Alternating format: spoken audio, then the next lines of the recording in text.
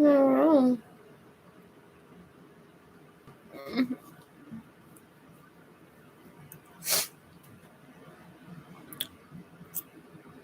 Probably bad. Oh, not vaccinated, and whoever don't like that I'm not vaccinated could. I don't care which one gets away from.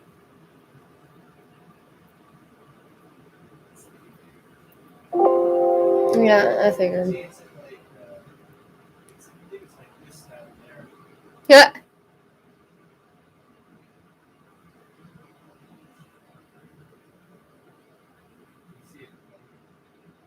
What?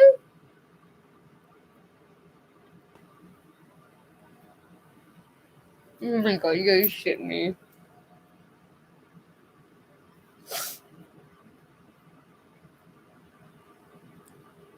Mm-hmm.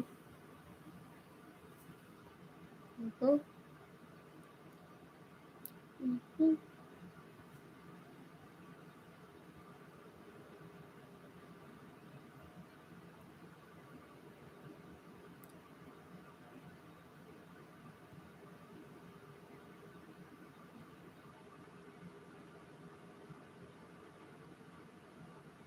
Mm-hmm. Hmm.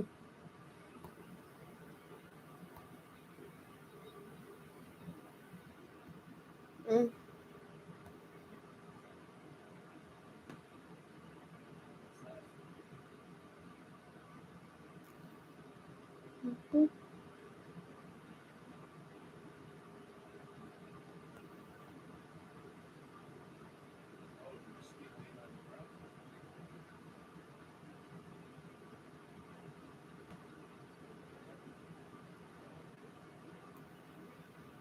Mm-hmm.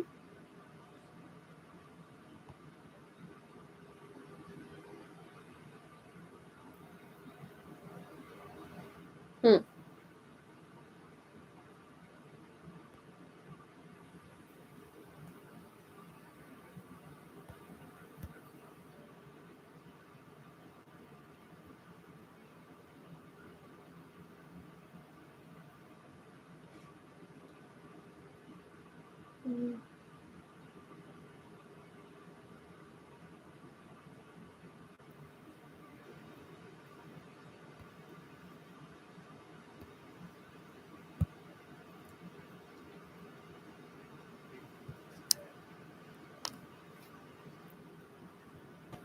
I'm disappointed. Disappointed doesn't begin to describe it. I'm dismayed. I'm angry. I'm worried about how this will affect people.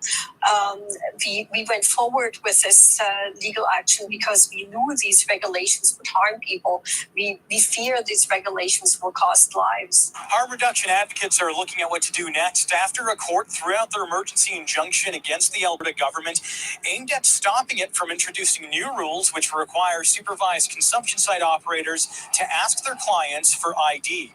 Supervised consumption site services save lives, and they should be as low barrier as possible. They should be a place where people can feel comfortable to go and receive support, and that real lives of real people that loved and that I missed are at stake. The new rules were supposed to come into effect late last year, but they were delayed because of an injunction filed by Moms Stop the Harm Society and Lethbridge Overdose Prevention. Those two groups saying asking for ID could cause irreparable harm, as studies they conduct show fewer people feeling comfortable using one of those sites if they ask for ID. We have evidence, and we have spoken to people as well who told us that they will not seek out supervised consumption services. They have to provide identification, including healthcare numbers. There was research done on this topic as well, and the findings show that over half of those surveyed would either be hesitant to use the service or would not use it at all. They were hoping the injunction would stop the rules from coming into effect until the court case could be heard in the next year or two. The government, meantime, says while it'll be mandatory to ask for healthcare numbers, it won't be mandatory to provide them, and that nobody will be turned away if they fail to give that information. But the advocates point out that isn't actually written in the legislation. What the government is saying is actually not written in the act. which is problematic in itself. When during the court case, the judge raised that question, the response of the legal team for the government was the act is silent on this point, which silent means it's not in it. What the act says that while people are applying for healthcare numbers, they will still be able to access service. So that statement the government is making is not backed up by their own document. Moms Stop the Harm Society says it's possibly looking at appealing the injunction decision. In Calgary, Safe Kaiser, City News. Great.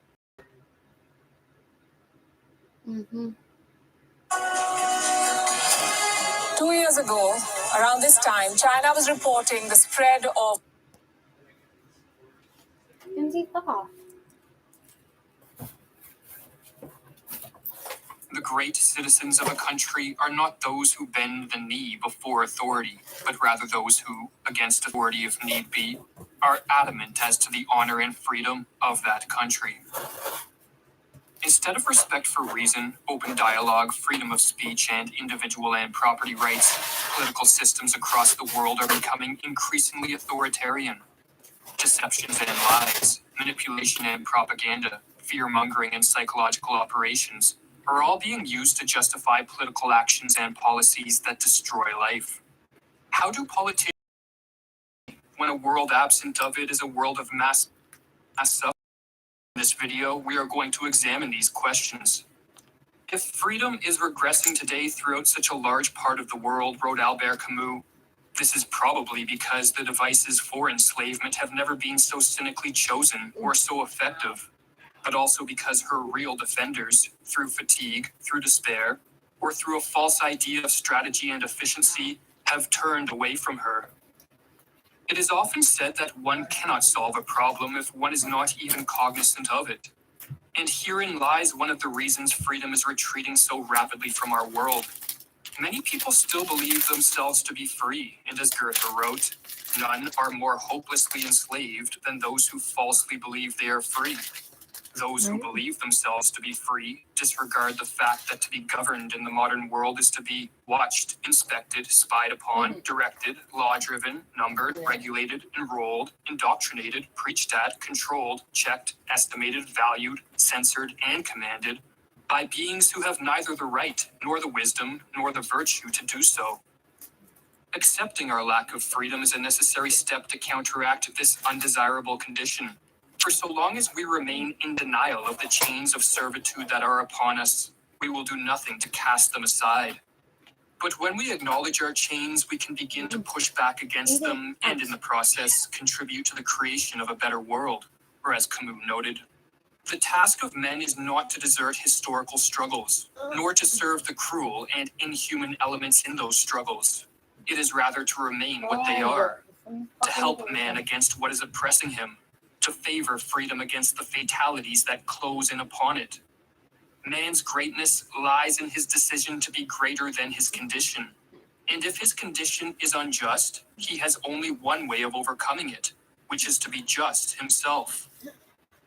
But widespread ignorance as to the lack of freedom is not the only reason why freedom is retreating from the world. Rather, there is also an idea that has infected many minds, and this idea, if not defeated, could prove to be the kiss of death for freedom in our generation.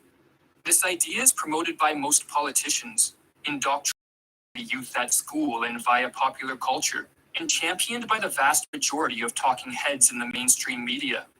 This idea is collectivism. Collectivism is, we must consider the question: exist for the sake of society, or does society exist for the sake of individuals? Those who adhere to collectivism believe that the individual, and therefore that the individual has to and conduct himself for the benefit of society, and to sacrifice his selfish private interests to the common good.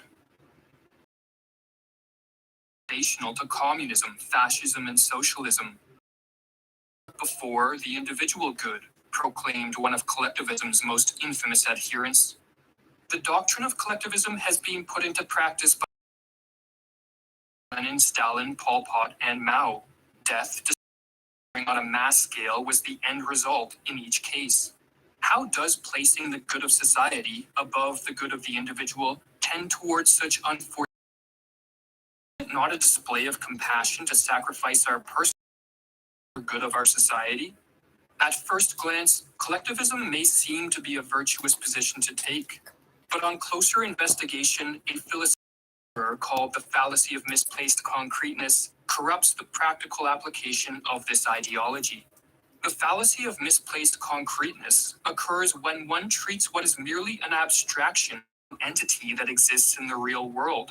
Collectivism, in claiming the individual must sacrifice his or her private interests for the sake of society, takes what is merely a concept, society, and treats such a concept as if it had a concrete existence. But as Carl Jung points out, society is nothing more than a term, a concept for the symbiosis of a group of human beings. A concept is not a carrier of life. In contrast to the individual that has a real existence in the world, society is an abstraction used to represent an ever-changing collection of individuals living and interacting in proximity. As far and as wide as one looks, one will never find a concrete entity called society that we can point to and identify in the manner analogous to how we can identify an individual. Society does not exist apart from the thoughts and actions of people. It does not have interests and does not aim at anything. The same is valid for all other collectives. Or as Carl Jung put it, the nation, like the state, is a personified concept. The nation has no life of its own apart from the individual, and is therefore not an end in itself. All life is individual life, in which alone the ultimate meaning is to be found. As a society is a concept, it cannot think, act, speak, or choose, and therefore, an individual or a group of individuals must be granted the ability to define the so-called societal greater good, and then granted the power to force individuals to act in service of this good. Since the dawn of civilization, it has been ruling classes who anoint themselves the arbiters of the greater good, and so not surprisingly the greater good, more often than not, merely amounts to the good of those in power. Or as the 20th century psychologist Nathaniel Branden wrote, with such collectivist systems, the individual has always been a victim, twisted against him or herself and commanded to be unselfish, in sacrificial service to some allegedly higher value, called God, or Pharaoh, or Emperor, or King, or society, or the state, or the race, or the proletariat, or the cosmos. It is a strange paradox of our history that this doctrine, which tells us that we are to regard ourselves, in effect, as sacrificial animals, has been generally accepted as a doctrine representing benevolence and love for humankind. From the first individual who was sacrificed on an altar for the good of the tribe, to the heretics and dissenters burned at the stake for the good of the populace or the glory of God, to the millions exterminated in slave labor camps for the good of the race or of the proletariat. It is this collectivist morality that has served as justification for every dictatorship and every atrocity, past or present.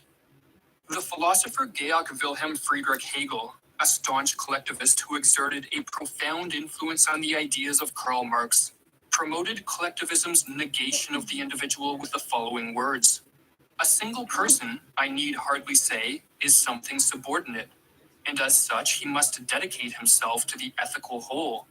Hence, if the state claims life, the individual must surrender it. The worth which the human being possesses, he possesses only through the state. Contrary to the philosophical trickery promoted by collectivism, neither the greater good of society, nor the state, nor any other concept used to describe the symbiosis of human beings is superior to flesh and blood individuals, whose spontaneous actions are the real creative and generative force in the world. 19th century British philosopher Oberon Herbert wrote, "The individual is king, and all other things exist for the service of." As he further explained, the individual is included in many wholes: his school, his college, his club, his profession, his town or county, his church, his political party, his nation. But he is always of the individual. They exist to do his service, his profit and use. The conviction that the individual is king informed the ideas of the Enlightenment thinkers of the 17th and 18th centuries, and led to a rapid awakening to the vital connection between freedom and the individual rights of life, liberty, and property. Generally speaking, individual rights specify that the only freedom which deserves the name is that of pursuing our own good in our own way, so long as we do not attempt to deprive others of theirs or impede their efforts to obtain it. Each is the proper guardian of his own health, whether bodily or mental or spiritual. Those who support individual rights are not motivated by an insensitivity to the plight and suffering of others, but rather by the recognition that in granting each of us the freedom to pursue our own good, social cooperation, the division of labor, and a prosperous society emerge in a bottom-up manner, and thus the ability to help others also improves. For without the wealth-generating mechanism of freedom, all the good intentions in the world will not clothe, house, and feed the poor. Collectivists claim the opposite, an emphasis on the rights of the individual, they suggest, rather than on the greater good, tends to inhibit social cooperation and promote an atomized population in which every man and woman is an island left to fend for themselves. But here collectivists have it backwards. We are naturally social animals, and so the atomization of individuals only results when a government, under the guise of the greater good, is granted the power to enforce social isolation, or else to sow the seeds of fear and suspicion amongst friends and neighbors. In his classic study of 20th century collectivist political systems, the medical doctor Just Mierlu noted that, behind the Iron Curtain, the most prominent complaint in the totalitarian system was the feeling of mental isolation. The individual feels alone and continually on the alert. There is only mutual suspicion. Carl Jung, who lived through the totalitarianism which swept across mid-20th century Europe, likewise observed, the mass state has no intention of promoting mutual understanding and the relationship of man to man. It strives for atomization, for the psychic isolation of the individual. The best way to promote social cooperation and a prosperous society is not through top-down centralized control, but to remove the clamps of control and to let individuals make their own choices with respect to their own lives. And this is what a society structured on individual rights accomplishes. Live and let live, as the age-old adage puts it, or as David Kelly explains. Individual rights leave individuals responsible for living their own lives and meeting their own needs, and they provide the freedom to carry out those responsibilities. Individuals are free to act on the basis of their own judgment, to pursue their own ends, and to use and dispose of the material resources they have acquired by their efforts. Those rights reflect the assumption that individuals are ends in themselves, who may not be used against their will for social purposes. As individual rights leave us free to pursue our own good in our own way so long as we do not aggress upon the person or property of others, it follows that each of us has the right to freedom of speech, freedom of movement, freedom of association and assembly, the right to property and bodily autonomy, and the right to work and retain the fruits of our labor. Man is absolute lord of his own person and possessions, equal to the greatest and subject to nobody. Individual rights are universal in that they apply to all human beings everywhere. Rights exist regardless of whether they are implemented in the legal constitution of a given country, and they are inalienable in that they cannot be given or taken away by any man, government, or institution. A man's natural rights are his own, against the whole world, and any infringement of them is equally a crime, whether committed by one man, calling himself a robber, or by millions, calling themselves a government. When a society and the judicial system are predicated on a deep respect for and commitment to individual rights, the individual is king, and therefore the individual is free. But when individual rights are transgressed under the pretext of public safety or the greater good, the individual turns into mere political property, which any mob or government or institution in power can oppress, detain, or eliminate if deemed necessary. As Lysander Spooner explained, there is no difference between political and chattel slavery. The former, no less than the latter, denies a man's ownership of himself and the products of his labor. and asserts that other men may own him and dispose of him and his property for their uses and at their pleasure. In the modern world, we are moving ever closer to a widespread acceptance of collectivism and thus the condition of political slavery to which Spooner alludes. At times such as these, it is useful to recognize that while the majority are complicit in their servitude, in standing on the side of freedom, we unite ourselves in spirit with all other guardians of freedom across the globe. I rebel, therefore we exist. Or as Camus further wrote, every insubordinate person, when he rises up against oppression, reaffirms thereby the solidarity of all men.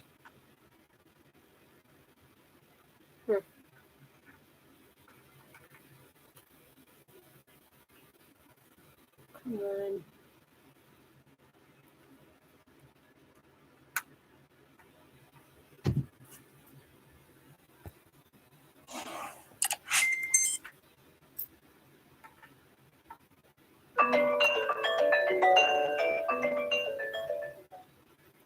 Funding for this program was provided by the UCLA Office of Instructional Development.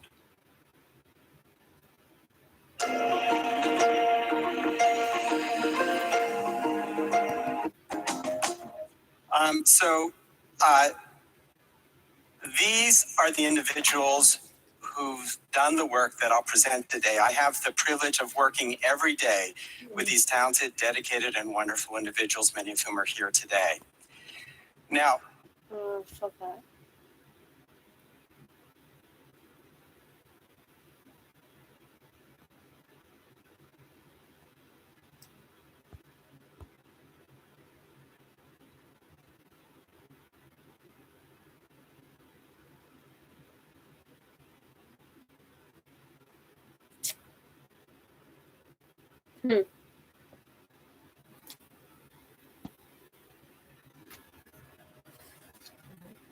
Calling the vaccine the key in fighting COVID-19, Quebec's premier says the province is looking for a health contribution for adults refusing to get vaccinated and for non-medical reasons. Francois Legault says those opting not to get their first dose in the coming weeks will have to pay a health contribution. This will not apply to those with a valid medical exemption. As for how much the cost will be, we don't know yet, but Legault says it will be significant. He says around 10% of Quebec adults are unvaccinated, and they make up for half of the patients in ICU. Legault says hospitalizations are up by 72% over the last week. There's more than 2,700 patients being treated for the virus. Michelle Morton, City News. Your rats look very good.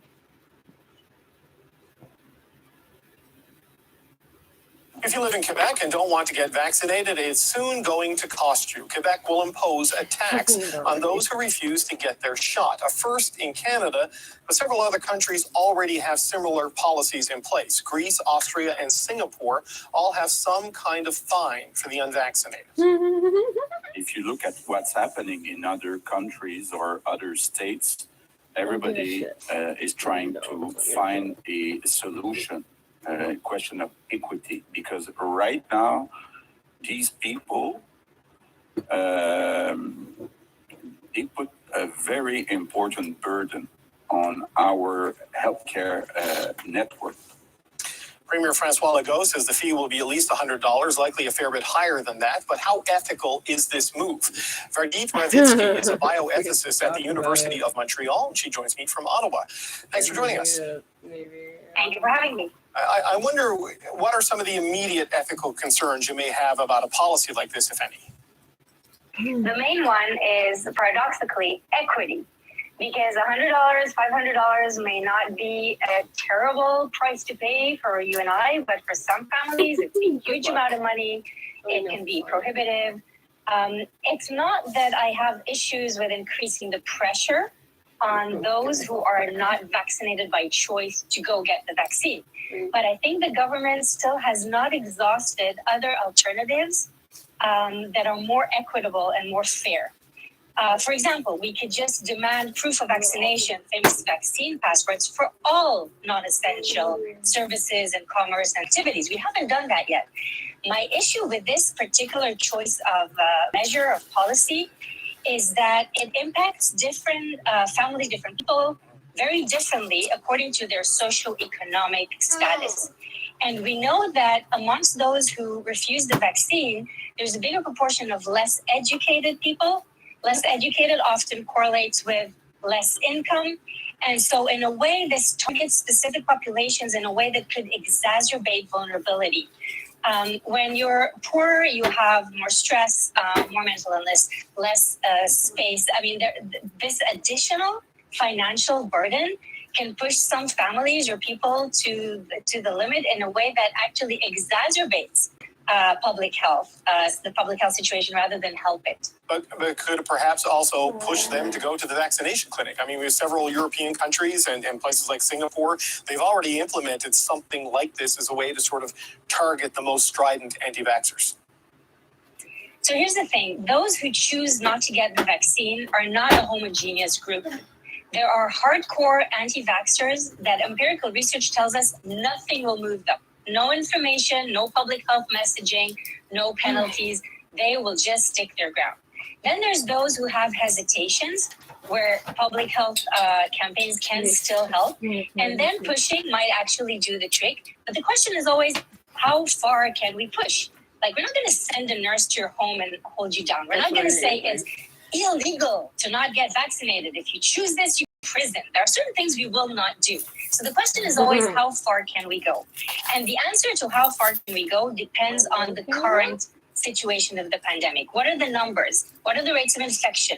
What is the expected burden on the healthcare system? And what is the percentage of those who are unvaccinated, creating this extra pressure on our intensive care units? So this is a shifting landscape, right? It's that what's ethically justified today may not be tomorrow. There was definitely less justification regarding draconian measures before Omicron. Now there's more.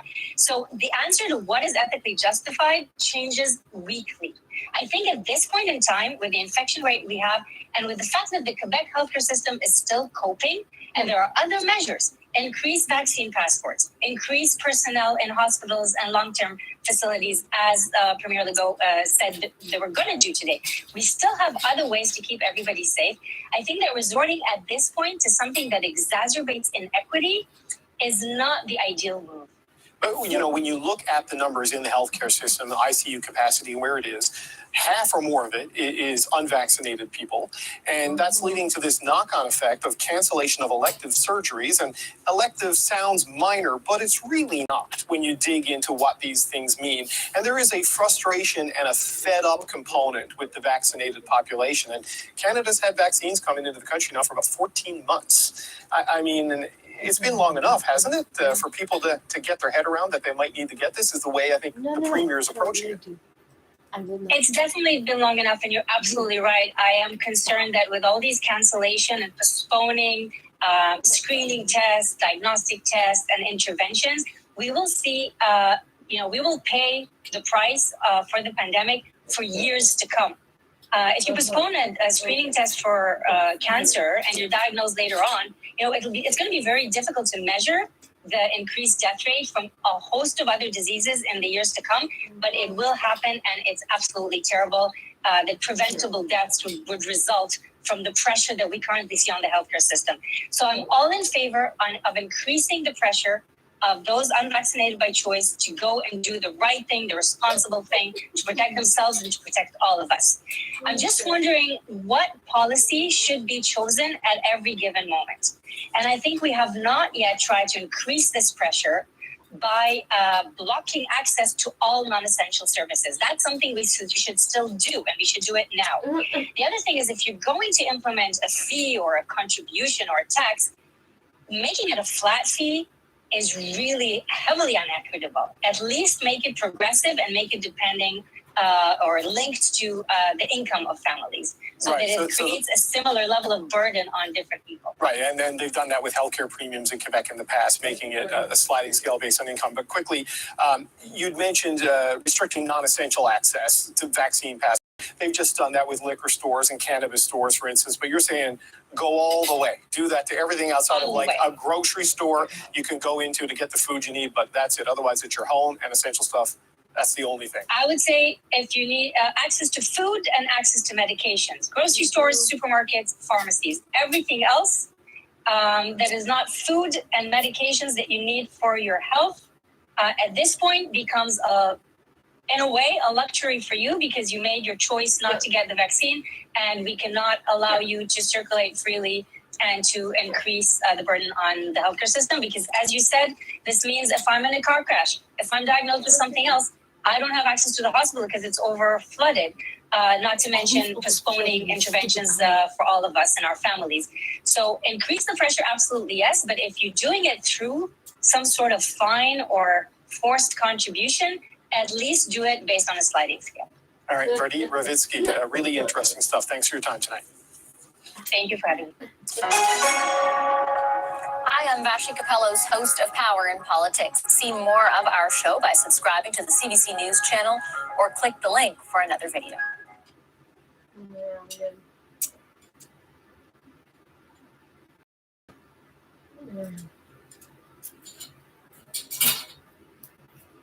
The alarming new number with the Omicron variant in this country, the CDC now reporting it accounts for 98% of all new cases in this country. And tonight, an all-time high, 1.4 million new cases reported in a single day, including a weekend backlog of cases now being reported. There are no fixed environmental criteria for loneliness to occur. It can happen anywhere, even in social settings, family gatherings, and in the presence of a spouse. We can feel alone in large groups of people, but the experience of loneliness can be totally absent when we're in solitude. Nevertheless, there is a body of research that suggests that humans are social animals and relationships are vital. The Austrian-American psychoanalyst René Spitz, for example, conducted an experiment in the 1940s, which separated a group of babies from their mothers. They were then raised in an orphanage and were more or less cut off from the world. After a few years, these babies showed significant developmental issues, mentally as well as physically. Thus, social deprivation can be highly destructive in our formative years, in which we need human closeness to develop into healthy adults. However, when we are adults, we can see all kinds of variations in regards to how people experience seclusion. Some people seem unable to function without daily social interaction, while others can go weeks without seeing a human being and are perfectly fine. Still, we cannot ignore that many studies show us that people with lots of social connections are, in general, happier. And looking at human behavior on the whole, we could say that from a default position, we always tend to look for connection with fellow humans. Thus, it seems that the desire for social interaction in one form or another is ingrained in human nature through all stages of life. However, there's more to loneliness than an inborn need for connection, or the lack thereof. The intellectual side of loneliness is often overlooked, meaning that we hardly realize that loneliness stems for a great part from how we think. This video explores different views on how to deal with loneliness and proposes possible antidotes based on ancient philosophy.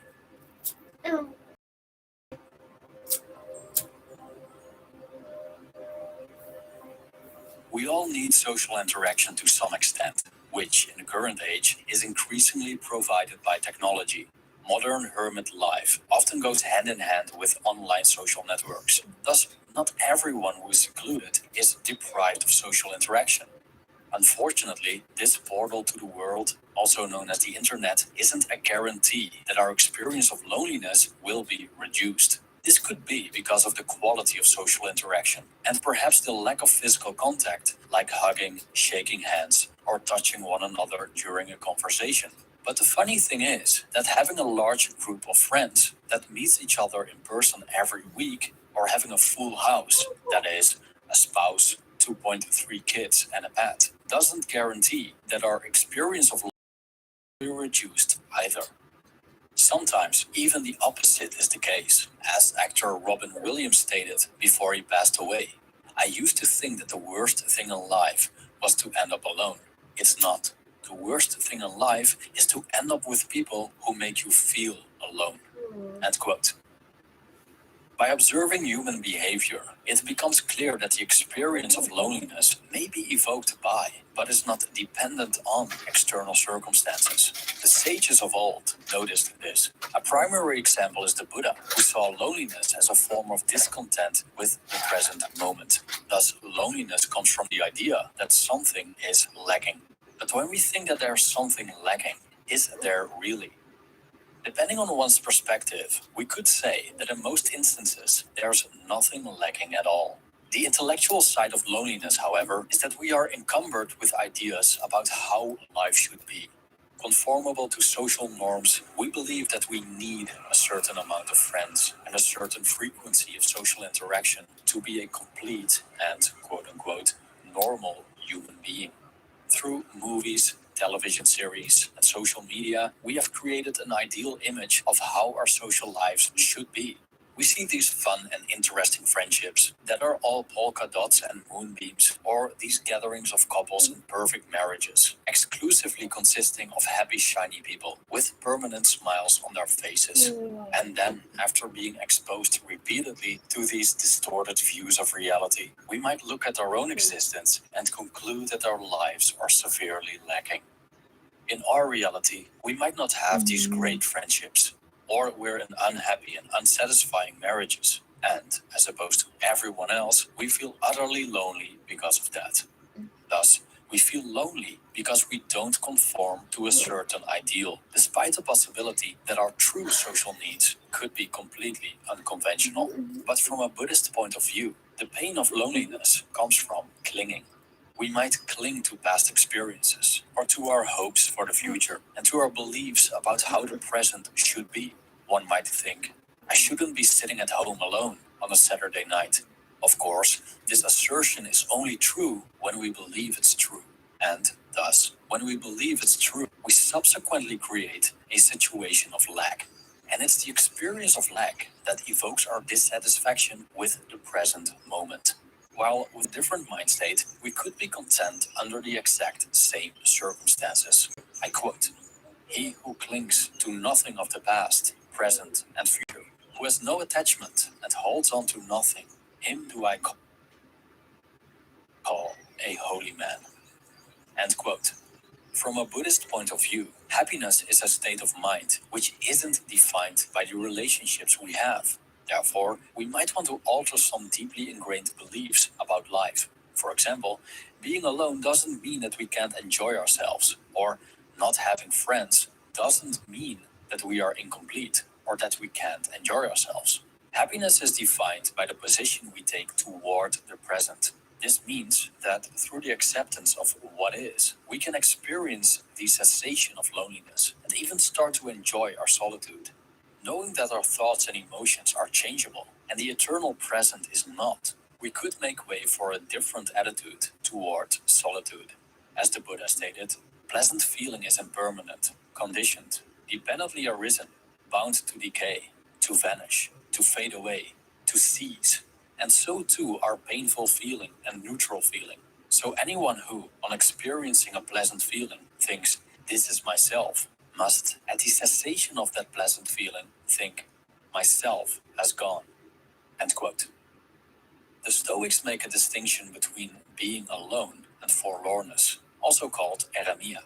Forlornness can be compared to what we call loneliness, although it's slightly different, as forlornness is a state of being lost or forsaken.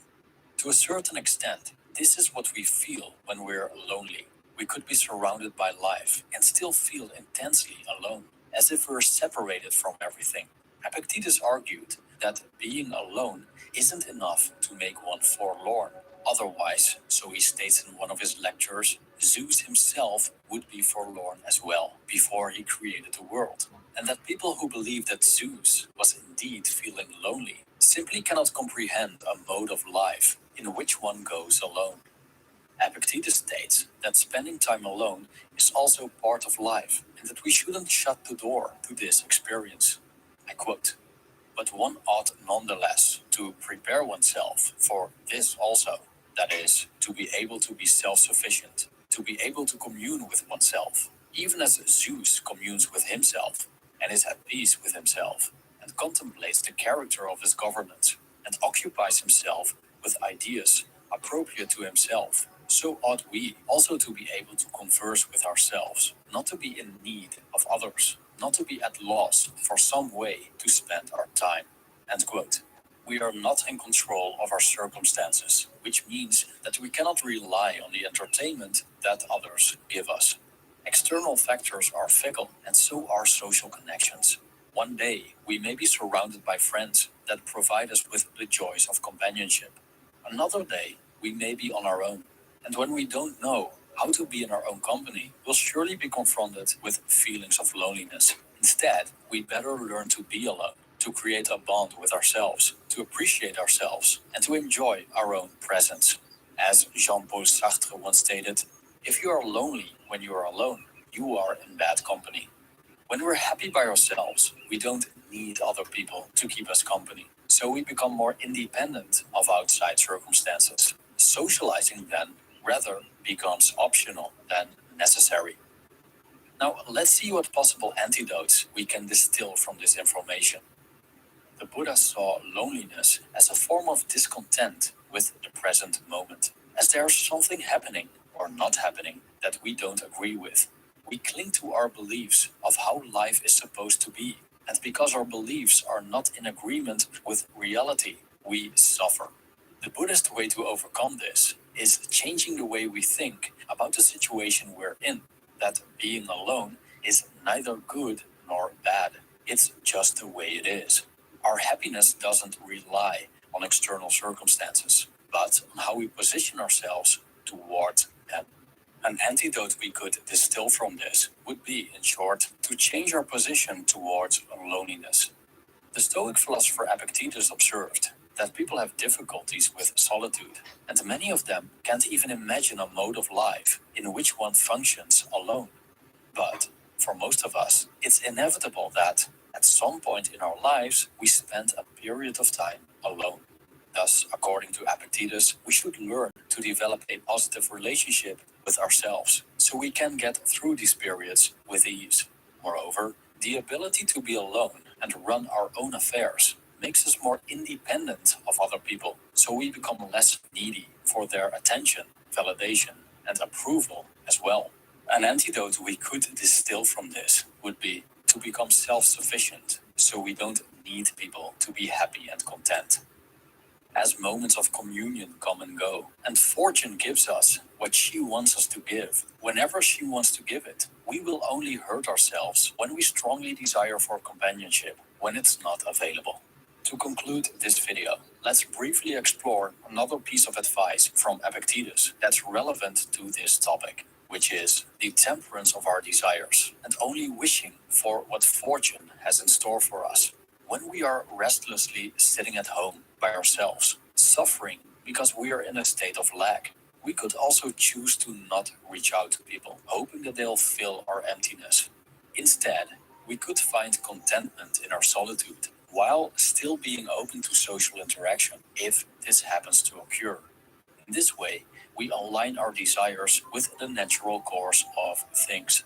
I quote, "Remember that you must behave in life as at a dinner party. Is anything brought around to you? Put out your hand and take your share with moderation. Does it pass by you? Don't stop it. Is it not yet come? Don't stretch your desire towards it, but wait till it reaches you. Do this in regard to children, to a wife, to public posts, to riches, and you will eventually be a worthy partner of the feasts of the gods." Thank you for watching.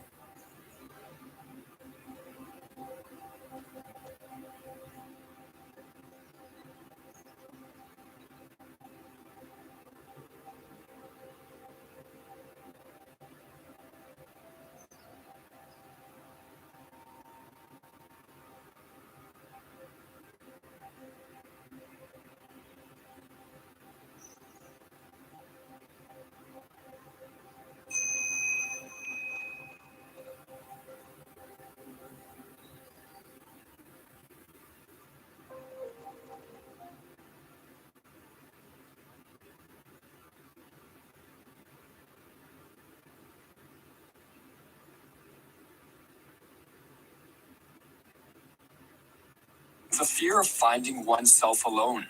That is what they suffer from, and so they don't find themselves at all.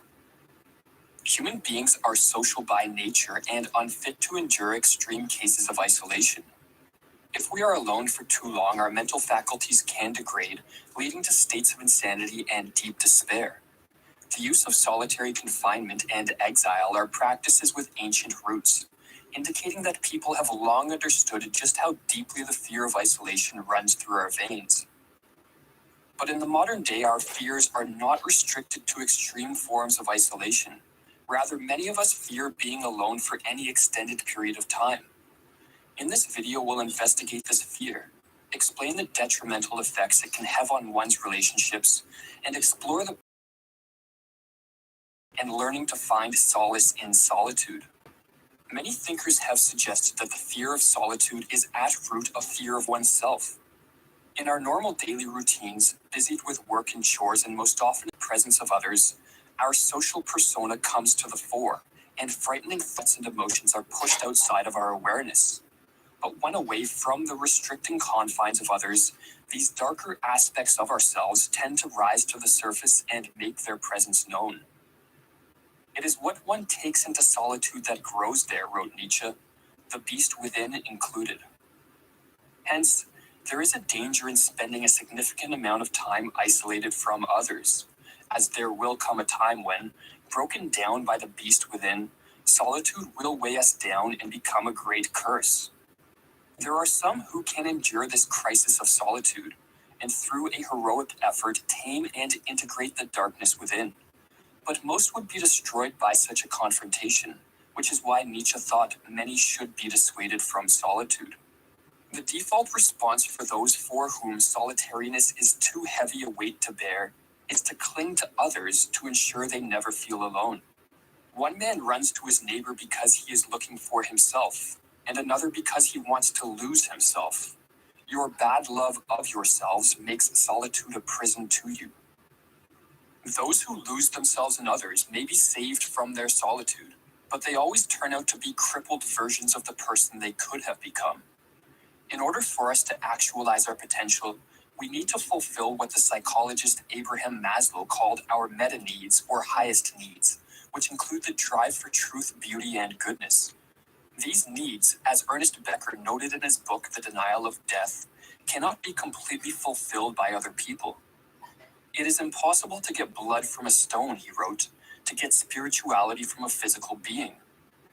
Any attempt to fulfill the totality of our meta needs through an intimate relationship will result in a godlike idealization of the partner and a resultant slavish dependence on them for our self-worth and identity. If the partner becomes God, they can just as easily become the devil, wrote Becker. The reason is not far to seek. If you find the ideal love and try to make it the sole judge of good and bad in yourself, the measure of your strivings, you become simply the reflex of another person. You lose yourself in the other, just as obedient children lose themselves in the family. No wonder that dependency, whether of the god or the slave in the relationship, carries with it so much underlying resentment. To ensure we don't, like many individuals today, fall victim to dependence-driven relationships, we must develop what the 20th century psychoanalyst Donald Winnicott called the capacity to be alone. When the fear of solitude makes us dependent on others, we become overly compliant out of a fear of abandonment, and thus build up what Winnicott called a false self. That is, our personality becomes a mere reflex of how we believe others want us to be. It is in developing the capacity to be alone that the false self can be broken down, thought Winnicott, rendering us able to rediscover our true self, or in other words, our authentic feelings and needs. In the modern day, most are oblivious to the benefits of solitude. Instead, many unknowingly adhere to what is called object relations theory, which is based on two key assumptions: that the maturation of one's personality can only be facilitated through interpersonal relationships, and that these relationships are the primary, if not sole, source of meaning in life. In his influential work, Attachment and Loss, John Bowlby, an adherent of this view, wrote, "Intimate attachments to other human beings are the hub around which a person's life revolves. not only when he is an infant or toddler or school child, but throughout his adolescence and his years of maturity as well, and on into old age. Taken to their extreme, the assumptions held by object relations theorists imply that the individual's life has no meaning apart from interpersonal relationships, thus overlooking the well-established fact that meaning can be found and personal growth stimulated when we cultivate, in solitude, a relationship with some form of creative work that consumes our attention. As the 20th century psychiatrist Anthony Storr argued in his book Solitude, A Return to the Self, it is in the struggle to give form and order to an external creative work that we also, often without knowing it, are imposing form and order on our mind. Maturation and integration can take place within the isolated individual to a greater extent than I had allowed for. Introverted creators are able to define identity and achieve self-realization by self-reference, that is, by interacting with their work rather than by interacting with other people. It is this ability to achieve self-realization by developing a relationship with our work that led the Russian author Fyodor Dostoevsky to claim solitude for the mind to be as essential as food is for the body. In solitude, we can forge our character away from the often constricting external demands of others and maintain our independence in the relationships we do cultivate, thus ensuring we do not, like many today, lose our identity in them. Yet as we learn to flourish in solitude, we must not dismiss the dangers of it which Nietzsche spoke of. Dangers which led Goethe to write, "There is nothing more dangerous than solitude." We can increase our capacity to deal with these dangers, however, if we consider the possibility that the benefits of solitude are embedded in its dangers, meaning that it is only by voluntarily seeking out solitude and confronting the darkness within that we can extract the benefits of being alone, and perhaps even eventually attain the rare self-confidence of one who has gained sovereignty over himself. As the poet Rainer Maria Rilke wrote, "You should not let yourself be confused in your solitude by the fact that there is something in you that wants to move out of it. We know little, but that we must trust in what is difficult is a certainty that will never abandon us. It is good to be solitary, for solitude is difficult. That something is difficult must be one more reason for us to do it." Cop a feel without you feeling it? Damn. You almost did. Can I put this on first? Thanks.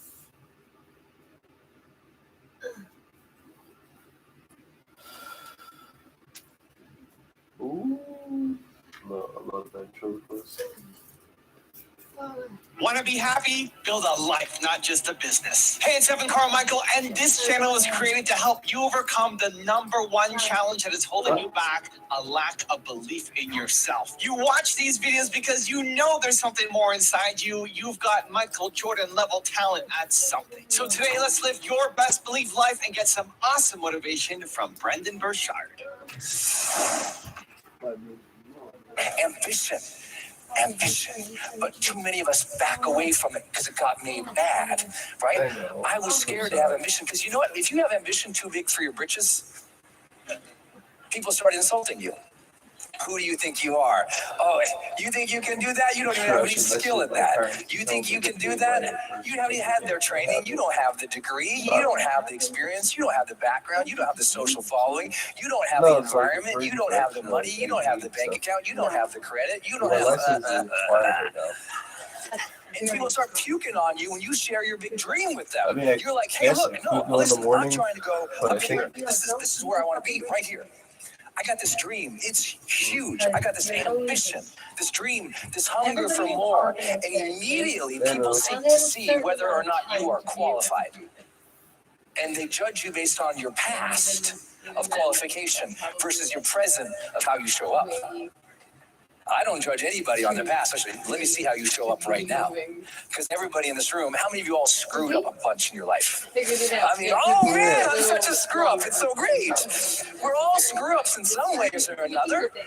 But how are you showing up now is the question. How hard are you willing to work now? What's the discipline you're willing to put in now? Yes, gain that knowledge, skill, and ability. But your ambition, everything I do, everything you see me do at a public level, I had the ambition for a mission, but I didn't have the skills to do any of this. Never thought I was crazy. I'm going to leave a safe job out of grad school. I got a safe corporate job. I would say safe corporate job, but it was a good job. And I liked it. And it was a good job. And it had a to rising. Sure. Oh. Yeah.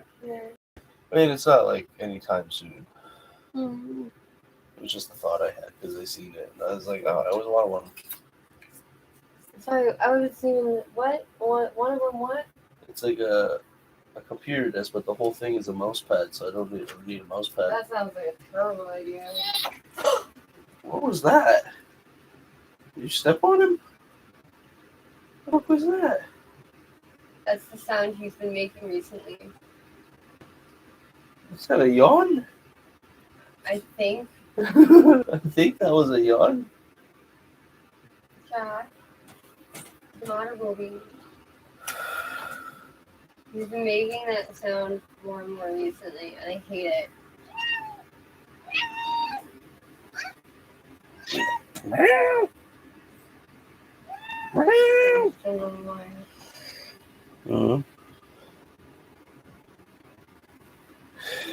No, my soup's gonna be cold again. You're almost done. Yeah, I'm done. I'm getting that out of the way. Don't worry. I'll be here. Love you too. Thank you for shit video.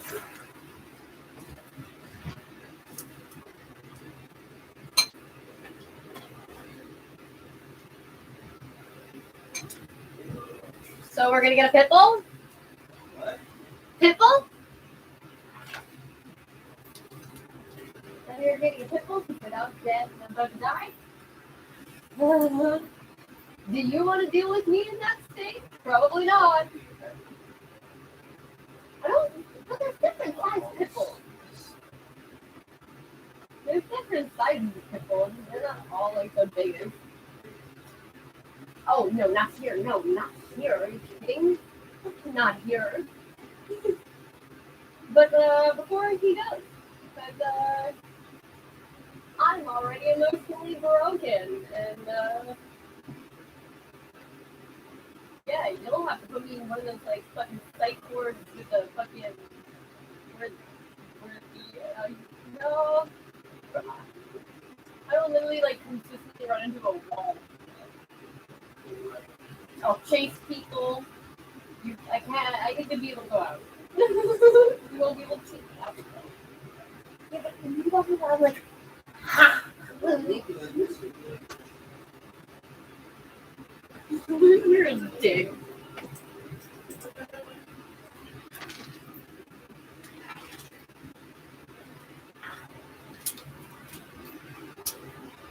You're a jerk.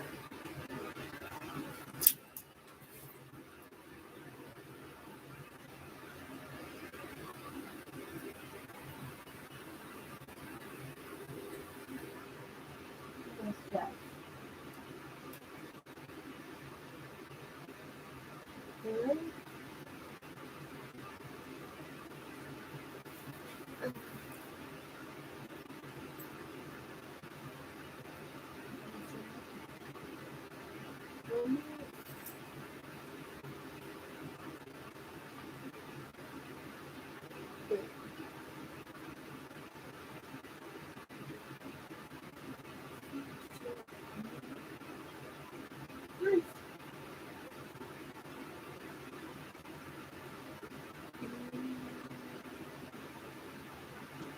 Oh.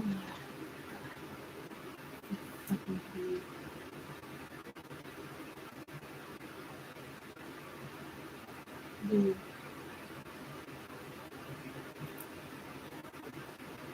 No.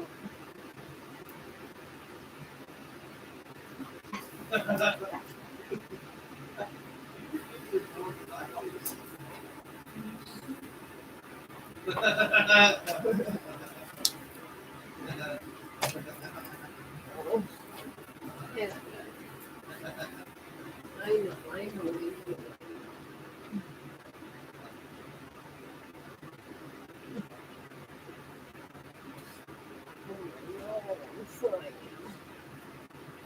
Yeah.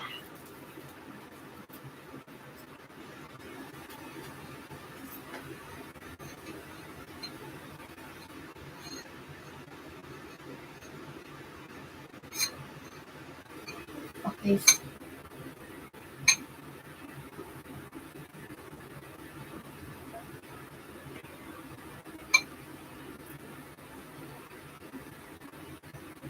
Lindsay? Let me the fuck off.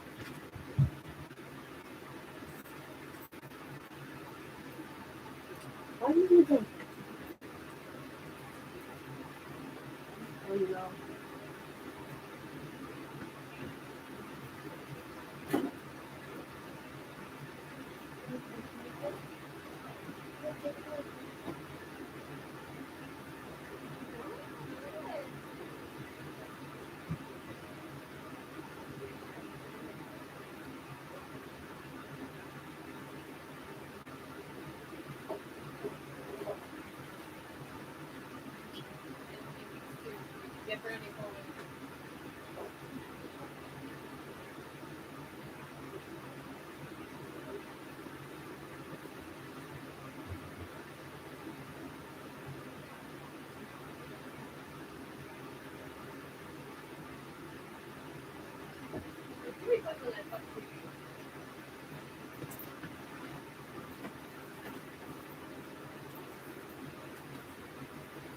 Oh, I farted. Ow. Thank you. Oh, yeah.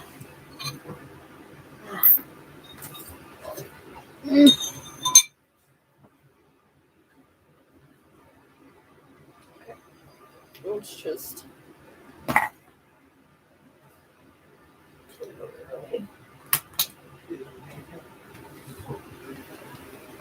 Oh.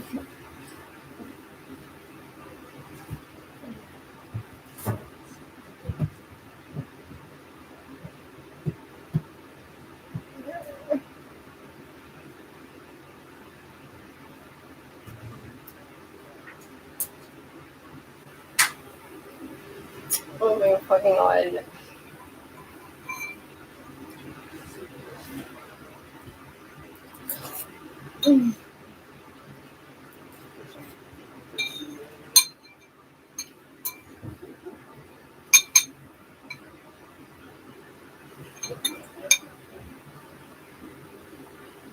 Oh. Ow. Lindsay, piss off. Go fuck with somebody else. Yeah, I know. Okay. You enjoy.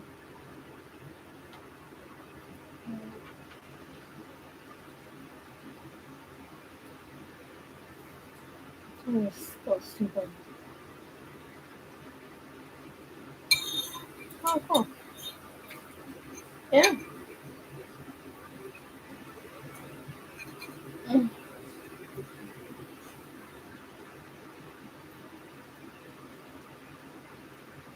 Mm.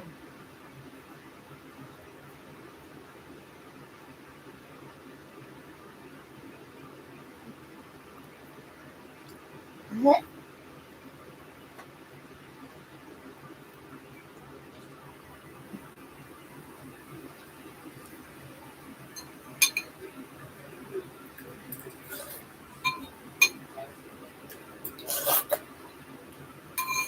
Mm. Oh, yeah.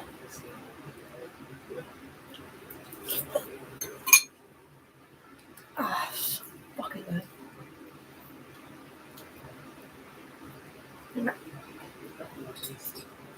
Oh.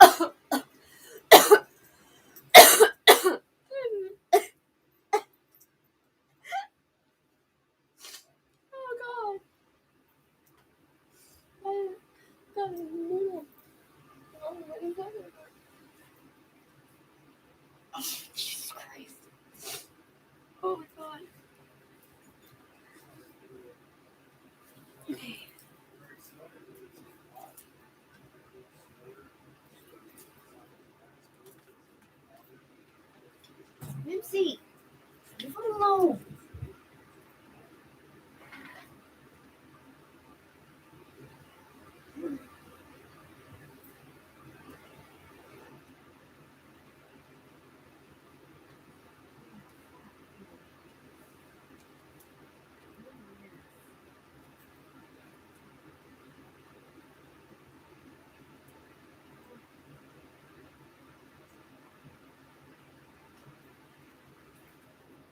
Oh, that's terrible.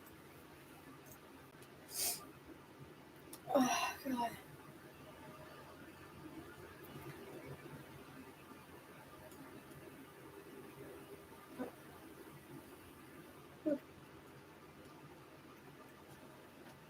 All right, risk of.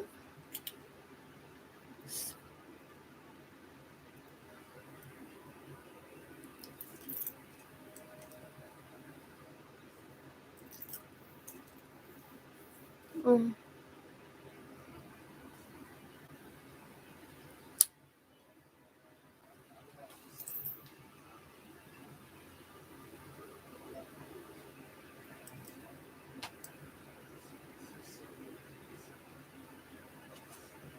Mm.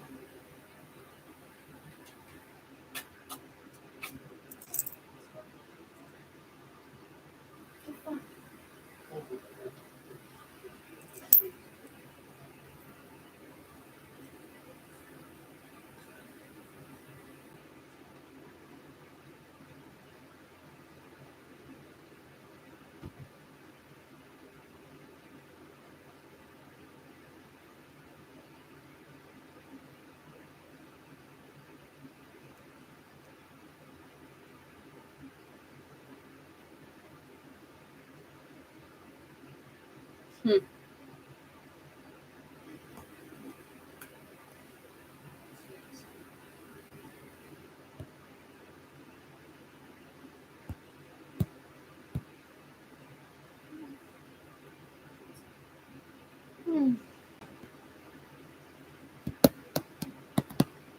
Fuck, man. Guys are fucking pain in the ass.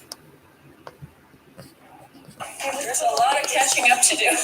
I don't want to take the chance of my kids ending up having something or spreading it around, or it's not a chance that I'm willing to take. With many parents anxious about back to school amid the pandemic, not everyone is heading back. With more families turning to homeschooling, many students are preparing for the first day of class right from their kitchens. Oh, this is easy. Yeah, I see. This time last year, Vicky Costadino was getting Mia and Sean ready for the fall semester after. You're a fucking pain in the ass.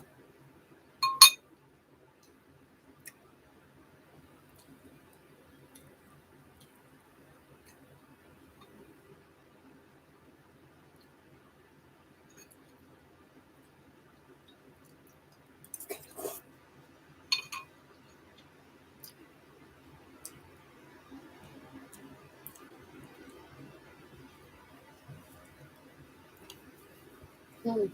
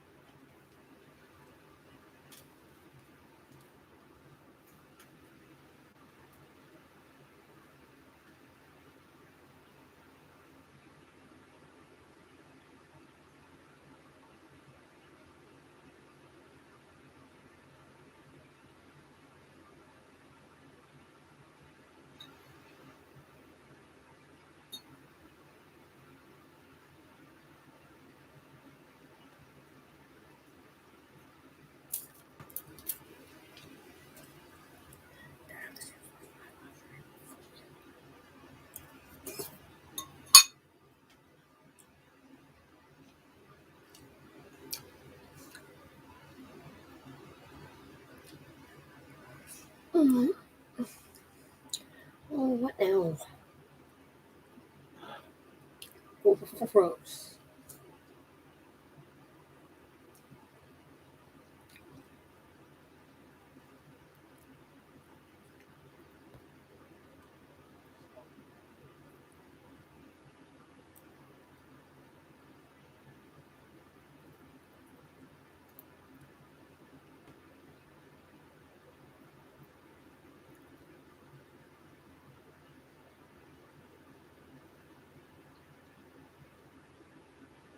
Mm.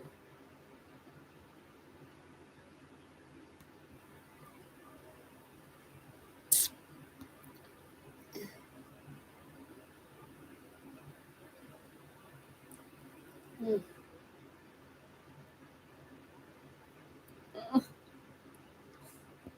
What?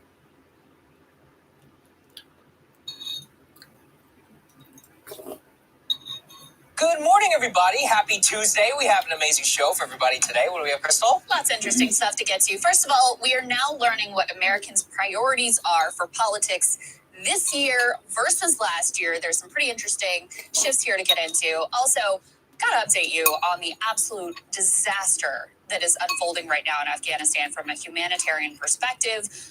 Effectively, I mean, the U.S. is helping to create a famine for millions of people with devastating consequences. Naturally, the media, which pretended to care so much about Afghan civilians, they don't give a single shit about this story right now. Why? Because Raytheon can't turn a profit off of it, so we'll tell you everything that's going on there. Also, a lot of Ivy League schools being sued. Basically, the allegation is that they are a cartel. It's literally a cartel. Something that our friend Matt Stoller has, of course, been talking about for a long time, so we'll tell you about that. We have Rachel Bovard on the show to give us some updates on big tech. Also, a little bit of a shot across the bow within the Democratic Party from John Ossoff, of all people, preparing legislation to ban members of Congress and their family members and their spouses from holding and trading stocks while they're in office. Of course, Nancy Pelosi had famously, scoffed at the idea that something like that should be enacted. So we'll give you all of the details there. But we wanted to start with what is going on at the CDC right now. So let me start with this. The CDC's messaging has been so bungled and so messy and so arbitrary and confusing that even liberals who have followed their recommendations like their gospel have now turned on the CDC. But I wanted to start with, there was a little bit of a kind of online firestorm yesterday about some comments that CDC Director Rochelle Walensky made, where it was cut out of context, and it sounded like what she was saying is that 75% of all COVID deaths are people who have 4 or more comorbidities. So this led a lot of folks on the right, they clipped out just that part to say like, oh, see, it's just people who have these other issues. For if you're healthy, then, whether you're vaccinated or not, COVID is not a risk. But they left out the question, which included the context that she was just talking about people who are vaccinated, those who still die, have all of these comorbidities, basically making a case that vaccinations actually work. Let's take a listen to that entire clip. I want to ask you about those encouraging headlines that we're talking about this morning, this new study showing just how well vaccines are working to prevent severe illness. Given that, is it time to start rethinking how we're living with this virus, that it's potentially here to stay? The overwhelming number of deaths, over 75%, occurred in people who had at least 4 comorbidities. So really, these are people who were unwell to begin with. And yes, really encouraging news in the context of Omicron. This means not only just to get your primary series, but to get your booster series. And yes, we're really encouraged by these results. Okay, so she doesn't get totally off the hook because she should have included the full context that she's just talking about vaccinating people, but that was clear in the question. I think it was wildly misleading to just cut out her comment saying 75% of all people had these other comorbidities. This is based on a CDC study that found 78% of those who died, who were vaccinated, had 4 or more comorbidities. All people with severe outcomes who were vaccinated had at least one risk factor. So this was turned into an argument against vaccines when actually the data creates an argument in favor of vaccines, because it says, listen, if you're vaccinated and you're healthy, you're going to be good. I don't know if it was turned into an argument against vaccines necessarily. It was more that by some dishonest people, sure. But the reason why that I think it's still important is that if you remove that, and the CDC still refuses to release the numbers for all people, unvaccinated included, is that even amongst those people, COVID was always dramatically more of a risk for people who were much older and fatter, especially people with comorbidities like diabetes, heart disease, and all of that, regardless of vaccination status or not. But all of this is very important because we are finally getting the truth from the CDC and from the hospitalization status that we continue to see from New York and Oregon and some other states, Miami, releasing its data, the with COVID and the without COVID, or the with COVID and because of COVID numbers. In the state of New York, I think you sent this, it was 50% of all of the people in the hospital system were with COVID. Yeah, and I think it's important to say that those numbers have changed with Omicron because Omicron is so incredibly infectious that hospitals that have a protocol of testing everybody for COVID when they come in are coming up with insanely high numbers of their patients who are showing up. You know, they might be there to have a baby. They might be there because they had they were in a car accident, whatever it was. Insanely high numbers of them have COVID, even though that's not the reason that they're there. That is different with Omicron in terms of those numbers. There were, of course, people who that was the case with before. But with Omicron, that has become a much larger number.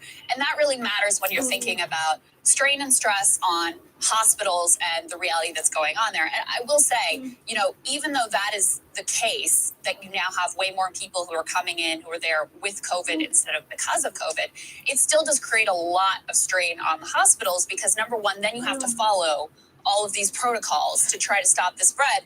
And number two, they have so much staff that either, left and retired when they could, or are themselves out sick, that hospitals really are very heavily burdened due to Omicron in places that have been hit hard, even as this disease has been shown to be a lot milder. I agree. The problem I see is that I see all these Twitter threads. Oh my God, the hospital's at 70-something% ICU. But they don't tell you that ICUs are actually built because they're so expensive in order to normally run at like 60 or 50, 60 to 65%. So you're like, okay, it's like a 10% increase. I don't want to minimize ER docs and the nurses and all that are doing that, but a lot of this context that we learn about the hospital system and healthcare system is not really there. And in terms of the whole triage care and all that, had not yet seen it. So look, we're at the height of the spike, quote unquote. In terms of severity, it's pretty clear now the severity evidence isn't there. CDC director now at least admitting, look, the people who are vaccinated, the people who are dying almost dramatically are going to be very, very old and have 4 different comorbidities. So really what it shows you is that the vaccine works. Congratulations, everybody. This is the part I never understand. And I saw the Pfizer CEO just yesterday saying, at this point, we can offer little protection.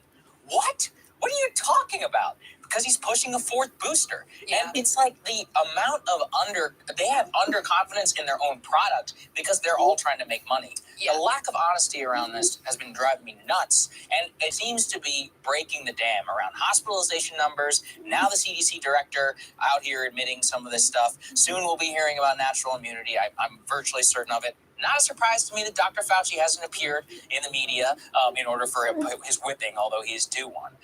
And I just see a lot of people who are beginning to acknowledge some of these truths in the public square. Schools is another one too. You see in the New York Times. It's a good thing, but it still is annoying. Yeah, I think the message that she was trying to articulate, and again, it's not just me who's saying that Rochelle Walensky, in terms of her job of communication, has been doing. She actually sought out media training, so even I think she recognizes from a Dem operative, though. So. This is not perhaps her strength, but the message they're trying to communicate are basically like, look, if you're vaccinated and you don't have 4 other comorbidities, you're fine. You're good. I think that message should have been out there for a much longer period. But to the point of, frustrations now with the CDC are sort of generalized across the population. Of course, everybody has sort of different gripes with the way that they've handled this thing. But a real breaking point for liberals, I think, came when they changed pretty randomly and arbitrarily the guidelines around how long you're supposed to quarantine. And I think they were right to say, like, you just changed these guidelines because you got pressure from the business world. Now, I happen to think, and I think most of the population believes, that the revised guidelines and taking into account, society being able to function, I think those are reasonable things to do. But the fact that they just got pressure from the business community and then sort of like arbitrarily picked a number out of the hat of like, 5 days with or without a test, that seems fine. That broke a lot of faith among liberals who, again, have followed their guidelines like it was a religion. And then you come to realize, oh, you people are just making this stuff up based on a whole competing set of political interests and business interests and your own sort of psychoanalysis of the population and what you think people are able to withstand. So that has led to even folks like Brian Stelter on CNN being pretty critical. Let's take a listen to what he had to say. Oliver, you've been writing about some of this in the Reliable Sources newsletter. Here's a big, overly broad question for you, okay? Is the media at this point out of touch with the public about COVID? I think it's hard to argue that, the media is a large group of people, but a lot of the media does seem, when I look at it and then travel the country, to be very out of touch with people. I mean, if you travel the country, people are not really living in the same bubble that it seems that most of the media is messaging toward. And so, so I think this is an issue because if people are tuning out what's going on in cable news, if we're not messaging toward the general population, they're just, ignoring everything and living their lives, and we're not really getting the information that they need to them. Here's a great example, I think, of how to cover this moment in time. Here's the Today Show. Here's Savannah Guthrie interviewing the CDC director, being very much in touch with the public, recognizing the CDC has turned into a punchline. It is so sad, but it's true. The CDC has turned into a punchline. Why? The CDC has turned into a punchline, and then he throws to a clip of Savannah Guthrie grilling the CDC director, saying, look at these people are making fun of you. Don't you think that's a problem? So there has been a real breaking of faith, even among the sort of liberal faithful with the CDC. You're very right. And this is something, I think that it's been bubbling under the surface for some time, but is now at least exploding into the media sphere. My personal theory is just because Omicron was so infectious, is these freaks finally were exposed and they're like, oh, it's not so bad. And no matter what I do, just by wiping down my groceries, nothing is going to happen. Derek Thompson has a new piece, The Atlantic, let's put it up there on the screen, about the more and more Americans saying they are, quote, vaxxed and done. I've very much been in that category from the day that I got mine. And the reason why is that, look, this is the way we have discussions in this country is as if there is this, most of the country is not vaccinated, like half. 85% of U.S. adults have had one dose of the vaccine. Vast majority of Americans. Like I've said, if you had a government policy, you told me 85% compliance, I would tell you that's one of the most successful government programs of all time. And yet, nobody seems to discuss it. There is a wide swath of people out there. They're like, yeah, got the vaccine. Now I'm living the rest of my life. They've been doing that since, April, May? And yet the lagging in terms of the restrictions, bringing back the masks and all of that has just really reached a breaking point. And really what it was Omicron, because then it took away all of the case for, the cloth masks. And they're like, the cloth masks don't work. You're like, oh, really? If they don't, then why have I been having to wear them? Why do I still have to wear one on an airplane? Vaccination does not necessarily do anything in terms of transmission. Oh, wait, what? All it does is provide you hospitalization and death. Not all it does. It's still very important, but it's not like that's the way that we're talking in the media. Now we learn about case counts. Same with schools. Masks there. It's like every single shibboleth that these people were abiding by has been struck down. And I think it's a good thing. I want to say some of those things have changed in Omicron, which is a different variant. So, for example, with Delta and with the previous variants, there was some protection against infection. It was not as much as was originally sold, but there was some protection even against infection, and then there was dramatic protection against hospitalization and death. With Omicron, I mean, we're still getting the numbers, but it doesn't really seem like the vaccine alone protects against getting Omicron at all. Still protects, again, against severe illness and death. And actually, I have to say, I think I was a little bit wrong about the boosters because the data we're getting now shows that the only thing that does seem to protect against getting Omicron at all is having the booster. Now, you shouldn't take, Pfizer's word for it, but that's what the independent research seems to indicate, is that actually boosters are the one thing that does help to stop the spread in terms of Omicron. The numbers of people going to the hospitals who are there with COVID instead of because of COVID, those have also changed significantly because of Omicron. How do we know that? Well, because if we go back and look at hospitalizations and deaths from COVID, those track very closely. They spike at the same time as excess deaths in the population overall. So again, some of these things have changed because of Omicron, but it's become increasingly clear that the CDC has not been upfront about some of these things, and that a lot of their guidelines ultimately are arbitrary. So the 5-day thing, I think, is a perfect example where, again, I do think you should take into account, I think our political leaders should take into account the strain on society, the ability to keep schools open, the ability to, keep the workings of the government and society going. But for a health official to sort of arbitrarily just say, 5 days, we're going to just change it to 5 days, and whether you have a test, whether you have symptoms or not, that I think has been, pretty eye-opening for a lot of people who were really following this closely. For me personally, when Fauci just randomly pulled out of a hat the 10,000 cases, remember that? When it was my goal's 10,000 cases. Where'd you get that from? You almost know for certain that when it's like a easy round number like that, you just pull that out of your ass. And so there's a growing realization that that is the case as far as Derek Thompson's piece. And I think he always, he's a very astute observer. Omicron has led to a divide among people who, have been worried about the pandemic, people who have gotten vaccinated, have, been willing to take those precautions, where, you and I think are in the mainstream of public opinion of feeling like, all right, if you've gotten vaccinated, you're pretty good, and we should do what we can to keep society going. That is overwhelmingly the mainstream opinion. However, what you hear most online is the fringe. Yes. You hear from, the people you hear a lot from the people who are extremely vaccine skeptical and absolutely no restrictions and just, I don't care how much death there is, I would die rather than get the COVID jab. You hear that piece. And then you hear the people who are like, no, we've got to lock down. We've got to close the schools again. We got to have another lockdown. We got to, go in this direction. So those are the voices that are loudest and most strident. But I mean, it's a huge majority of the population that feels like, all right, if we got our vaccine and we feel like we're relatively protected, let's try to move forward. I completely agree. I think that's been the center of gravity of public opinion for probably the last 6 months. And now it even includes mainstream opinion, or at least some. As you pointed to, mainstream media even turning on Ms. Walensky. Let's put this up there on the screen.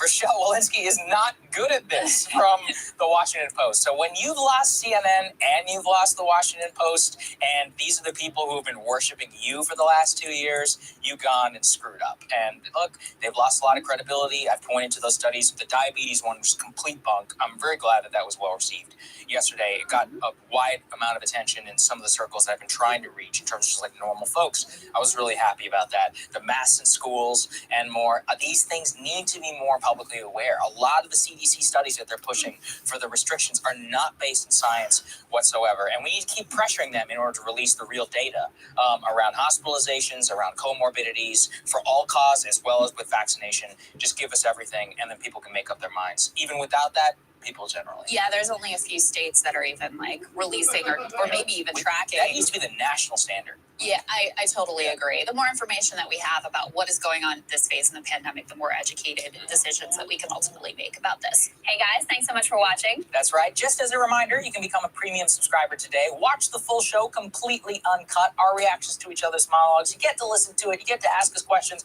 all that good stuff. Link is right there in the description or at breakingpoints.com. Best of all, great way to say screw you to the mainstream media.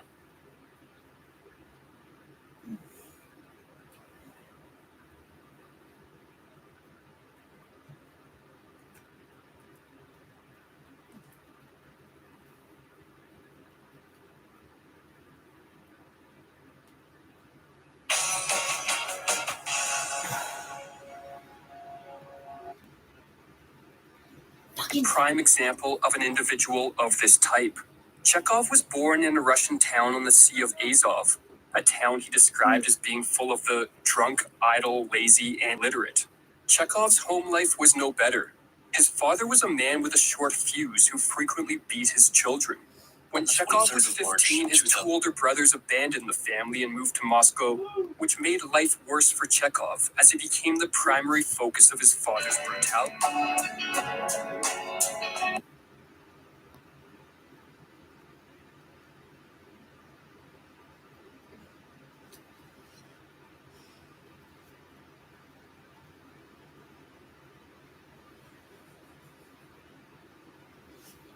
Warning. Censorship. Warning. Hey guys, this is Yasmin from Rebel News. Today, I'm bringing you a story about the human cost of vaccine mandates in Australian workplaces. In these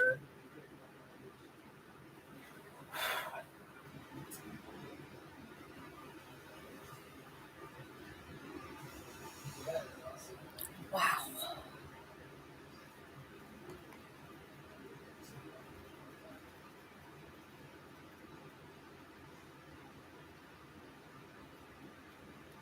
So dumb.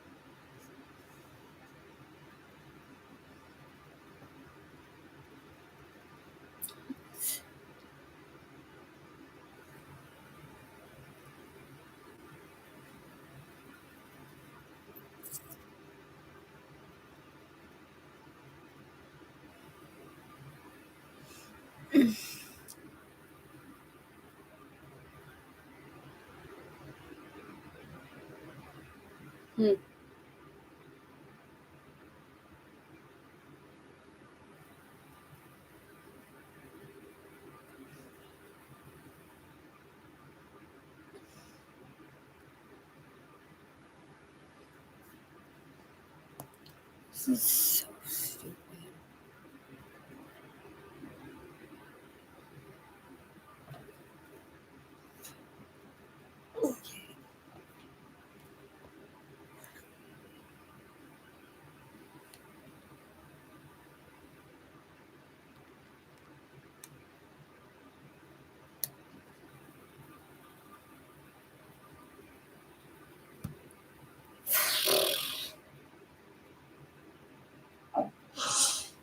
my younger son is 6, and on the weekend they played with 4 kids from our team. So our numbers are already reduced because of COVID this year. Under Manitoba's current public health orders, sports and recreation activities are allowed to continue. However, with COVID cases rising, some parents and sports organizers are now experiencing some complications. Indoor and outdoor sports and recreation activities can continue as long as 12 to 17-year-old participants providing proof of immunization or a recent negative test result from a pharmacy. Anyone older 18 needs to be fully vaccinated. Games have been affected by COVID, but I would say we're probably playing about 80% of our games right now. This whole season, there was hesitation at the start, and our registration numbers are down a little bit this year from what we would have seen in previous years because of concern over COVID. Although hockey games are ongoing, tournaments have been canceled and many games have been forfeited due to isolation requirements. The kids had been talking about the tournament all season and they were so looking forward to it, and then they're let down. I really hope that we hear something from Hockey Manitoba and the associations as far as what they want to see with the season or what the government and them have decided, but it's without them making a call on the season, it's really difficult. While parents like Davignon are waiting on associations to make a final call, in the meantime, they are being put into tough positions where she wants her kids to be happy, but they also need to be protected. I can tell you that the executive of Hockey Winnipeg is very confident in what our program looks like right now within the current public health orders, but also at the same time, if the provincial government comes in with any other health orders that affect us, we are ready to comply and adapt and hopefully, again, do what we can to keep the kids on the ice for the regular season games and playoffs. Other sports organizers say they hope to stay open because it's important for kids to still have sports, since they need the fitness and the social interaction.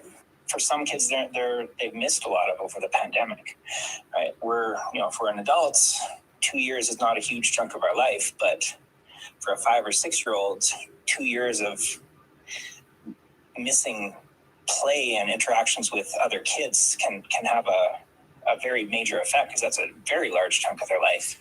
In Winnipeg, Brianna Marcello, City News.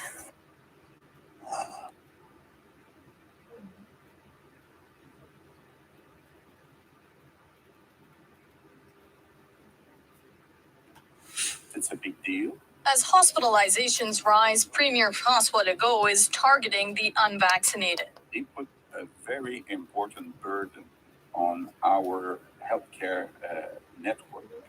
So he says a tax is coming for those who aren't vaccinated, but with little detail on how the tax will work, only that it will be significant.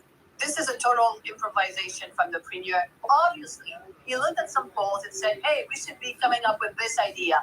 Now people will be talking about this new policy idea, maybe not spending too much time thinking about, why Dr. Arruda left. That's Dr. Horatio Arruda, who just last night resigned as Quebec's public health director. In a letter, Arruda says he's been the source of much criticism lately, writing that it is undoubtedly causing some erosion of public support. Criticism over how the province has handled Omicron, including reinstituting the curfew. Arruda offered to resign. Legault accepted. I could have just refused this or talk him out of it. So I think that for the premier, it's probably convenient politically. At first, Arruda was something of a pandemic celebrity who delivered grim news with personal anecdotes and folksy charm. But as the pandemic continued, the fact Arruda often appeared alongside the premier raised questions. The distinction between detached scientific advice and the political decision making, I think, is blurred. All of this is happening as the province's hospitals deal with the worst pressure of the pandemic. If it continues and we cannot handle all those hospitalizations, we might come to a point where we're going to have to ask ourselves, can we offer all those treatments to all the patients that walk in the door? A scenario that also raises pressure on Quebec's government. Sarah Levitt, CBC News, Montreal.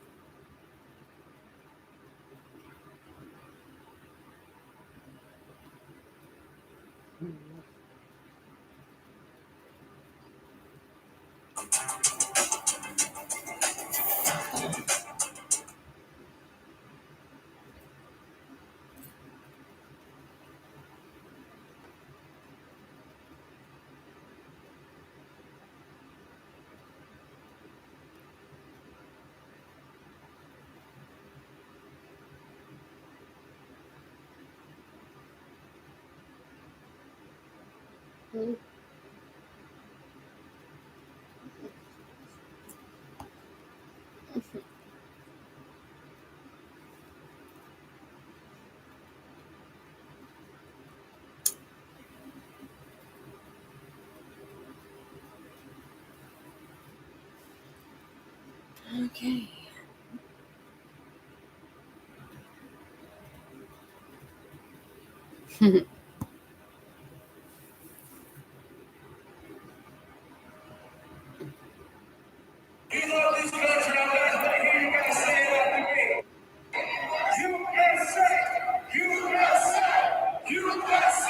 God, America, conservatism. Canada's under basically medical totalitarianism.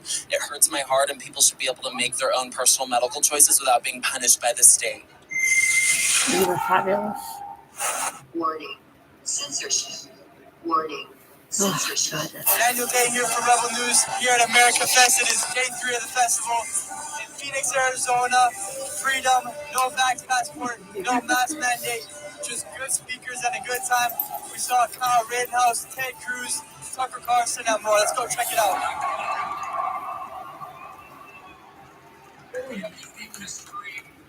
And culture is American. We need to unafraid to say that. 10 years ago, we would have been like, wow. What brought you to America Fest today? Country, God, America, conservatism. I am just here celebrating freedom with a bunch of American conservatives who care about our country and the future of it, and so it's really nice to be around like-minded people. We wanted to come to the first America Fest. Our daughter works for Turning Point USA. I'm in a good side with fellow patriots, fellow people who love America, standing for America, standing for on American precepts.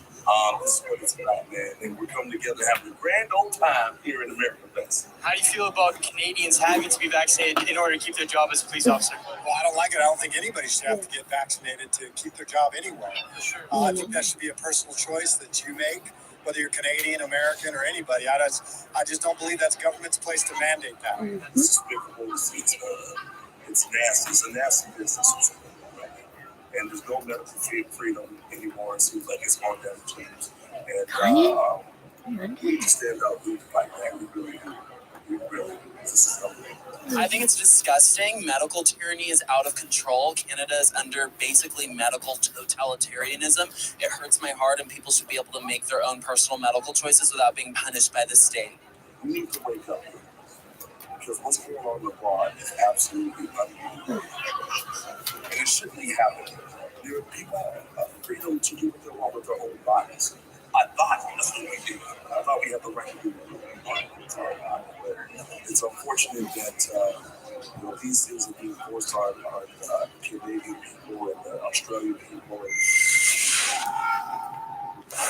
If you would like to help us help people fight their lockdown tickets, make sure you go to fightthefines.com and you can donate there.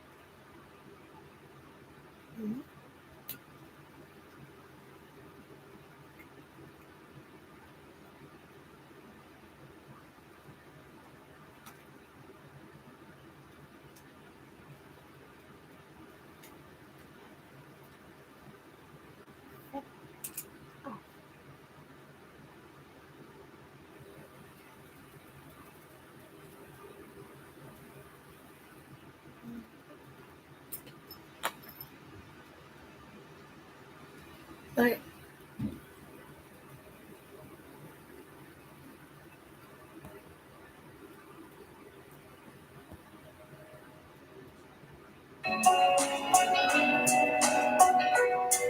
Awareness Month, I thought I would make a video on depression and borderline personality disorder. I think the most important thing to know is that depression is different for those who are diagnosed with borderline personality disorder. And we're going to talk about that today. We're going to talk about how it's different, what those similarities are, what makes it complex, as well as medication for depression, how that tends to impact those with borderline personality disorder, and treatment. So let's get started, and I hope you enjoy the video. So first thing, what's important is that a lot of folks that are diagnosed with borderline personality disorder, as well as those with traits, are at a high likelihood to experience depression. And now when we talk about depression, we're not talking about sadness. Sadness is very different. Sadness tends to be short-term, tends to be trigger specific, which is there's something that has saddened you, which could be the loss of a relationship, things like that, but it doesn't last for weeks at a time. It doesn't impact your ability to function throughout the day. Okay, when it starts to do those things, last for a long time, impacts your relationships, your ability to go to work or school, connect with other folks. And then we're talking about depression. And depression, just like borderline personality disorder, is also on a continuum. Okay, so you can have mild, moderate, severe, and extreme depressive symptoms. So the complexity with borderline personality disorder, and it's really common to see it in those that have borderline personality disorder as well as traits. And what the research shows is that 83% of those that are diagnosed with borderline personality disorder also meet criteria for major depressive disorder. Socioeconomic dysfunction, or causes socioeconomic dysfunction, which is that inability to relate to others, connect to others. Sometimes it's hygiene issues, taking care of yourself, sleeping. And depression, a lot of people think that depression is just sort of a very sullen and dropped mood. There is also what's called agitated depression. And agitated depression, that is when people are very irritable, frustrated, agitated. And a lot of times you see depression with what's called anxious distress. And that is that they have all this energy, this pent-up energy, and it's a frustrated type of energy.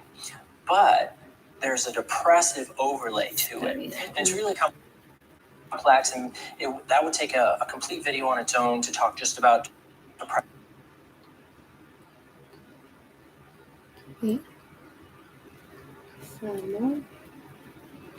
Depression and how that interacts with agitation. And I want to stay consistent with borderline personality disorder here because I think this is really important. A lot of mental health providers are also confused by it, certainly with the presentation, and those who don't specialize in personality disorders can be very confusing. So let's try to simplify some of that now. So when we talk about borderline personality disorder and major depressive disorder, there is significant symptom overlap. But also, you can see some of that. Remember we talked about anxious distress. You can see that as well, because you can see folks that are presenting with one dysphoric, sad, melancholic presentation. But it's frequent temper outbursts in these folks, agitation, irritability. This mimics that major depressive disorder with anxious distress. Okay, and individuals with borderline personality disorder tend to experience this, which is also commonly reported in those with major depressive disorder. And then there's also this stress-related paranoia for some of those folks that are on that borderline personality disorder spectrum, and they have dissociative symptoms. And this mimics depressive with psychotic features at times. Now, depressive features, that is those that are so depressed that they start to hallucinate.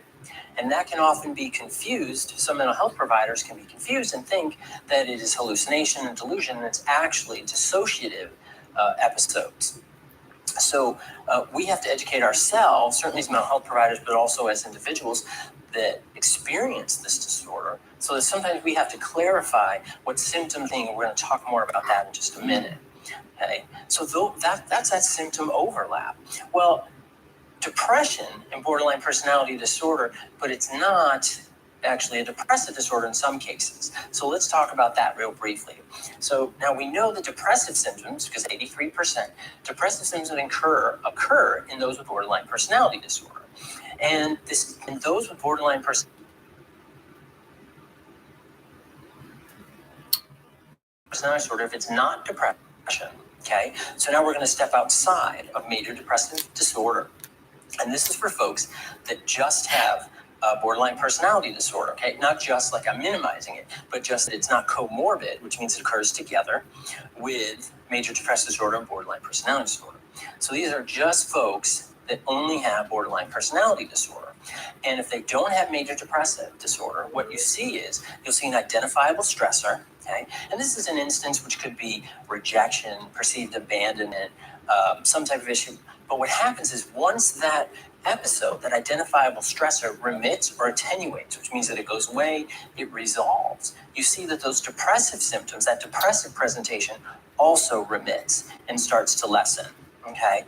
And so you're seeing it's more situationally based than it is long-term for extended episodes or periods of time, okay? So that is how we know that someone with borderline personality disorder does not also have major depressive disorder. Now, that doesn't mean, right? Remember, because they're on continuums, we're not talking in absolutes, okay? That there are changes, but that's what we look for as mental health providers. For those that have borderline personality disorder, when there's an identifiable trigger, those with BPD tend to experience or tend to present with emptiness. You can have increased agitation, which is what we talked about a minute ago. But when that trigger or that episode, I don't want to use the word episode, when that trigger or that issue that caused that sense of rejection and abandonment, when that is resolved, so maybe the relationship restores or the fear is then attenuated or lessened, those depressive symptoms go away with it, okay? But now what happens in individuals with BPD and with depression, these symptoms can be an issue related to the communication of feelings. About a lot of folks with borderline personality disorder have issues expressing their emotions, communicating them clearly.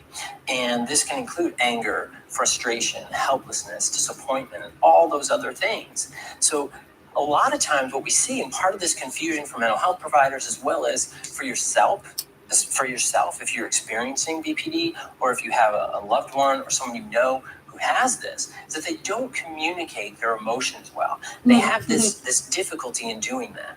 Okay? And so these states don't respond. What happens is that they may go to their general primary care physician, and they may report well, I've had this loss of a loved one, whether it could be death or end of a relationship, whatever it may be. So you go to your primary care physician, let's say, or even a psychiatrist, and you report these episodes, these criteria. You start to explain it, and they're like, "Oh, this person's obviously depressed." Okay? Now they don't know about those other fluctuations. They don't know about the nuances and overlaps and other factors that we're just getting into.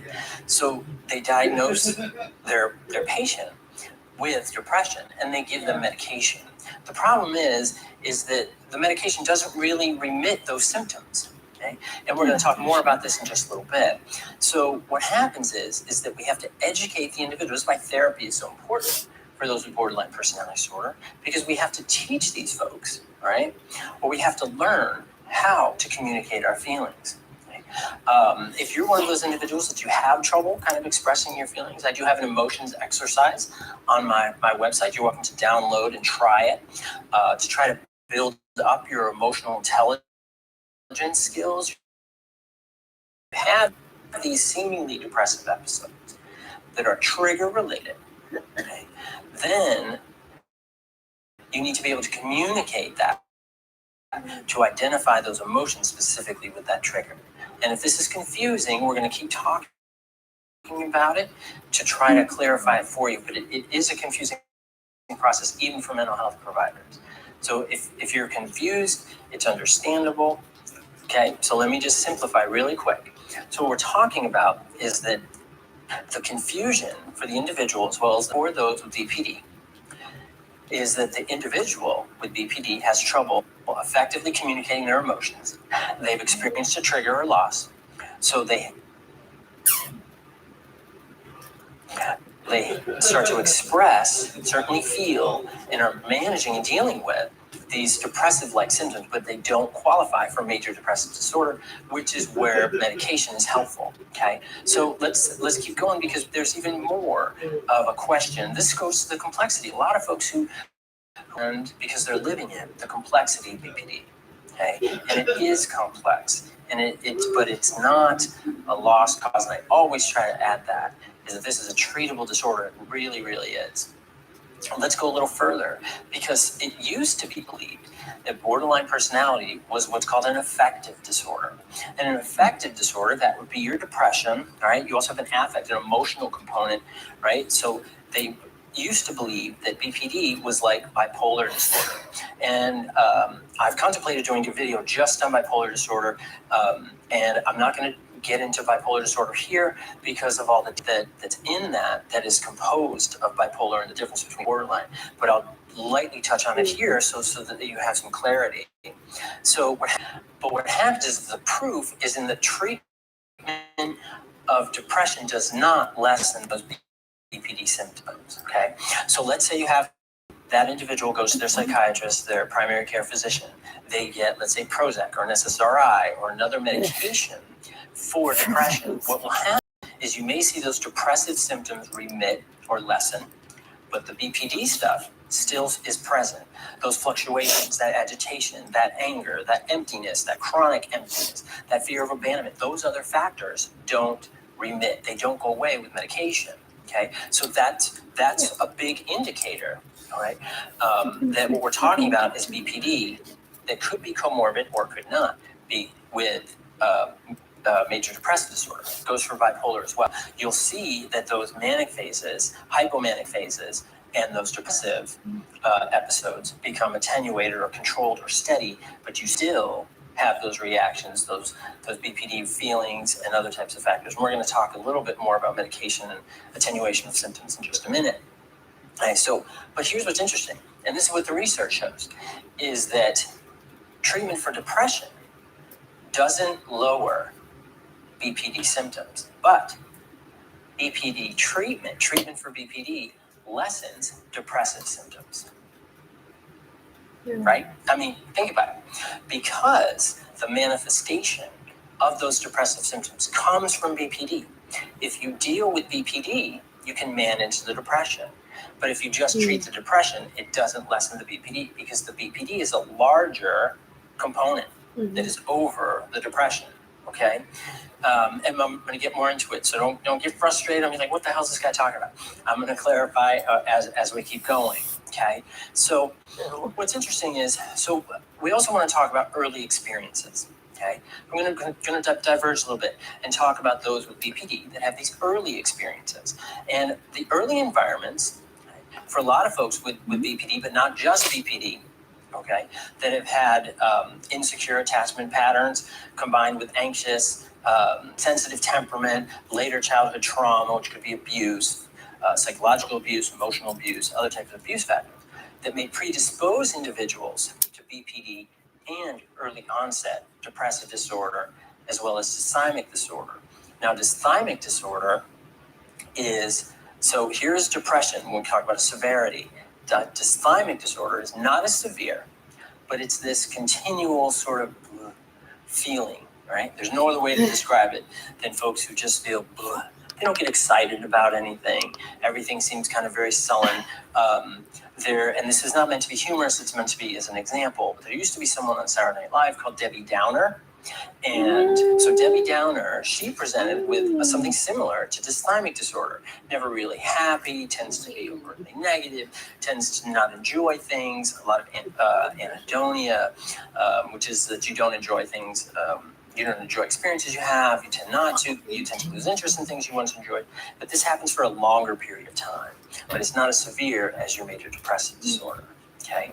So let's keep going. Okay? So now we talked about early experiences. Let's talk about medication, because this is very tricky. In the United States, 70% of all actually of the world's medication is consumed in the United States.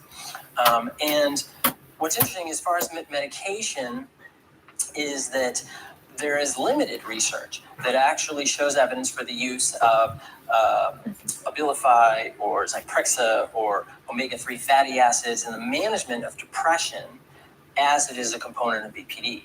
Okay? But the problem is there's no real solid data on how to guide clinicians or psychiatrists or primary care physicians in choosing a specific treatment for depression that is comorbid with BPD. Okay. Now, there is increasing pressure right around the world, okay, about the limited use of medication for BPD. Okay, because of its limited effectiveness and concerns about obesity, which is an issue a lot of times with medication. Other types of health problems can occur due to long-term taking medication that you need to talk to your doctor about. And when we have an individual with borderline personality disorder that also has these comorbid disorder, we're just talking about major depressive disorder in this video. Okay, so what happens is that you don't have a lessening of your BPD symptoms. So you go back to your doctor, okay, and you say, well, I mean, nothing's really changed. I'm still depressed. I'm still agitated. I still have what we're calling anxious distress. So what happens is they give you another medication on top of the other medication. This is called polypharmacy, okay? And so, and if you've listened to my other videos, you've heard me talk about core structure and surface structure. That's exactly what we're talking about. Now, surface structure would be your depressive episodes and features and criteria and components. Your core structure is that BPD, is that borderline personality disorder. Your core structure, okay, drives or impacts your surface structure, okay, which in this case, we're talking about major depressive disorder. Now, if you can attenuate, you have to deal with surface structure behavior, but that core structure is still present. So in therapy, because medication addresses surface structure, does not address core structure. It would be great if we had medication for personality, but we don't. So that's what treatment, and this is research been done since the 50s, that has been found more efficacious than medication, even as medications get better. Now, I'm not saying don't take your medication. Please don't. You have to talk to your psychiatrist or your primary care physician. This is not a video about should you take your medication at all. You need to talk to a mental health provider or a medical provider.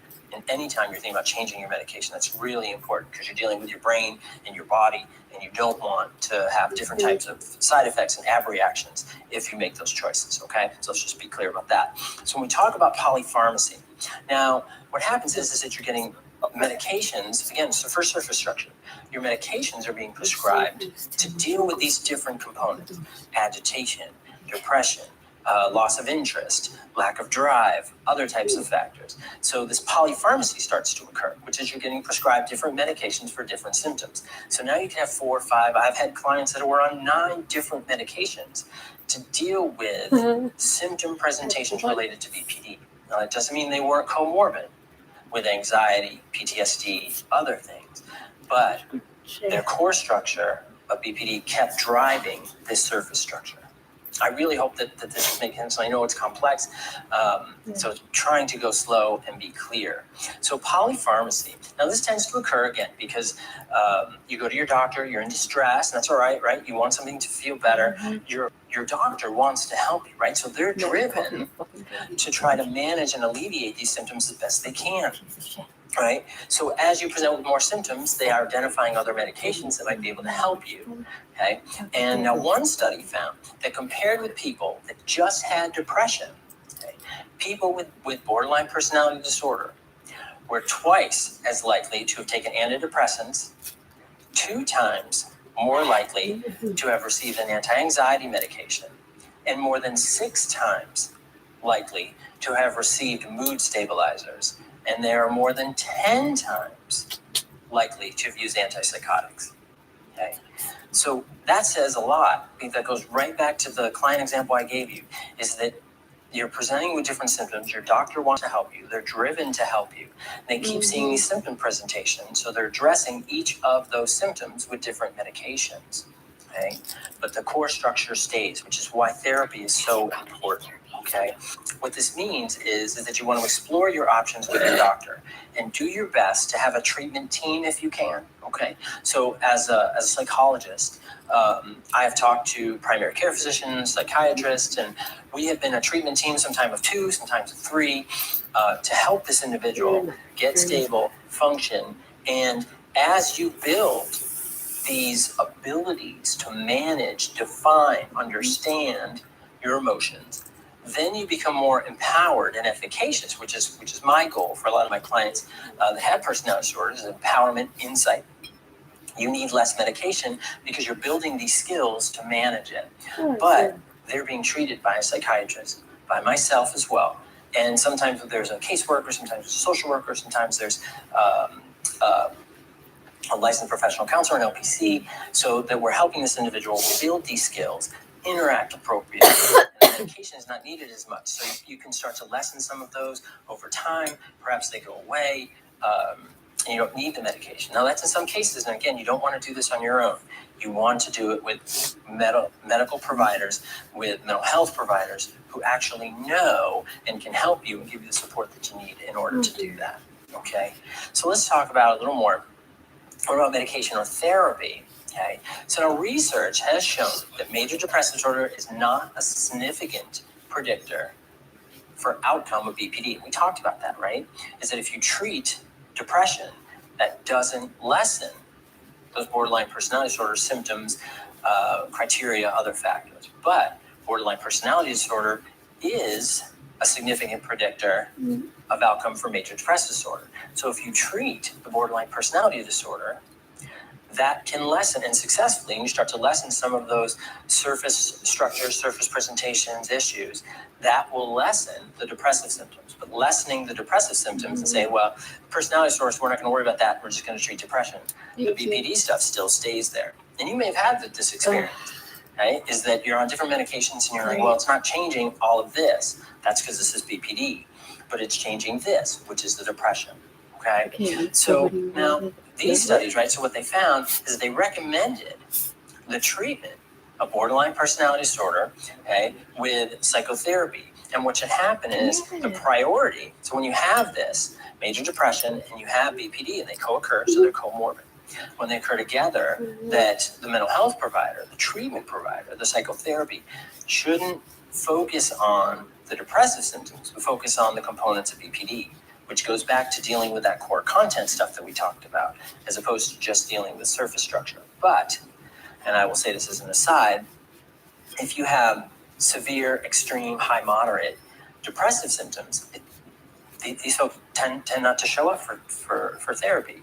They're too depressed, they're not motivated, Therapy tends to have no forward movement. So that's where medication can help a little bit. You can attenuate some of those suppressive symptoms enough to get the client or yourself motivated to come to treatment to deal with the BPD. Because if we can control and lessen the BPD, we control and lessen the major depressive disorder. Okay? So now different psychotherapies have been found to be really effective for borderline personality disorder. There's cognitive behavioral therapy, there is DBT, dialectical behavioral therapy, there's interpersonal therapy, and others that are found to be really effective, okay, to deal with BPD, lessen the symptoms of BPD, and get those under control, okay? And so what we want to do is, if in these treatments, and this is for yourself as well, these are some skills for you to build, okay, along with your mental health provider. If you can't afford it, these are some skills that you can try to build on your own. I have different worksheets on my website. There are different workbooks. I have a workbook coming out next year in 2019, specifically related to my theory and approach with individuals with BPD on how you go through this, how you first deal with some of the surface structure, building some skills. Then you go to your core content and you start to address your core content, control your core content, build skills to manage it, and then how to achieve a maintenance phase as well. Okay. But so what we want to do is just briefly, so what are some things that you can do? Okay, so we want to build awareness of emotions. Okay? So if you're someone with borderline personality disorder or someone you know has borderline personality disorder, work on emotional definitions. Okay, so what is happiness? What is sadness? What is anger? What is frustration? Anger and frustration are very different, right?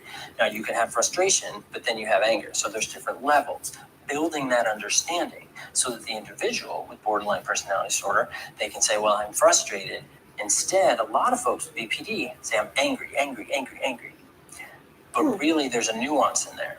And building that differentiation between that is so important. Okay? And what we want to do is you want to not only build awareness of emotions in self, but in others. And then identify situations that trigger an emotional response. So you understand not only yourself, others, and situations. And this takes time. I love Daniel Goleman's first book on emotional intelligence. I think that it gives a lot of good examples. I don't think he meant to do this, but as a mental health provider, when I read it, I'm like, these are great techniques. Again, I have an emotional exercise on my website. You can check that out. Build these skills. The more you do it, the better you'll get at it. And another way to try it is like you can watch different YouTube videos or different movies. And as you're watching it, say, what emotion would I say is there? And if it's anger, sadness, whatever, frustration, maybe ask your partner or a friend, whoever's with you, and say, what emotion would you say that is? And now you're getting some concurrent validity. You're giving yourself a little bit of emotional understanding. Okay, and that's important to do. We want to do that. So as you start to recognize your emotions, it helps you to learn to control them. Okay, now what we want to do is we want to, as we've talked in here, right, in this video, is that we want to increase awareness of your emotions. We also need to recognize that treating depression tends not to, and the research that supports this, does not attenuate BPD expressions. But if you work on BPD expressions of just symptoms, criteria, other factors, that has been found to lessen your depression. Okay? And that's important. And these are important things. These are important skills and awareness and insight for you so that you can help to manage your condition or help a significant other or a child or someone you love that's experiencing these borderline personality disorder, as well as those traits. Okay? So I really hope that this has been helpful for you. I hope it wasn't too much information. You know, the video could really go for like 4 or 5 hours just on this topic, and that's a really long YouTube video. So I tried to make it specific and condensed, and I hope that you enjoyed it. If you like this video, you're welcome to check out some of my others, and I appreciate your time and attention, and thank you very much, and have a great day. Take care. Bye-bye.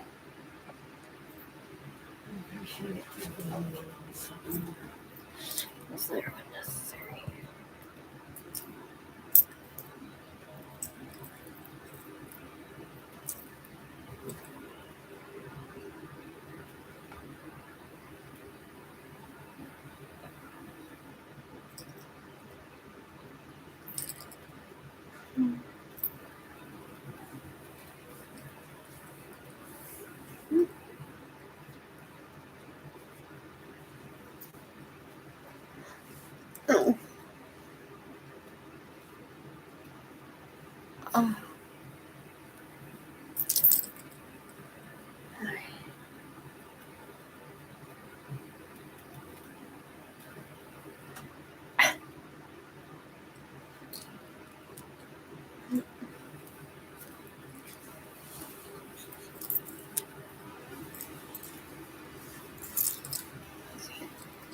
Well then.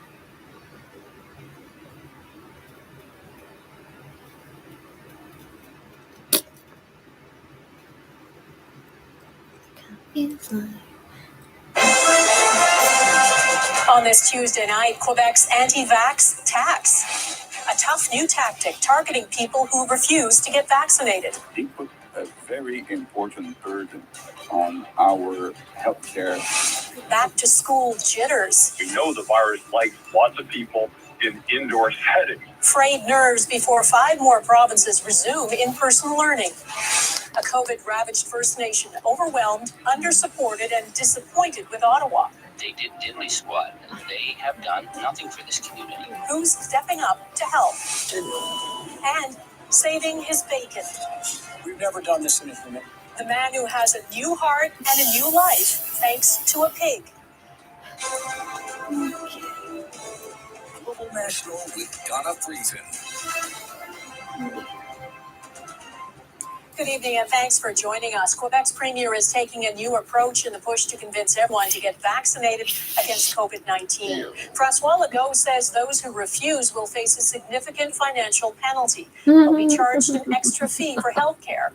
The premier says only those with a valid medical reason will be exempt from paying. It is clearly aimed at punishing those who choose not to get vaccinated and end up hospitalized. There are now more than 2,700 people in the hospital with the virus in Quebec, the highest number since the pandemic began. About 10% of eligible people in Quebec are unvaccinated, but they take up about half the beds in hospital. The premier says there are healthcare consequences to not getting vaccinated, and those who make that choice should have to pay. Mike Armstrong explains what the premier is planning and the reaction it's getting. Je sens cette grogne. Quebec's premier says he's feeling a grumbling in the population, a growing frustration that a small percentage of people refusing to be vaccinated are putting the healthcare system at risk. I think it's normal that the majority of the population is asking that there be a consequence. What that's going to mean is a sort of tax, or at least a bill. Anyone who doesn't have an approved medical exemption from being vaccinated will pay what François Legault is calling a health contribution. He says the application's still being worked out, as is the amount. Legault will only say that he wants it to be significant and that $50 or $100 for him wouldn't be significant. I think it will be divisive. Bioethicist Kerry Bowman calls himself as pro-vaccine as possible. In fact, he calls getting vaccinated an ethical obligation. Protecting the healthcare system and people around you is that important. Bowman says fining people who refuse to get vaccinated is effectively making vaccines mandatory, something he's against. It may also push people already fighting health measures to even more anger. I mean, how much civil unrest do you want to create? You know, how many people do you want to alienate? Obligatory vaccination is clearly a violation of the Charter. Human rights lawyer Julius Gray says this new health contribution would very likely be challenged in court. The problem is, he says, both sides would have strong arguments. Predicting a winner, he says, would be a toss-up. It's a very serious violation of individual integrity, but at the same time, there is an argument in favor of putting an end to the pandemic. They put a very important burden. Now, one thing the announcement may have done for the premier is change the headlines. Quebec's national public health director resigned suddenly Monday night. There's also growing frustration over the province-wide curfew. Legault says the government's reviewing whether to lift it next week. Mike Armstrong, Global News, Montreal. In Ontario, a record number of COVID-positive adults were admitted to hospital ICUs in the past 24 hours. 80 people were admitted yesterday alone, the most in a single day since the pandemic began. There are now 477 people in intensive care in Ontario. More than 3,200 people are in the hospital with the virus, up 753 from yesterday. There is some good news. The health minister, Christine Elliott, says patients sick with Omicron are spending fewer days in intensive care than those with Delta.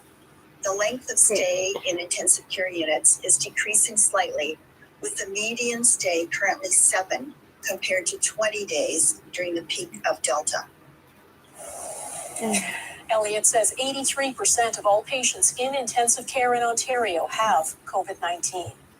Well, the other strain on the hospitals is a shortage of staff. Thousands of healthcare workers are either self-isolating or have quit. Today, Ontario announced it will hire internationally educated nurses to work in hospitals and long-term care facilities which need support. Ontario's health minister says more than 1,200 applicants have already expressed interest in the program. She says they will begin to be matched with hospitals later this week. All of us are committed to making sure we can give children the best stable environment over the next few weeks that we can, that will remain flexible and adaptable as we have through this. That is BC's top doctor. She believes kids should be in school, and students in BC went back to class on Monday. Students in most of the rest of the country will return to class next Monday. As the Omicron variant continues to spread, there is debate about the timing of sending kids back to in-person learning. Eric Sorensen reports. Ontario schools will reopen to some 2 million children starting next Monday. Jana King is a teacher and a mom and is torn. I know that it's better for my students when we're face to face. But it's crazy at school. Like, I shouldn't have 30 kids in my classroom. And she says a lot of kids don't keep their masks on, and not every classroom has proper air filters yet. But with support from pediatricians groups, Ontario is resuming in-person learning because of the harm to kids' mental health from staying home. We've seen the numbers of mental health needs rising rapidly. We know that it helps students to be in school for their mental and physical health. Out west, most schools have already reopened. In-person learning is preferred, but how soon depends on the province. In British Columbia, Alberta, and Saskatchewan, schools return to in-class learning this week or last. In the rest of the country, learning is still happening mostly online. But as of January 17th, Manitoba, Ontario, Quebec, PEI, and Nova Scotia plan to reopen classrooms. New Brunswick will stay online at least till the 24th. Newfoundland and Labrador is still assessing. It's not an easy call. I don't know what to do, honestly. On balance, this epidemiologist favors keeping schools closed another couple of weeks. Anything we do at a societal level that reduces the strain on the hospital system, even a little bit, is going to have a positive impact. But this infectious disease expert leans towards opening them.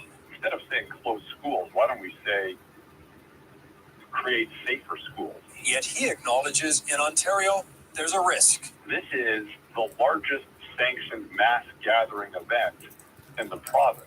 Like, you can't ignore the potential for amplification of the virus in this environment. Schools are just one part of it. As COVID cases skyrocket and hospitalizations climb, many provincial plans are in flux. We face many more I don't knows and I'm not sures today than we have perhaps at any point in the pandemic journey to now. Governments will have to be nimble as the Omicron wave grows and up to 5 million children across the country go back to school. Eric Sorensen, Global News, Toronto. Frustration is mounting tonight in a Northern Ontario First Nation. Last week, it asked for military help to manage a major COVID outbreak. The community says it still has not received what it asked for. Bearskin Lake is a community about 600 kilometers north of Thunder Bay. Nearly half its 400 residents, including the band's chief, tested positive for COVID-19 last week. Quebec also requested military help and got it. Since January 3rd, 200 members of the Canadian Forces have been deployed at Quebec vaccine clinics. Charlie Angus, an MP for Northern Ontario, tweeted today, there are those who count in Canada and those who don't. With almost everyone in Bearskin Lake self-isolating, few people are left to chop and haul firewood or deliver food, water, and medicine. As David Aiken reports, the community has relied largely on the help of neighbors. Bearskin Lake First Nation Chief Lefty Kamanawataman was busy late last week pressing Ottawa for help. That's the message we want to send out to the government. We want boots on the ground right here in the community. But by Saturday, he, like half of those in his community, had been laid low with COVID. At nighttime, I just sweats and runny nose and the whole shebang. The chief was too ill Tuesday for media interviews, but a community spokesman said on the weekend they were disappointed that after asking for as many as 40 military personnel to help run the community on January the 3rd, it was not until January the 9th, Sunday, that the federal government responded, and then with only 6 Army Rangers, at least 3 of which live in the community and are just recovering themselves from COVID. What Canadians are seeing in the crisis in Bearskin Lake is the systemic indifference from this federal government, the Liberal government, towards the health of Indigenous people. Meanwhile, others who live in their vast northwestern Ontario neighborhood have pitched in to help. We want to say thank you to all these neighboring communities that have stepped up to help us. That aid included this snowmobile convoy, packed with supplies that made the 3-hour trek last week from Big Trout Lake First Nation. While the disease has been relatively mild to moderate for the community, the fallout in terms of the workforce, the day-to-day operations, that has been brutal on the community. Indeed, if there's one small blessing, it's that Bearskin Lake and many other First Nations communities in the region had a strong vaccination program in place. Definitely the situation would have been much worse if it weren't for the high vaccination coverage rates in the community. As for Ottawa, federal officials continue to monitor the situation in Bearskin Lake and will adjust to conditions. David Aiken, Global News, Ottawa.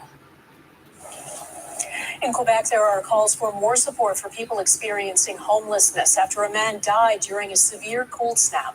The 74-year-old was found at an encampment in Montreal last night when temperatures hit minus 26 degrees Celsius. Last January, another man experiencing homelessness in Montreal died in freezing temperatures just steps from a downtown shelter. It will continue to happen unless we create long-term housing and social housing and low-income housing for vulnerable populations. Overnight shelters have been asked to revert to pre-pandemic capacities for the next few nights. The Montreal coroner is investigating the man's death. Well, extreme cold warnings are in place in parts of Quebec, Ontario, and New Brunswick tonight.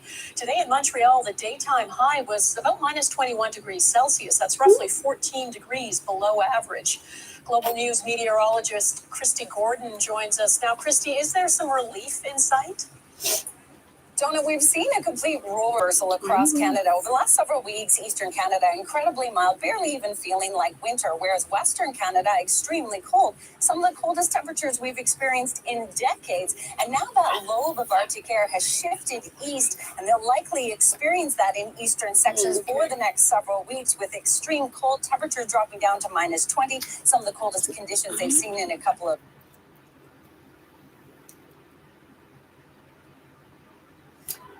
You're creepy. Yeah? Can I have one of your cigarettes? No. You're welcome. I was so close. What's that? Fucking thinking.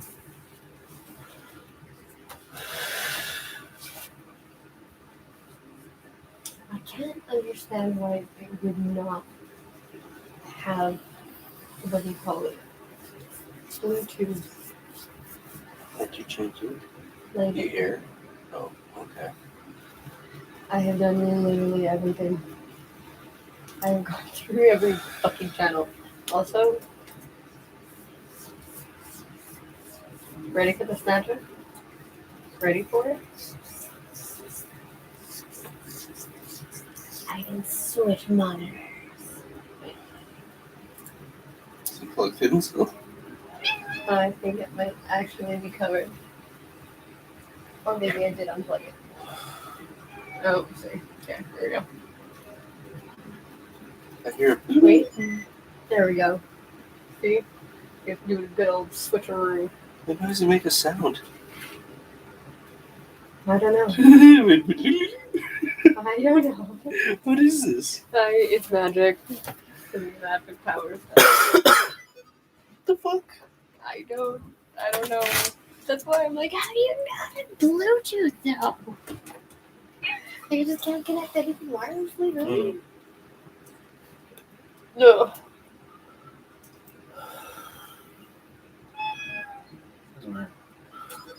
I guess you have to like actually hook up the HDMI right to it.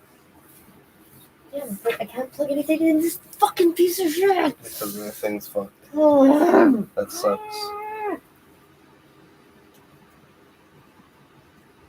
I just can't win. It's fine. I mean, at least it's a free TV that works. You can do other stuff with it. Like I said, you could take the Fire Stick. It's got every possible connection, Cameron. You look at the back of that thing. Every connection you can ever think of is fucking on it. Fuck this. It's not fair, Mom. Oh, it's so fucking stupid. Well, I mean, let's see. Like with everything, it was 28. But like, if you can get like at least like $2,000 Like, for look, literally the exact same TV. Isn't that crazy? it's the same era. Because you don't see TVs do that anymore, right? Like the static screen. I have no idea. I don't think so. They always just go black or blue now. That's true. You're right. They do just go black or blue.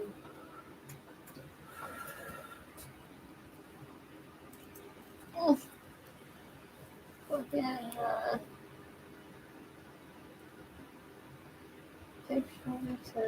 Ciao. What's that say? Oh, you might need to pee. I'm gonna let him have to go get pee. Jack. Oh god, it's cold on my TV. So cool. Here we go. Look. Go ahead. Okay. Go say. Go ahead. Okay. Go out there. Okay. No. Why not? Come on.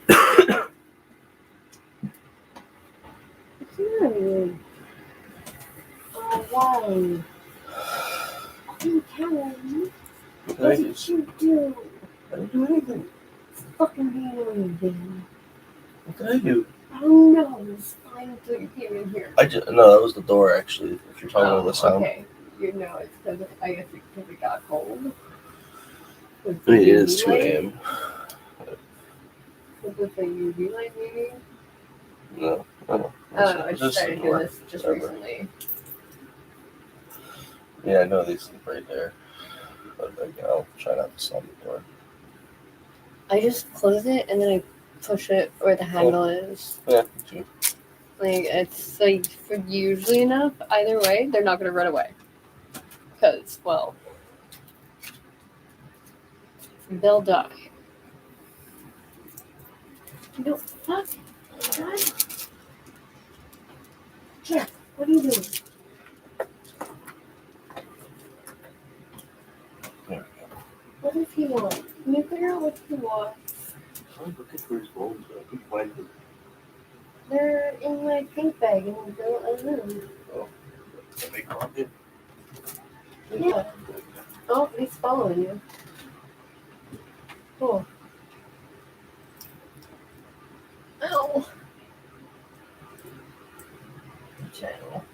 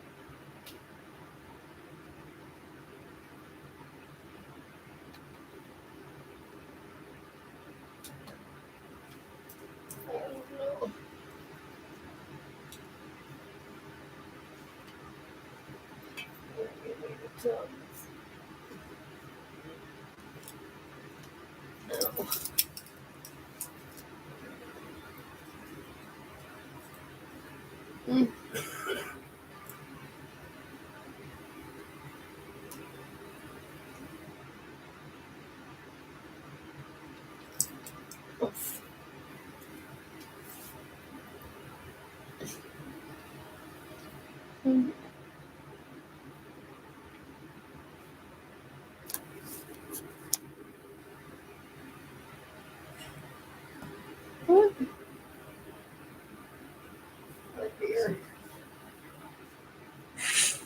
pandemic's toll etched across the face of Toronto nurse Iram. Just in one shift, we had approximately 4 or 5 patients that had to be transferred to the ICU because they were COVID positive and they were severely short of breath. Nurses are very drained, they're tired, they're burnt out, they're stressed. Ontario's Omicron surge, with its crushing staffing shortages, is leading some Ottawa hospitals to consider a desperate measure, asking COVID-positive staff, even those with symptoms, to work. The alternative is having nobody. So, there's 2 bad paths forward, and you're just trying to take the least bad path. Quebec announced a similar move last month, and in Alberta, COVID-positive essential workers like healthcare staff are also allowed on the job as hospitalizations across Canada continue a steep upward climb. It's very disconcerting. We have rises in hospitalization that are truly exponential. More of the inpatient side than on the intensivist side, but still both are going up. Across the country, in New Brunswick, hospitalizations are at a record high. The province is projecting infections will soar more than tenfold by the end of the month. This will impact not only our healthcare system, but also other critical services, such as fire departments, police departments, power services, and so on. To ease the pressure in Ontario, internationally trained nurses will now be allowed to work in overburdened hospitals and long-term care homes. Absenteeism right now, I would say, is really a big strain on the system. A strained system Chogala helps to hold up every day.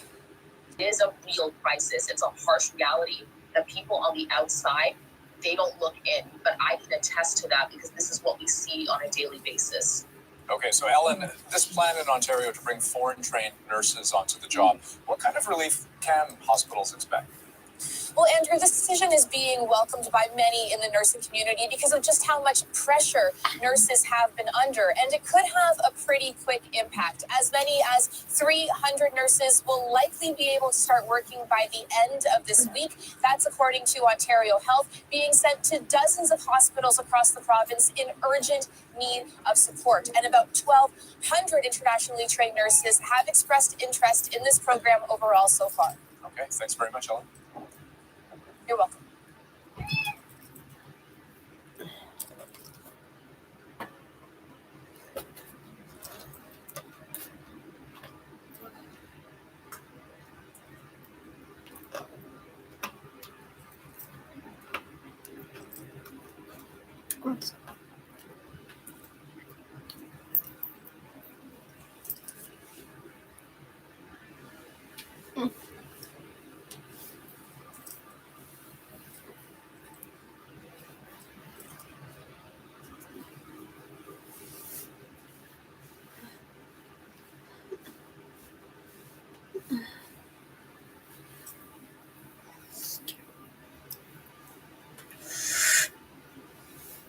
Oh, shit.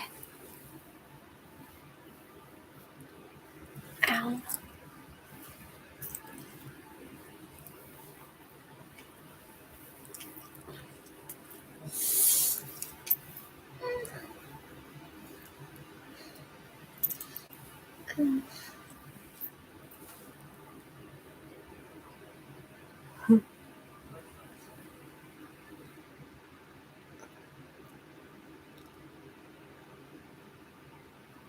Oh my God.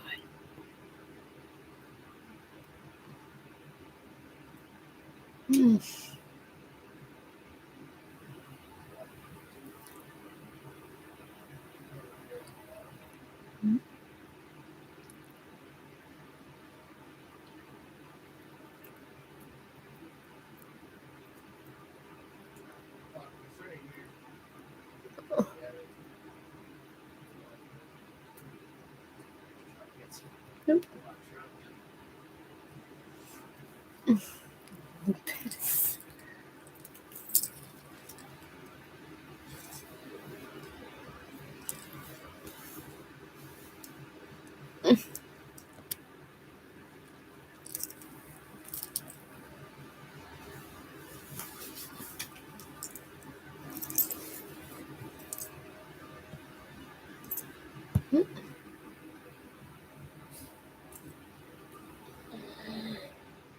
vaccine is the key to fight the virus.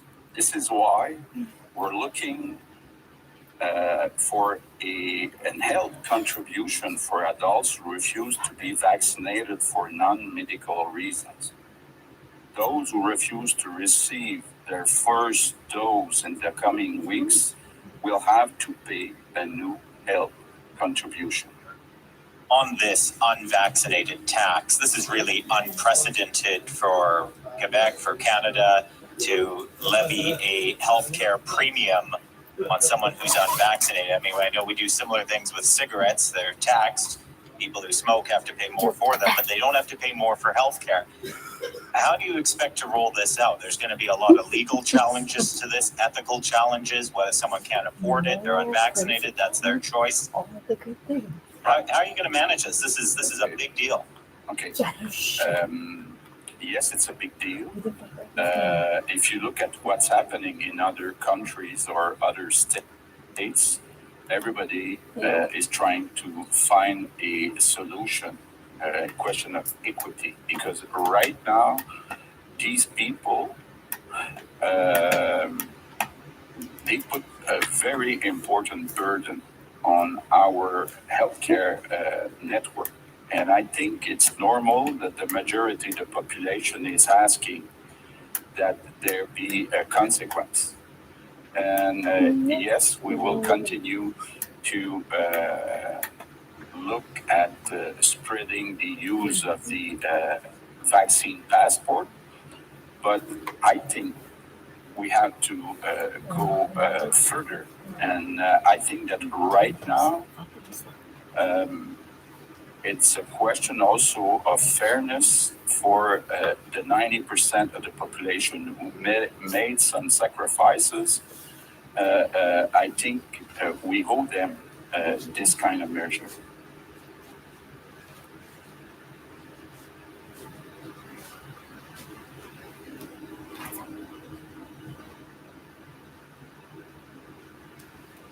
Now, the World Health Organization is warned that repeating booster doses of the original COVID vaccines is not a viable strategy to combat the emerging variants. The body has called for new, specific jabs that can better protect against transmission. This is according to an expert group that is created by the WHO. It says, and I'm quoting here, a vaccination strategy based on repeated booster doses of the original vaccine composition is unlikely to be or sustainable. The group says there could be a need to update the existing vaccines. It says that development of the new jabs would not only protect COVID patients from falling seriously ill, but also prevent people from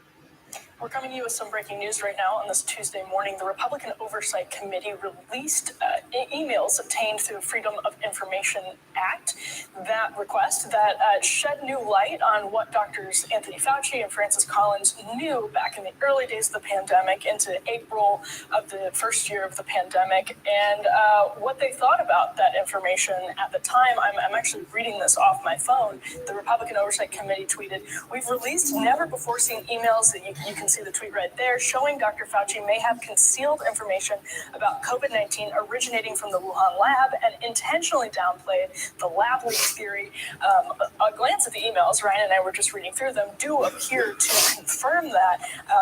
The Republican Oversight Committee makes two claims early in their letter, which they sent to Javier Becerra. One, that Dr. Fauci knew the potential of the lab leak, and then two, that he knew the potential that the the virus had been intentionally genetically manipulated, and also that he worked with the EcoHealth Alliance to sidestep the moratorium on gain-of-function research, intentionally sidestepped it to continue that research, continue funding that research in the Wuhan lab.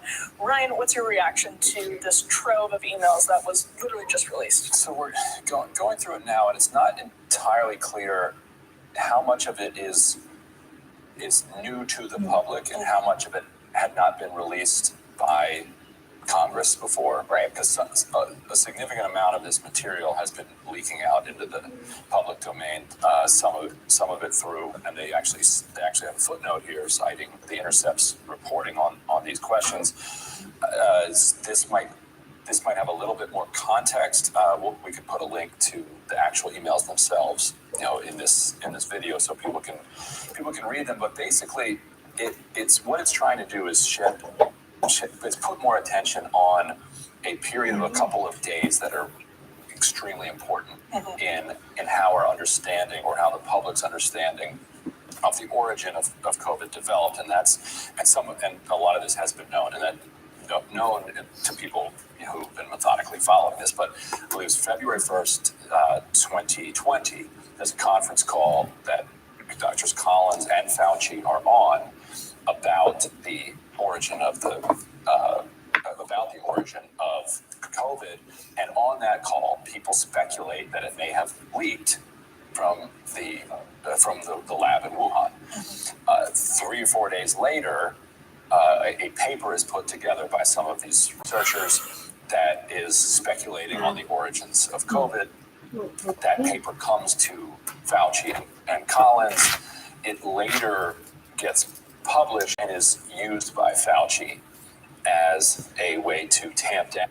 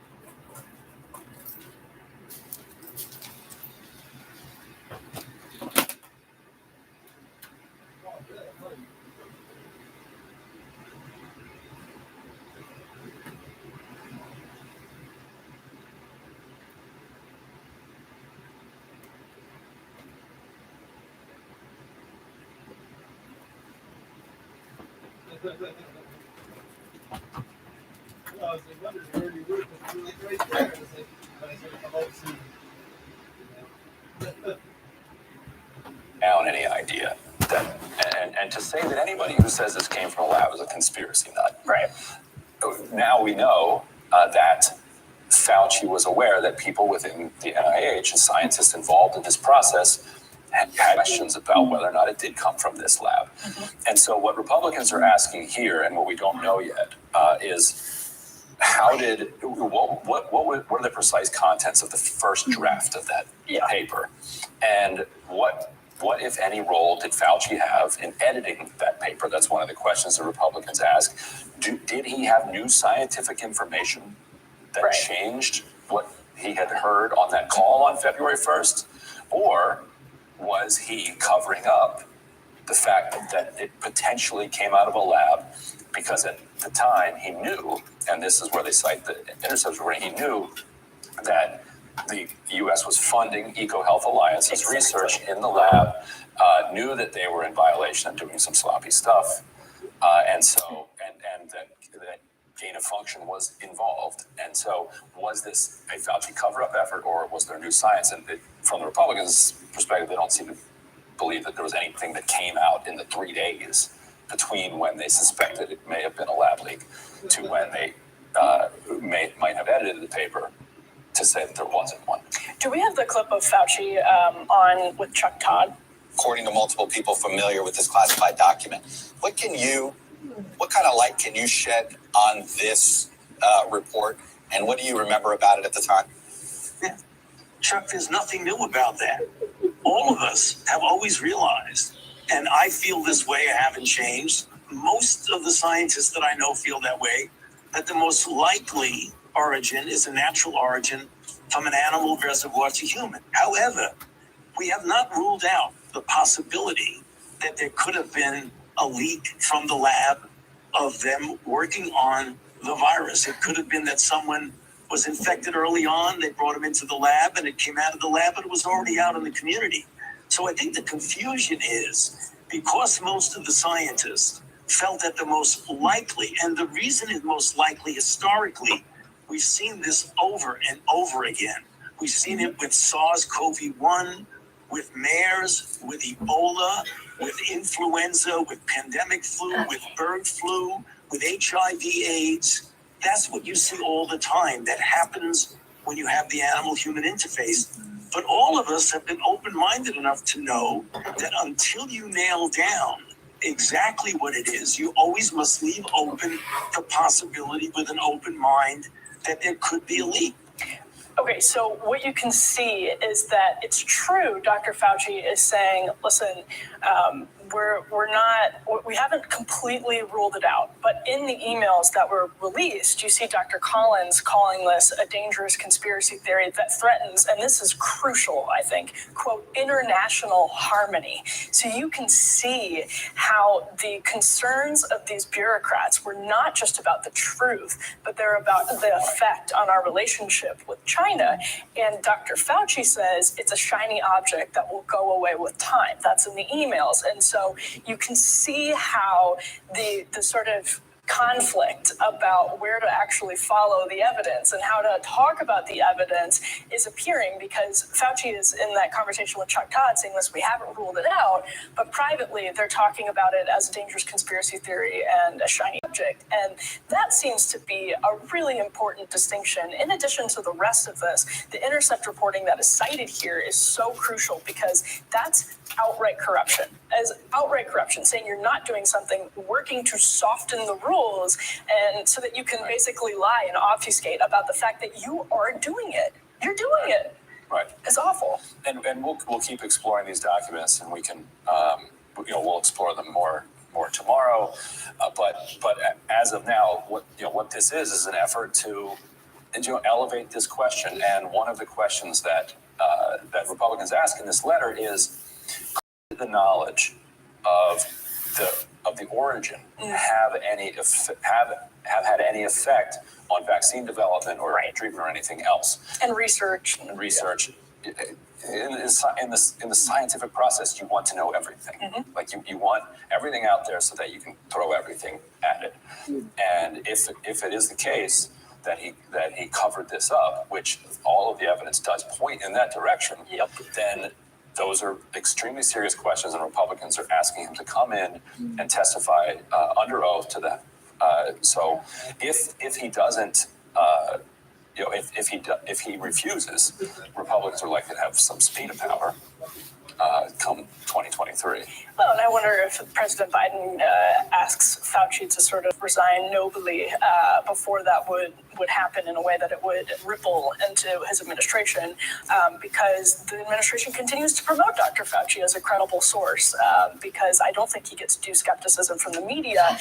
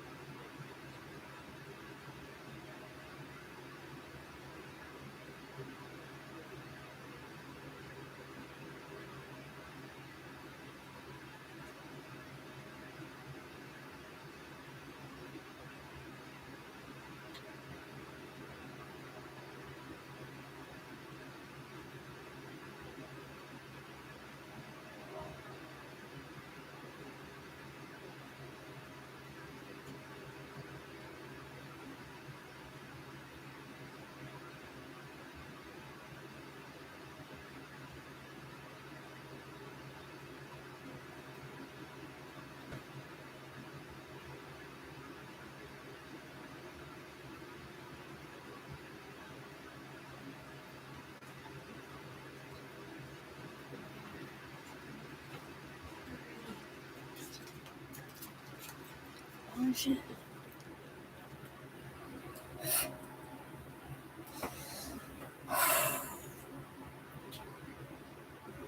Mm.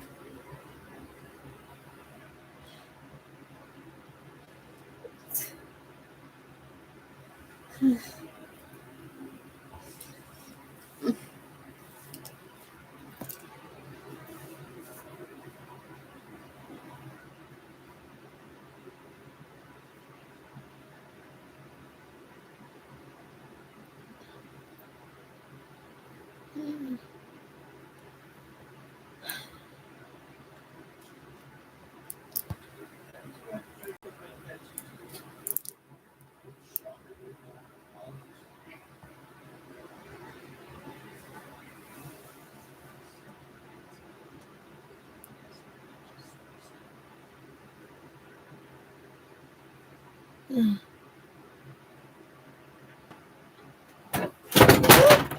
The fuck?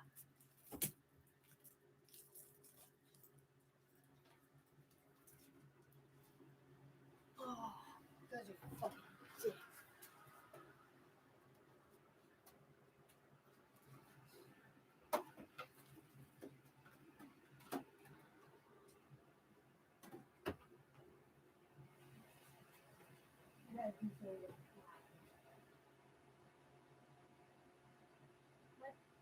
Fucking looks over, I guess, the fucking air purifier.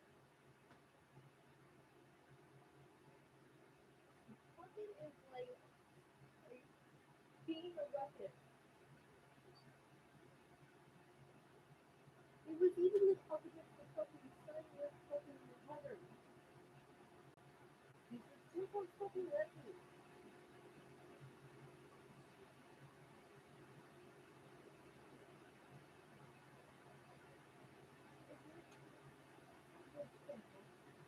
What's the problem? Someone was stuck right there and fucking making havoc. No, don't move here. You need to get fucking mean shit. I didn't fucking do nothing.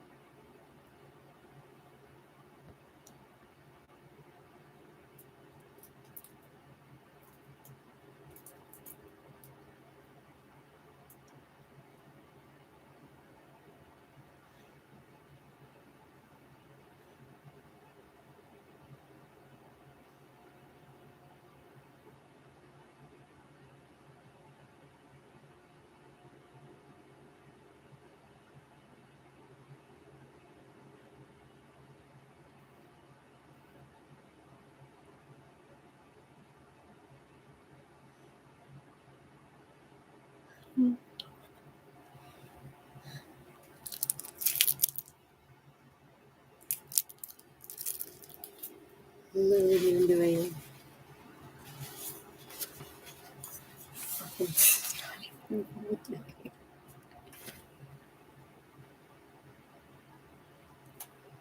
Oh. What do you want?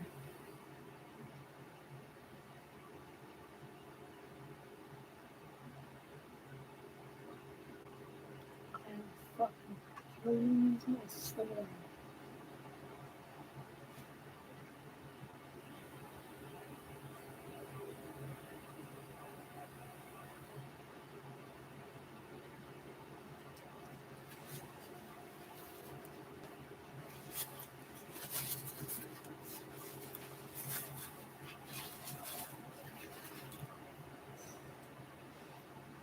Focus. I'm gonna get shit.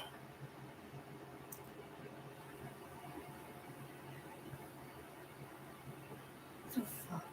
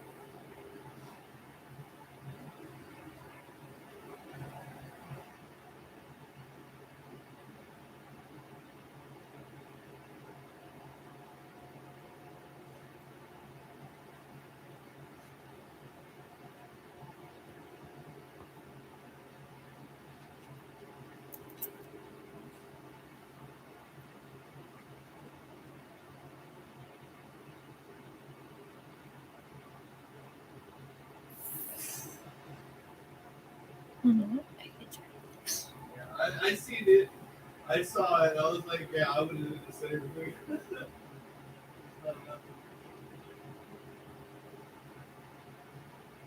Like, I saw you. I knew you were there. I was like, okay, this is gonna be nice.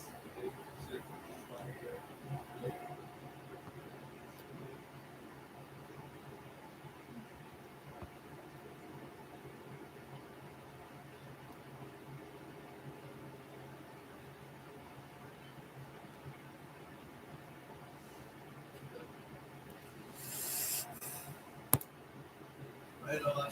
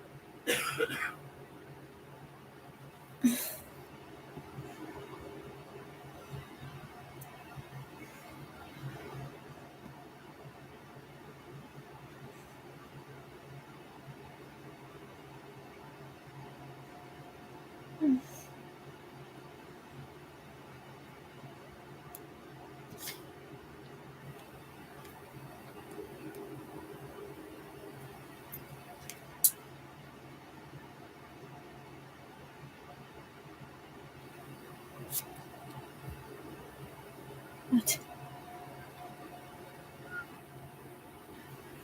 I have nothing for you.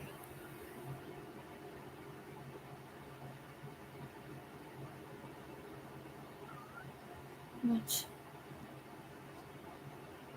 Who's gonna fucking get me arrested? It's fucking retarded.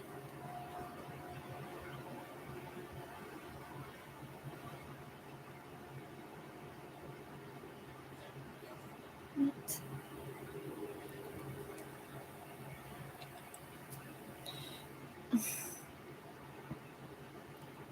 I don't know. I swear to God.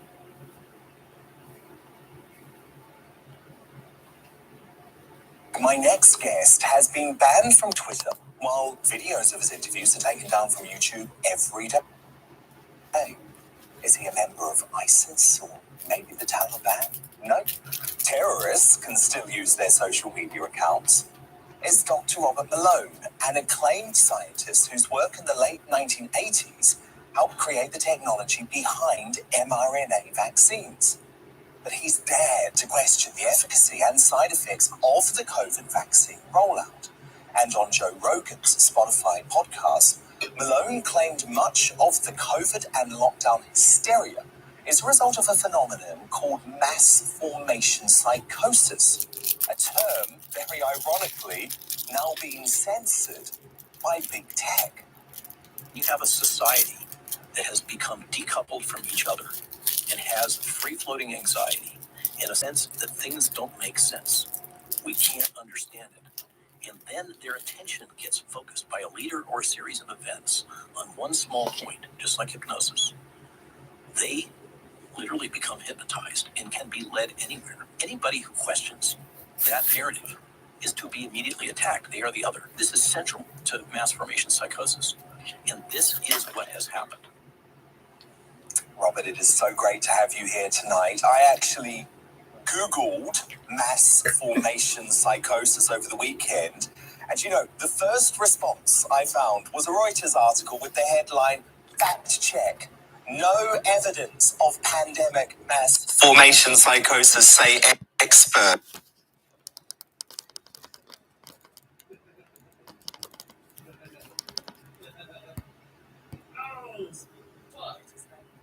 This is just part of big tech continuing to censor you, right? Following your various Twitter and YouTube and LinkedIn bans. So here's what's fascinating is that it's not my theory. The AP, Thomson Reuters, The Independent, and multiple other outlets. I just got a call today from MedPage Today, who wants to write another little ankle biter article. Are all saying that this is not academic. They're attacking me for this theory, which they ascribe to me. They use citations from junior academics to do so. And it's not my theory. It's the theory of Professor Matthias Desmond of the University of Ghent. He's an absolutely solid academic with over 170 publications. He's come out with a book recently called The Psychology of Totalitarianism, in which he describes his mass formation theories. And they are built on a large library of over 200 years of academic research into this topic of the behavior of crowds, including by some of the people that are considered foundational in 20th century psychology, such as Hannah Arendt, a survivor of the Holocaust, in her book, The Origins of Totalitarianism. So this comes at us, and there are all these assertions being made by the fact checkers as usual that aren't actually grounded in fact as usual. They didn't do their homework as usual.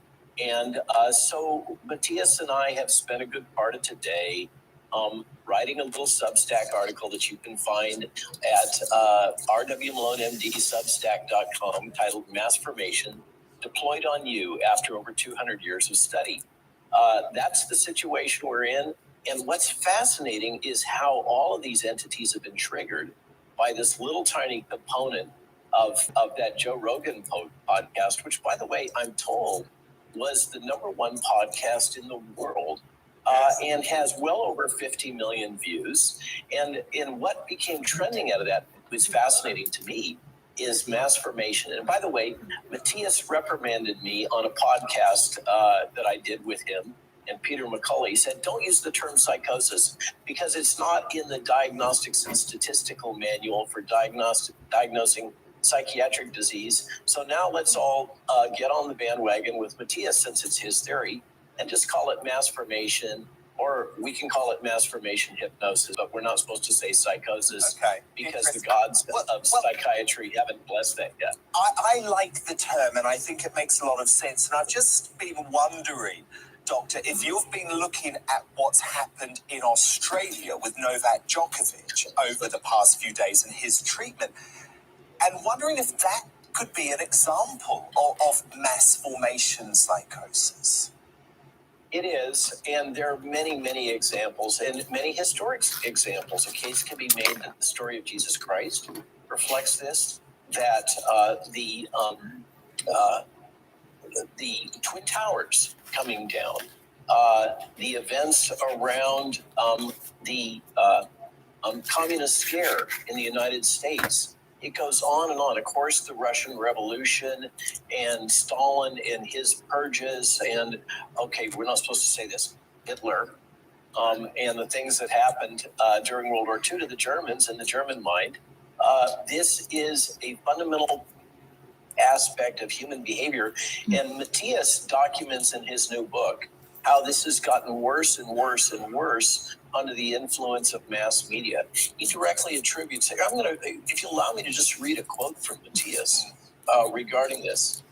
If under these conditions a narrative is distributed through the mass media, which indicates an object of anxiety and provides a strategy to deal with this object of anxiety, then all the free-floating anxiety might be associated to this object, and a huge willingness might be observed to participate in this strategy to deal with the object of the anxiety. Now, this is, forgive me, this is a serious academic using academic talk, but basically he lays the blame for this right at the front door of the global mass media. And what's fascinating for me is that one of the first attack that came at me was from this publication called Forbes, which used to be a mainstay of capitalism in the United States, but is now pretty much lock, stock, and barrel owned by the Chinese. So what we've got is a media narrative that's being reinforced that is entirely consistent with the one that the Communist Party in China wants to put out for some reason, that mass formation is crazy talk. Of course, and when it comes to you, I think the reason why I've struggled so much is because how on earth can you call the bloke who essentially was responsible, at least in part, for developing the mRNA technology that has ended up giving us these vaccines, how on earth can you call him an anti-vaxxer? But because you have questioned the vaccine rollout, because you have questioned Pfizer, because you have questioned the side effects, you are now branded an anti-vaxxer, even though you did actually have the first There's an answer to that.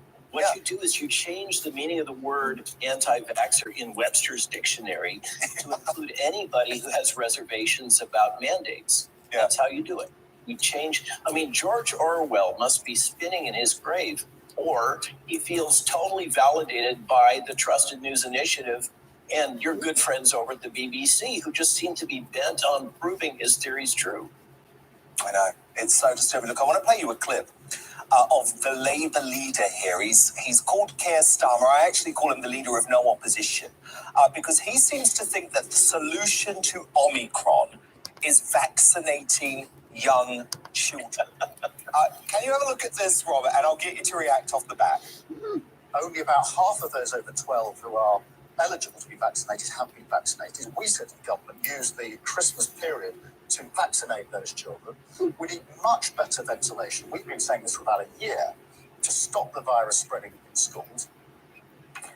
So the key point there, Dr. Malone, is that he suggests that the way to stop transmission of Omicron is by vaccinating young children. Now, we've learned that that won't help, right? Okay, so let's be blunt. I'm going to speak rather bluntly. Your Labour leader is suggesting that between 1 in 1,000 and 1 in 3,000 of your children, and according to the Hong Kong study, something like 1 in 2,700 of your male children will go to the hospital with heart damage for a disease for which there is no significant risk of death in those same children. And that's why you say we should not be vaccinating children at all. That and the theories of Gert von den Bosch, which are being played out in real time and validated, that being that by universal vaccination, we're driving the development of vaccine escape mutants, essentially super viruses that will blow through the vaccines. And now we have data from all over the world increasingly coming in that the vaccinated are at highest risk of Omicron infection. I mean, well, at some point, there has got to be an accounting. These people have got to be held to account for what they have done to us. And as is being documented in the British press, thank you very much, we have had British government and other governments now coming clean with the fact that they have intentionally used fear to drive behavior in their populations. This is grossly unethical, and people have to be held accountable for it. Full stop. I'm sorry, I'm a little angry about this. I try to stay balanced, but I understand this is why. just not right.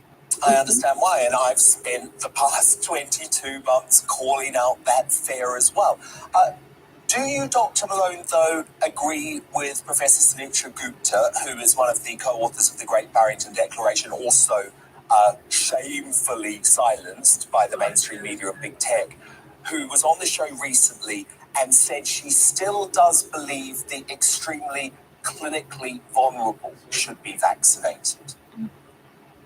So that is an issue that is a little bit on the edge, and it depends on which database and the multiplicative factors that you apply to that database you're going to look at. The problem is the data are a mess. They're a hot mess right now, and it's hard to do good risk-benefit evaluation, but there are many credible analyses that suggest that even for those high-risk individuals, the number of lives saved by vaccination is exceeded by the number of lives that will be compromised by the vaccine. So I've supported the Great Barrington Declaration in editorials. I have also been attacked for that by our good friends in the United States government. But it's a gross tragedy that we now know we can lay at the feet of Drs. Tony Fauci and his colleagues, Francis Collins and Cliff Lane in the United States, this intentional attack on the authors of the Great Barrington Declaration, that's another obscenity. But in terms of the specific question, this is a topic in flux right now, and it presents great difficulty for me, because if we're going to maintain my integrity, I have to acknowledge that as the data are coming out more and more, it is getting more and more dicey to vote in favor of any population being administered these genetic vaccines. Fascinating stuff. Well, look, please keep in touch with us, Dr. Malone, because you're obviously a very important voice. Obviously, we get both sides of the argument here on GB News. So in response to Dr. Malone's account being suspended, a Twitter spokesperson told us Dr. Robert Malone's account was permanently suspended for repeated violations of our COVID-19 misinformation policy. We will permanently suspend accounts for repeated violations of this policy. On Dr. Malone's comments about mass formation psychosis around COVID, Stephen Riker, professor of social psychology at the University of St. Andrews and crucially a SAGE member, said telling people who disagree with you that they are deluded and in a state of psychosis is essentially a device to silence them and a form of disrespect. It alienates and hence undermines an attempt at dialogue. It isn't an explanation of the problem, it is part of the problem. And Pfizer have responded to Dr. Malone's comments, the company told us tonight, with hundreds of millions of doses of the Pfizer-BioNTech COVID-19 vaccine administered globally. The benefit-risk profile of our vaccine remains positive.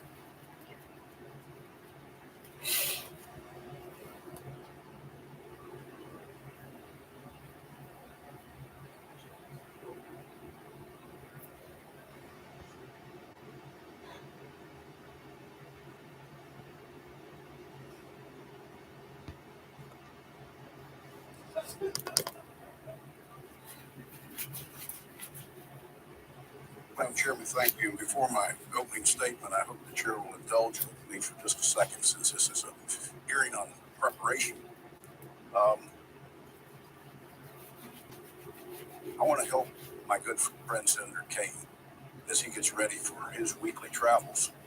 I want to make sure that he's got an orange for his car, that he's got a Dr. Pepper, and I provided a Lumbee blanket to make sure that these are three things you've got in your car regardless of what you run into on I-95, and I'll have my staff bring them over to you. I hope you provide those for everyone. As we used to say to our kids in the classroom, do you have a piece of gum for everyone? Well, in his particular case, I think he's the only one that makes that trip on a weekly basis.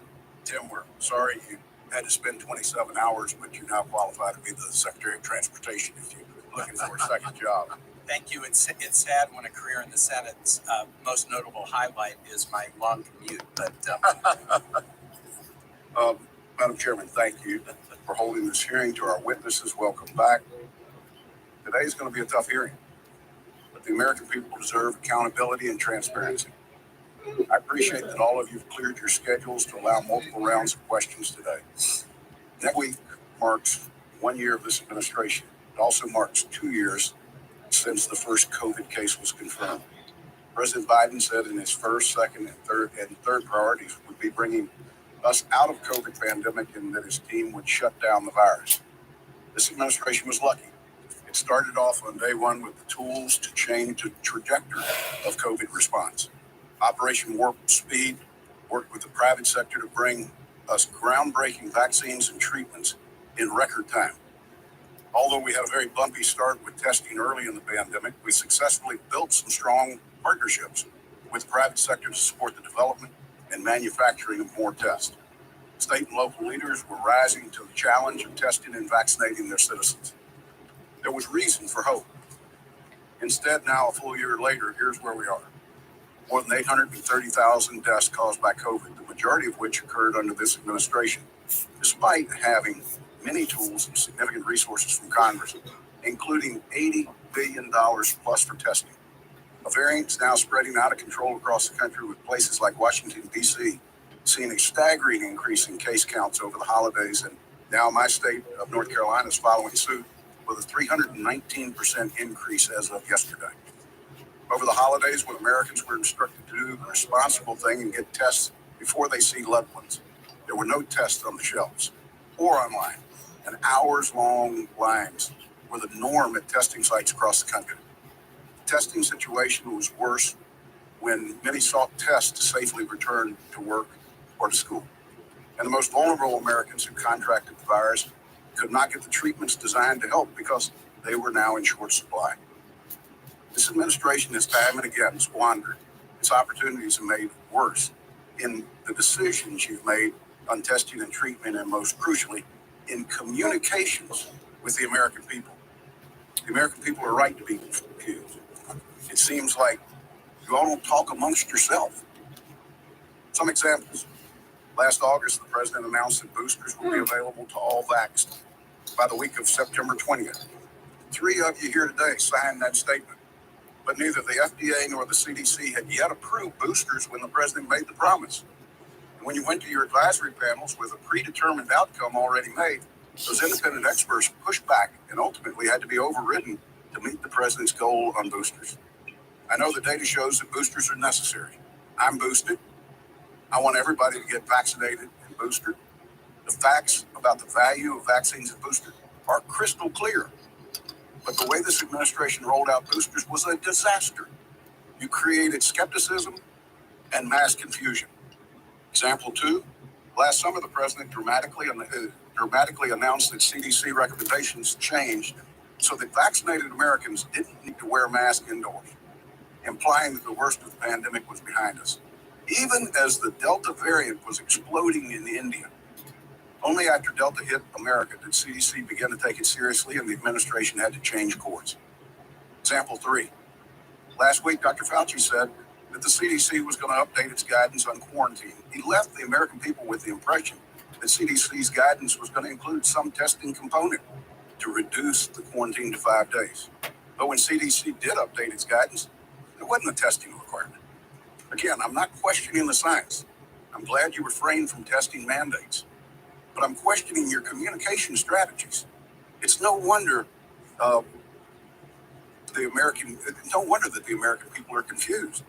When the president announced on December 21st that 500 million tests were going to be purchased, he left out that the contract wasn't going to be signed for weeks, and it would take even longer for those tests to materialize. Immediately, other experts and medical professionals were asking what the value of just 1.5 tests per person was when CDC's own guidance said that you need multiple at-home tests to be assured of the results. Yesterday, the administration mandated that insurers now cover the 170 million Americans that are covered by private insurance. They must cover up to 8 tests per person per month. That would be 16 billion tests.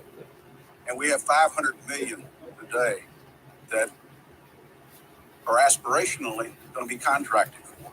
It's still unclear when these tests will be available, how to get them, whether any more are on their way. But it's especially frustrating that the White House press secretary had previously mocked the very idea of doing what the president later announced. in a sarcastic and withering tone when this was first proposed. She had 4 questions. Whether we should just send one to every American, then what happens? How much does it cost? What happens after that? Those are all good questions that remain unanswered by the administration. My final example, though there are many to choose from, happened last week too. The White House press secretary, a repeat offender in poor communications, was asked about boosters.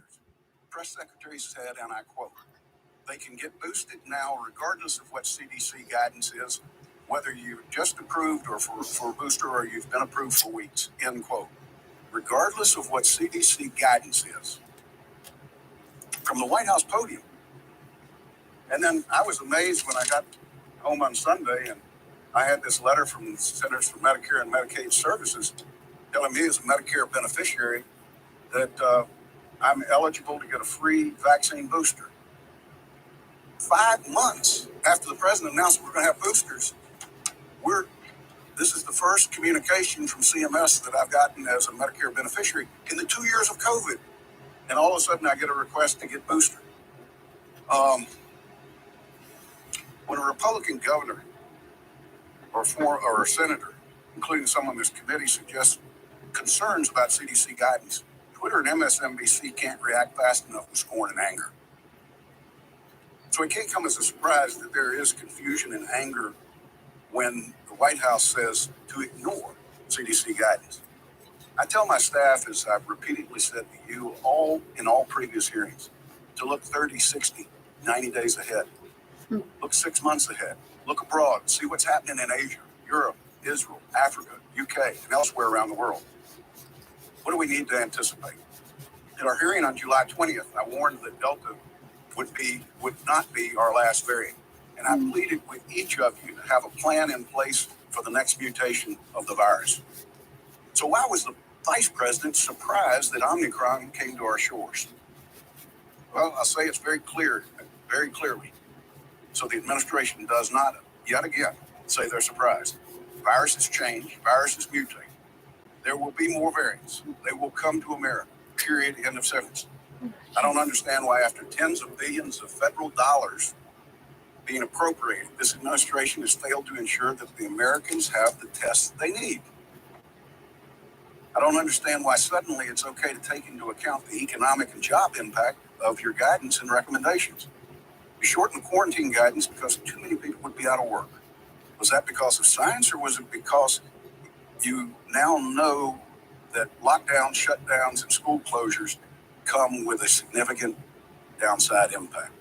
You ask the American people to trust you. Quite frankly, you've lost their trust.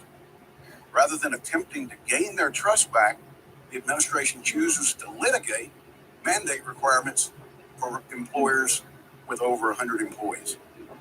I've asked before, what's the plan? Never gotten a response. Very seldom do I get a letter responded to by this administration. The administration's not responded to my letters. Maybe folks at the White House don't think they need to respond to Republican senators. I think my record shows I'm approaching all of this as I have for the last 20 years. I'm trying to help. I love this country, love its people, and I know we can do better than we've done. I know we have to do better. Maybe I'm wrong about this. Maybe you'll tell me where I got it wrong. Instead, I'm hoping that you'll understand that my criticism comes from a place of concern, because the communication efforts are a mess and have only made things worse. Now, I admit it. I'm at the end of my rope. I think you'll see today that most of my colleagues are as well. I've tried to give my best advice and share what we hear and what we see, because no one's paying attention to the message from this administration right now. Maybe today you'll respond to my request to learn what the plan is.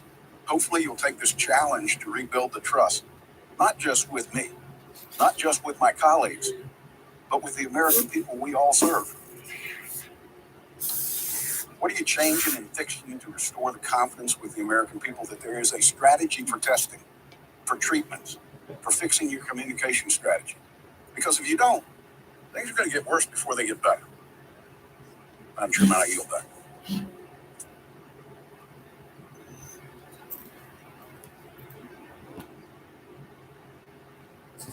Have you ever wondered how Jordan Peterson deals with being attacked? How he felt during the tundra of conflict, contradiction, and controversy that surrounded him? On my podcast, Under the Skin, Jordan Peterson and I met for our third or fourth conversation and asked him directly how he feels when he knows that he's good people here with me. Or religious sort of way. I wonder how you might approach those people that no doubt had a bit of an axe to grind. I'm speaking in particular of your like the Helen Lewis conversation on the Channel 4 one. You know, when you come against people that clearly have a little bit of a takedown mentality. Do you think it's that hard not to get defensive? Impossible. If I think people, well, it's not impossible, but it's hard. It's really hard. And the Helen Lewis interview in particular, I was sitting in the room that she was in with her photographers. It was a photography session first, and it was icy cold in there in a psychological sense, in that icy cold manner that you get when you walk into a room and you know that there's something underneath the carpet. You know, I'm very sensitive to that sort of thing, and so I was like a cat with my hair up already by the time the interview started. I was also extremely tired at the time, and so I was much more defensive than I could have been optimally.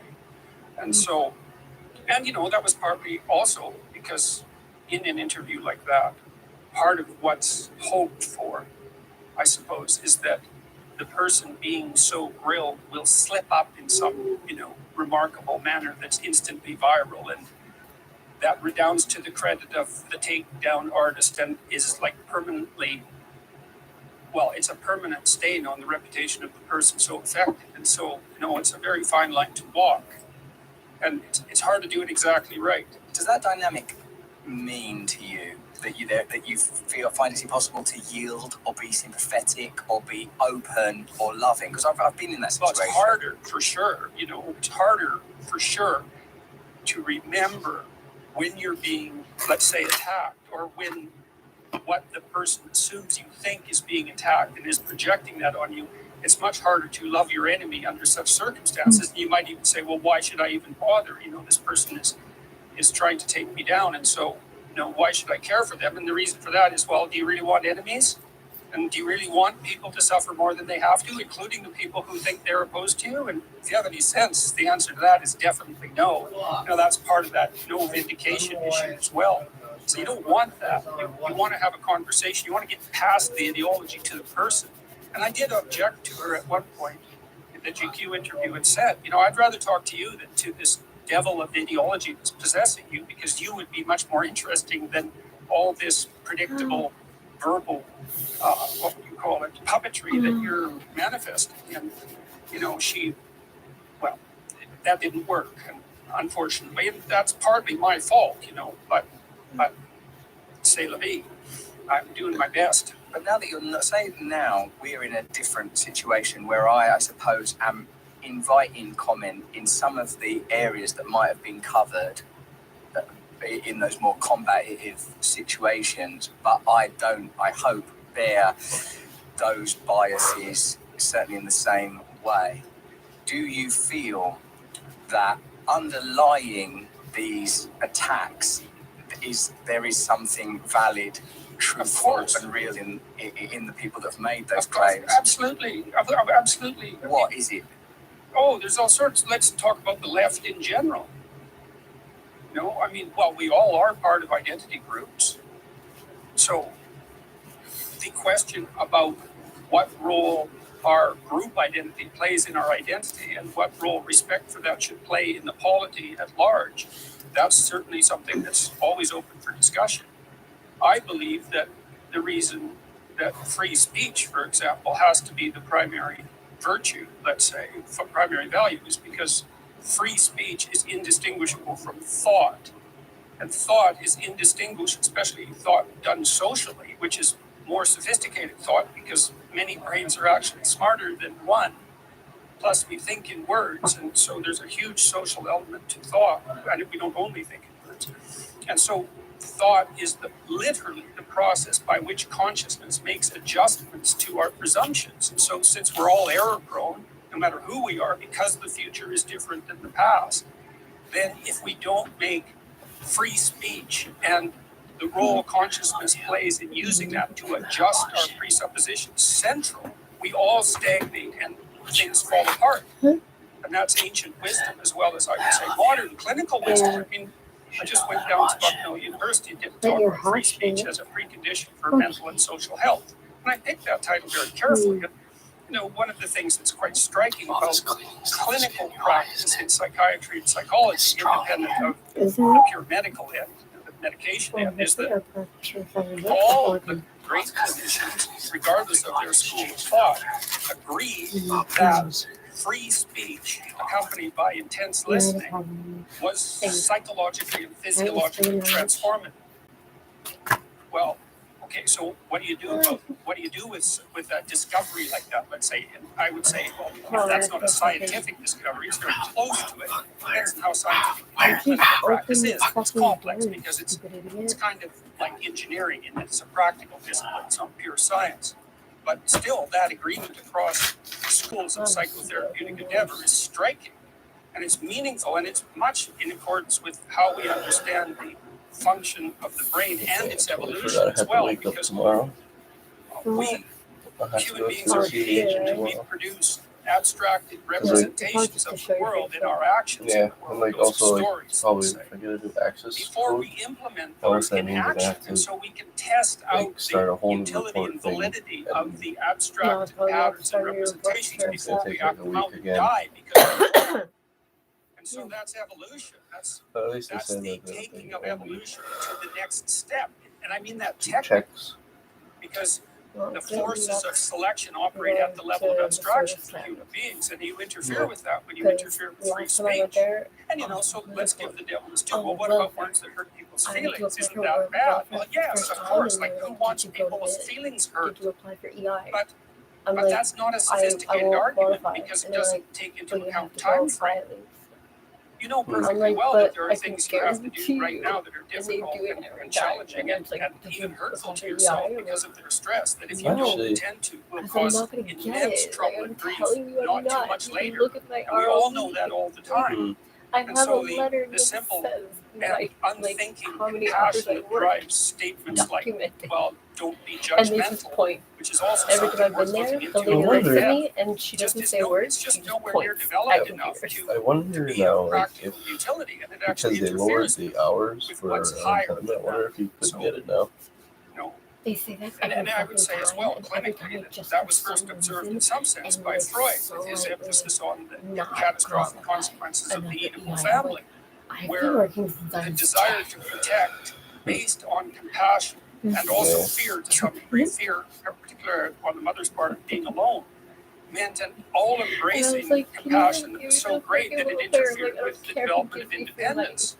And so that becomes pathological in its own right. And there's very little philosophical, and every time I go there, there's very little observation on the radical compassionate left of the fact that compassion itself is by no means the only virtue or the highest virtue, or that it doesn't have a devouring and pathological side, which it absolutely does. I should technically be able to be on disability. And that doesn't mean compassion is without merit. Obviously, it's I'm like, how do you just stay home all the time? But it has to be placed. She was like, I'm on disability. I'm like, for what? It's She interesting was like, borderline. to reflect I'm like, and consider how those pathologies may map. My doctor literally was like, we don't really What if diagnose. like you let me talk to like your doctor and explain like how like your moods go sometimes, and like I think that would be like the best proof. Well, Mom already talked to the secretary, and the secretary, that's why they were trying so hard to get a therapist. Because they're like, the secretary said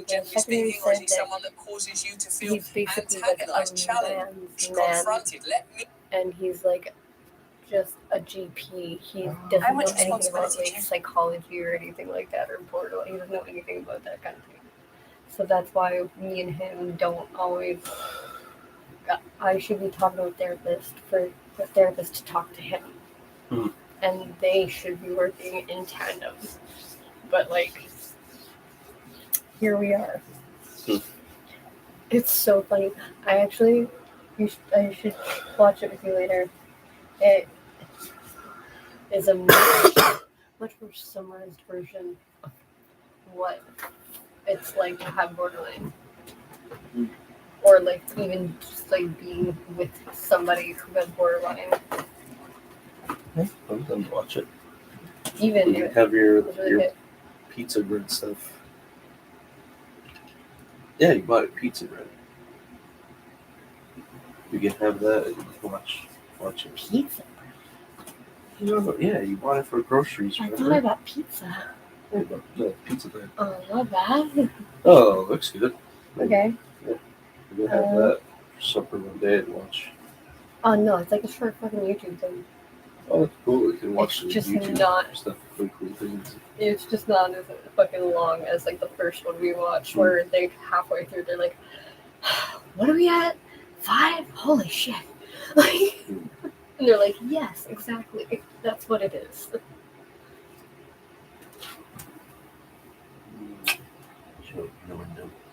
If you want to try. I did and I burned myself. Yeah, see, that's why But they're doing it. it's really, really strong. I'm actually worried this like you might explode yourself because of the fumes. Apparently there are no fucking chemicals in it, so. But this is inflammatory and it's really strong. Because it's an aerosol kit. I don't understand why my air purifier is not working. Oh, because the thing needs to be changed. This thing is full. There. Thank you. I'll bring that in the kitchen. Yeah. Thank you. Gosh.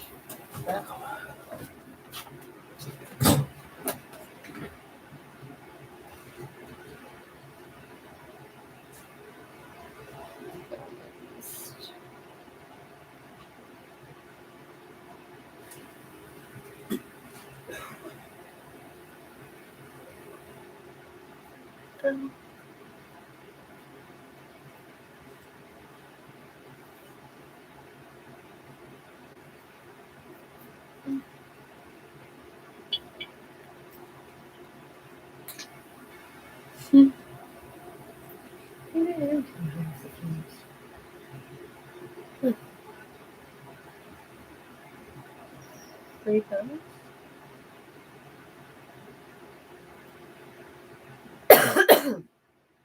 Where?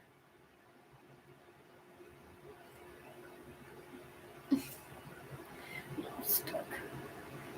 Okay.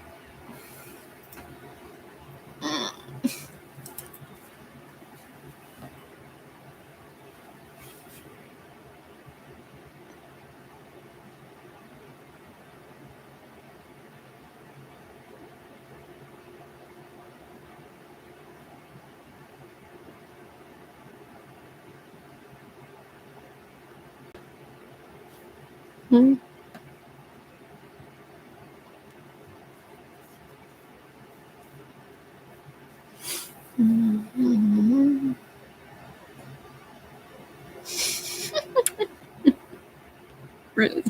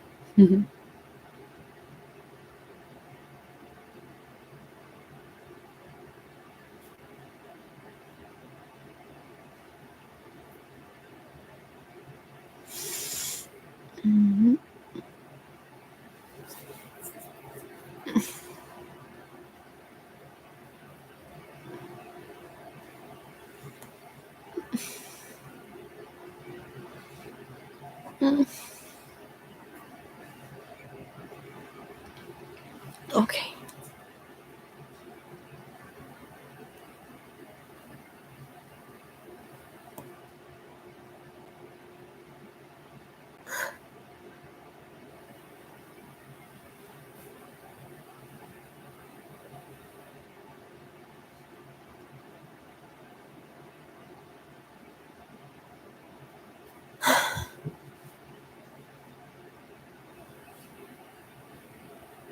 Hmm.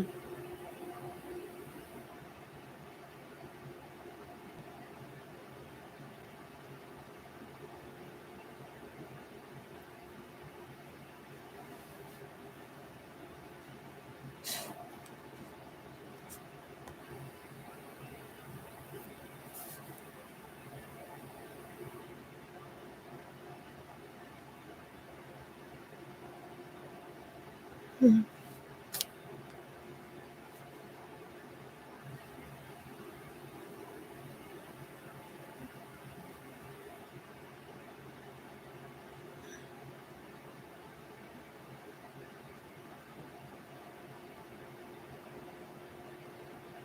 Hmm.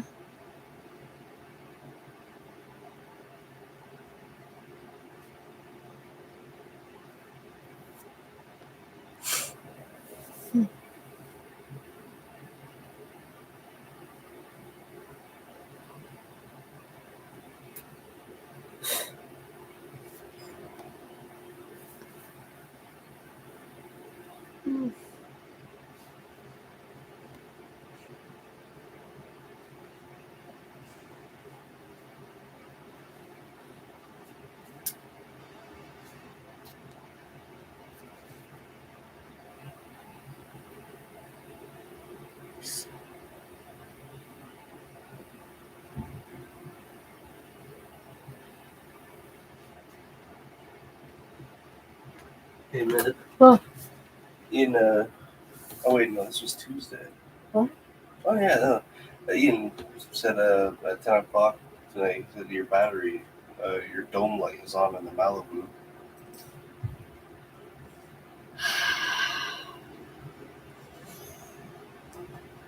I'll go check.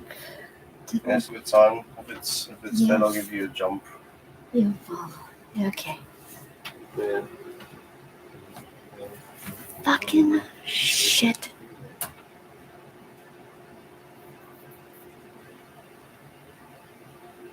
Fuck.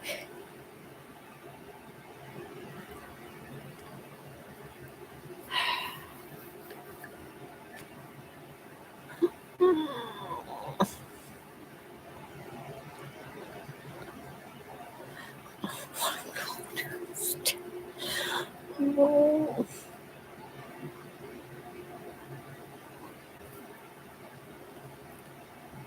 Great. Really awesome.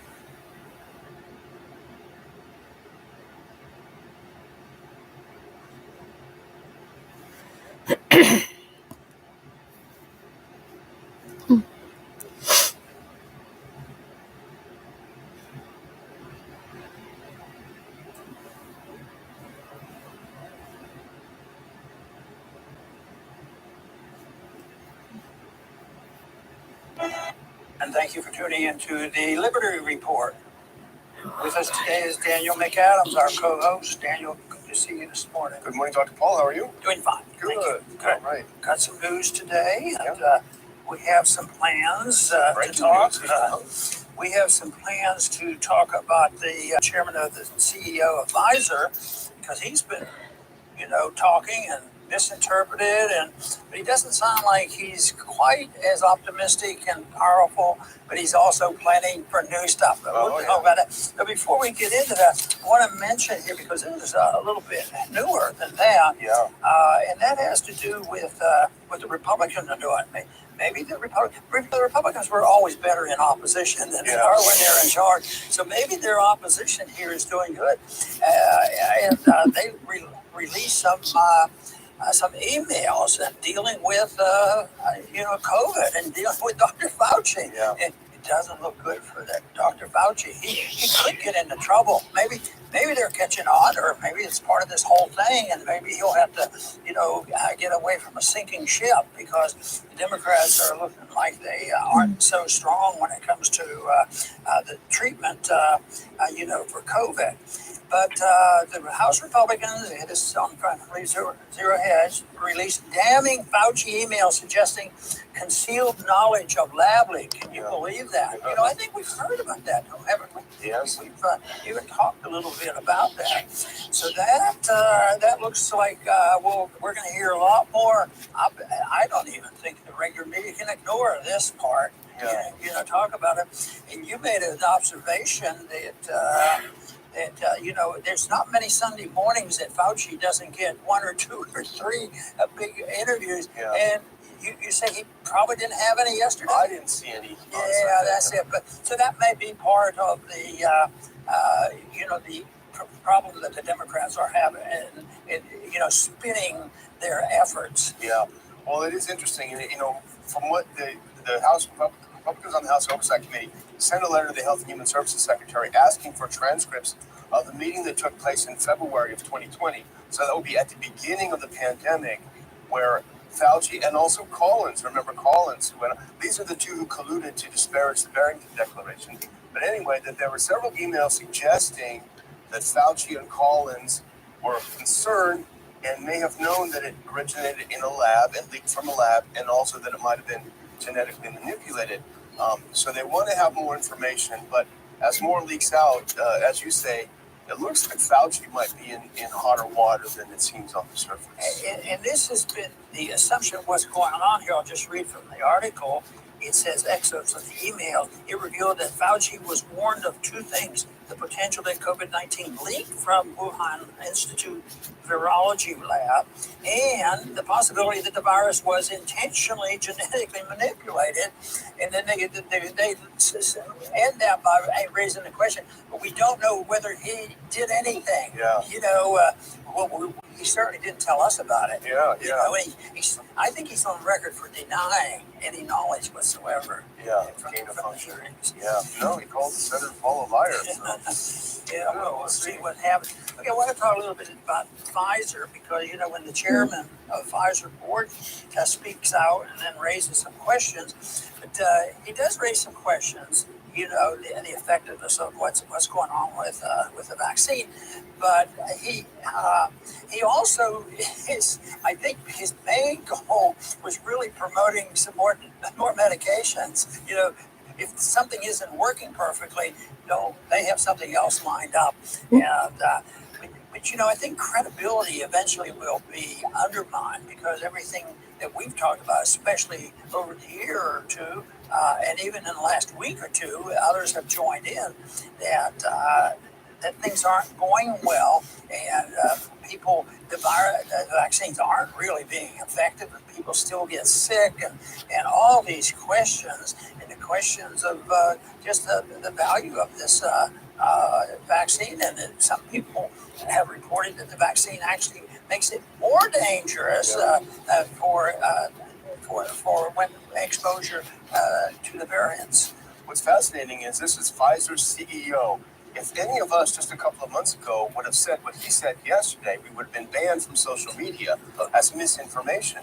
Well, let's go to a couple things. And first, we've got to give Jordan Schachtel some full credit for this. He wrote about it yesterday. This isn't after an interview that Albert Bourla did. I think it was on CNBC, talking about his shots. And Jordan wrote, after once claiming his shots are 100% effective, Pfizer CEO now says 2 COVID shots offer very limited protection, if any, against COVID-19. Let's go to the next one. Let's refresh back to April. This is what was promised on April 1st. Albert Bourla, CEO, Pfizer, excited to share that updated analysis from our phase 3 study with BioNTech also showed that our COVID-19 vaccine was 100% effective in preventing COVID-19 cases in South Africa. 100%, he exclaimed. And here is that same CEO yesterday on TV. We can't have the clip because they pulled it for copyright, but here's what he said, quote, 2 doses of the vaccine offers very limited protection, if any. 3 doses with a booster offer reasonable protection against hospitalization and deaths, but less protection against infection. Now you go from 100% to basically this. And the question that I have, Dr. Paul, is if 2 shots of a certain substance give you 0 protection, why would a 3rd shot all of a sudden magically give you that protection? Backfire on it. Yeah, I just wonder. And that was followed up immediately after that quote. He said that in context of pushing for, the CEO was saying, in context of pushing for a new round of shots for the Omicron variant. I wonder if they're in the business of taking money or something like that. They're always selling something, and they're very pleased that the Republicans and Democrats, when it comes to funding, have rolled over. There's been no hesitation whatsoever on spending endlessly. So I think that it's actually, So I think that we can, assume that the Democrats are getting held to the being responsible for so much of what's going on here. Yeah, it is. And it's, you see the narrative imploding. It's incredible. And our second story actually is related, and this is something we did see on Zero Hedge. Urgent reset needed, quote unquote.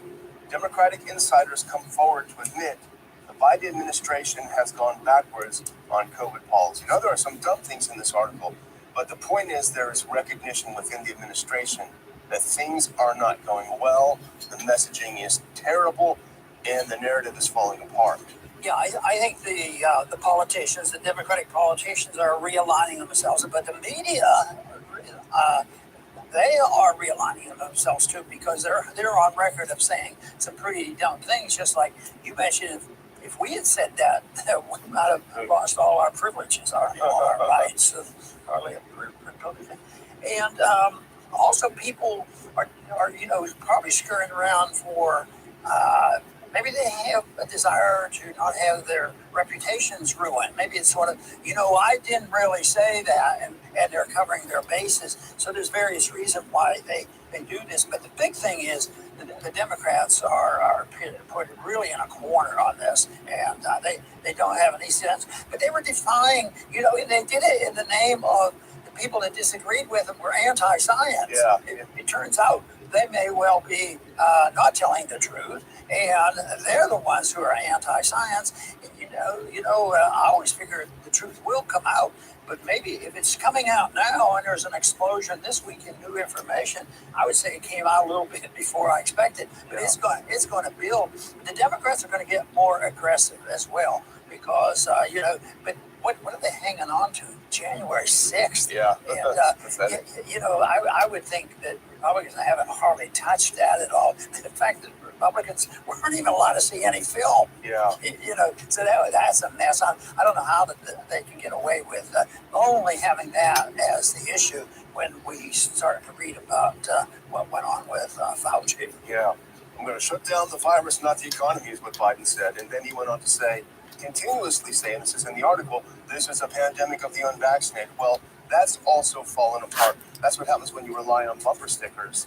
Let's look at the next clip. This is from the article, and it has a couple of important things. The graph is important, but it says, current policy now seems to be shoot from the hip combination of bad knee-jerk policy based on early pandemic response and deadlier strains, and the new policy which doubles down on vaccination against a new strain despite its far more mild presentation and vaccine evasion. Remember, we were talking about just a couple of weeks ago, Dr. Paul, we can just leave this up, that they were saying this is going to be a dark winter of death for the unvaccinated. Meanwhile, the administration's last desperate argument for getting vaccinated, quote, to avoid serious illness or death, end quote, has been very clearly rendered moot by Omicron. And this is a chart where you see the cases have gone unbelievably through the roof. That's the blue line, but the red line shows that deaths, thankfully, and we've had a few weeks of this, so we would know, has not increased. Deaths, thankfully, are flat, essentially, while cases go to the moon. Politically, they have desperation. If they wanted to tell the truth and reveal this, there wouldn't be this sense of desperation. But there is a desperation now in the people who are managing the hospitals. Just remember the insanities of closing down beds, and then there's a bed shortage, even though they couldn't defend it by more cases or more deaths. And they were desperate. But anybody who had any question, the medical personnel, if they had you have to be quarantined, and it wasn't 5 days, it was a lot longer. Yeah. And then people got disgusted and discouraged with it, and a lot of people left, and all of a sudden there's a shortage of medical personnel. Yeah. Now they're saying, oh, well, we have to change that a little bit. And they say, well, if you have a positive test, please come back. Yeah. Because we need you. And it should be not out of desperation and that type of stuff. It should be out of common sense, because a lot of them should have never been fired. They didn't want to go, and a lot of the ones that quit. All they need to do is reassure a lot of people who just quit, who feel like we talk so often. The medical personnel traditionally generates a lot more natural immunity than the average person, because they've been exposed to this, and everybody knows you could have this without being real sick. But no, they don't even want you tested, for natural immunity. And now the doctors are invited to come back and try to save themselves. The doctors that actually have it and are positive, they want them back after firing tens of thousands of people who may have had natural immunity but didn't want to have a vaccine. Well, here's Matt Walsh, who's kind of a gadfly, and he's talking about, as we talk in the larger context of the narrative falling apart. Here, he sums it up pretty well, Dr. Paul. He says, yes, the media and the CDC waited until midterms under the Biden administration to acknowledge that vaccines don't stop the spread, cloth masks don't work, lockdowns harm children, and not all deaths with COVID are deaths from COVID. We talked about that yesterday. But the timing is a coincidence, I assure you, which is funny. And the other thing that I want to put on is a short clip from the CNN doctor. She's a famous one who was the most extreme about get your vax, get your mask, stay home, stay away from people. Really an extremist, almost a comical figure. Now she is turning against the CDC, which she once worshipped at the altar of. Let's watch, I think, the 30 seconds of this. Dr. Wen. There is a real crisis of trust with the CDC right now. And that doesn't just affect trust in the CDC, it also affects trust in public health, because normal people, everyday people, are not distinguishing between what's going on with the CDC versus what they're hearing from local and state health departments. And when the guidance from the CDC doesn't make sense, local and state health departments are having to come up with their own guidance, which sometimes looks like it's contradicting the CDC, and that makes it look like all public health that we don't know what we're doing. And so I really... Paul, this looks like rats leaving a sinking ship, because she was at the vanguard of all this hysteria, and now she's saying, don't blame me, it's the CDC's fault. We're seeing a lot of that. There's going to be a lot of it. That's right. Safe for the skin.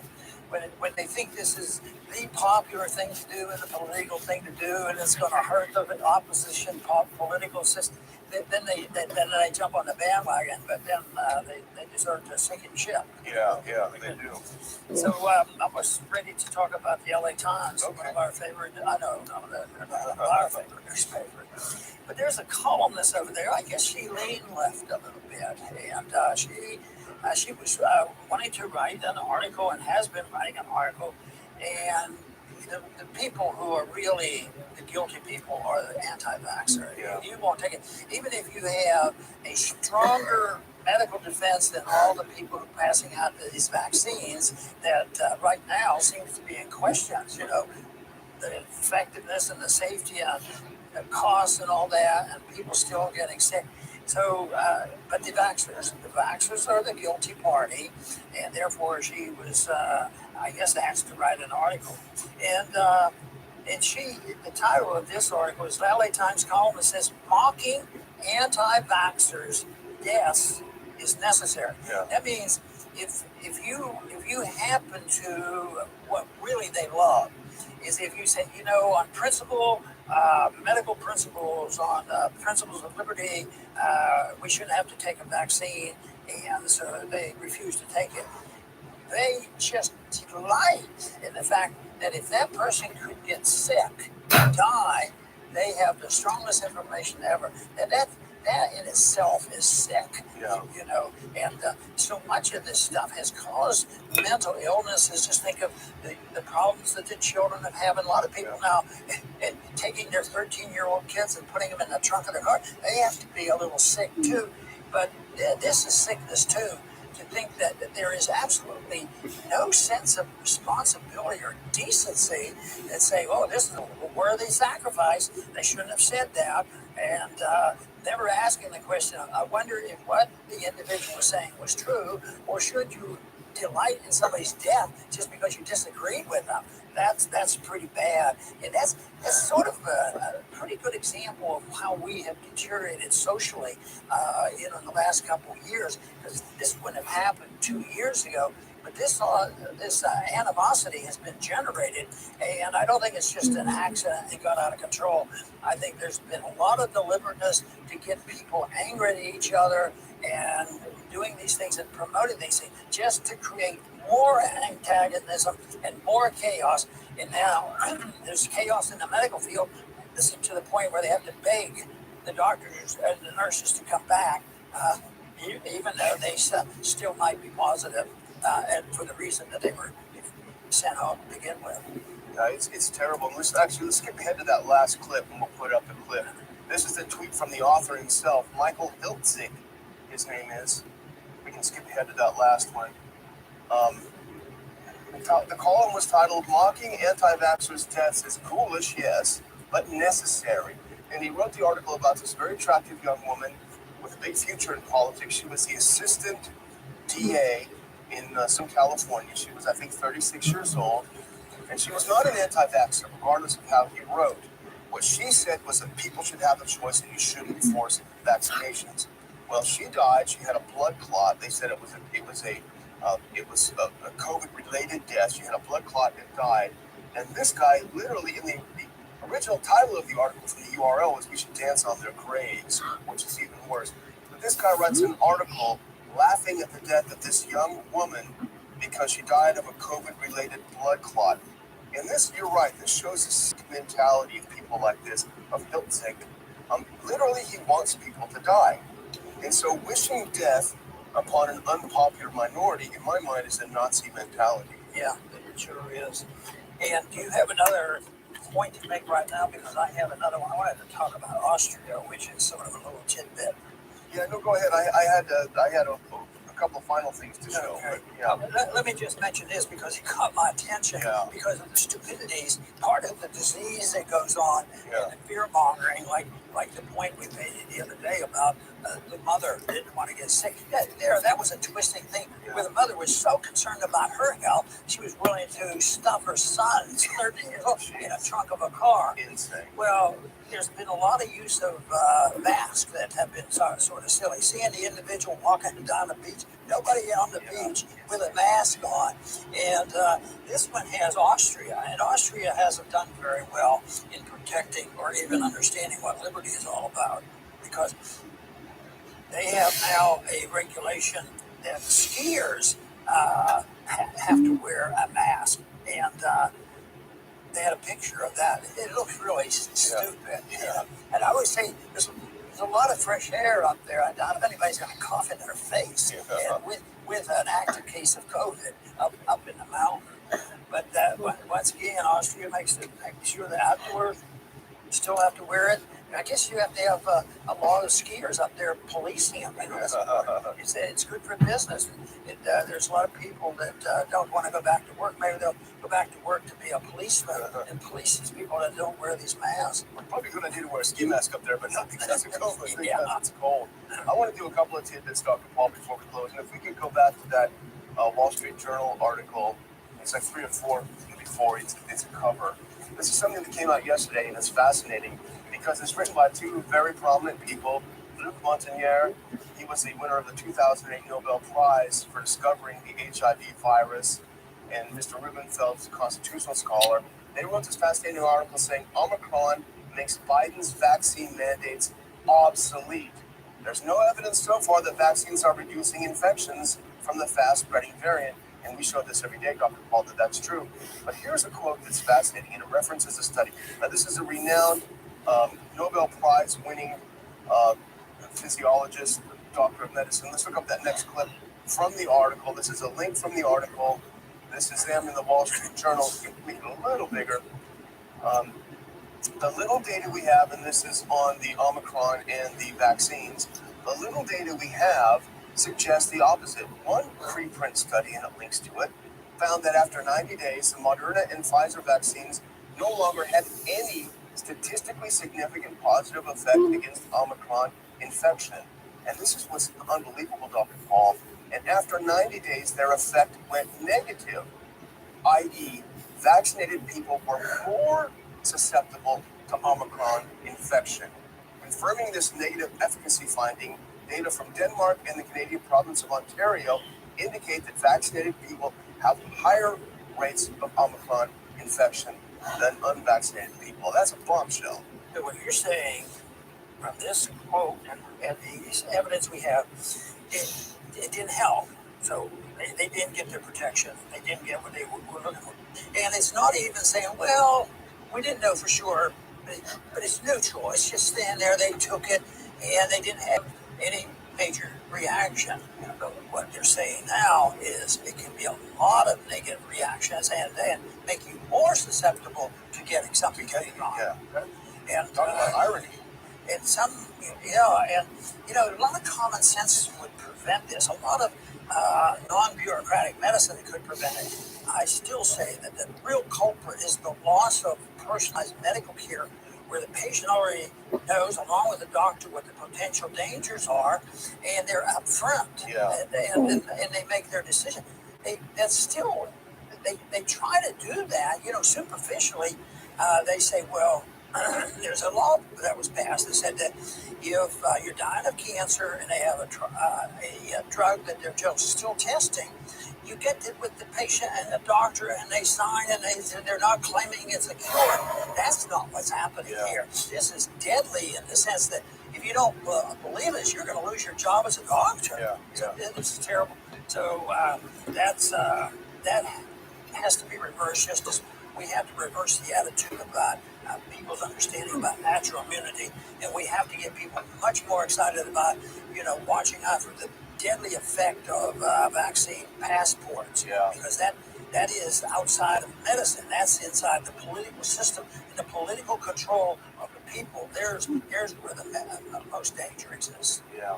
Well, my final comment, Dr. Paul, really is sort of a summation of everything we've talked about today, and that's that next tweet. If you can put that up from Michelle Walensky, it's right after the what we just had, and this is really fascinating because this is Walensky yesterday. Quote, "We must protect people with comorbidities from severe COVID-19. I went into medicine, HIV specifically, and public health to protect our most at risk. The CDC is taking steps to protect those at highest risk, including those with chronic health conditions, disabilities, and older adults." To which Nick Hudson replied very aptly, "Oh, look, the CDC just signed up for the Great Barrington Declaration."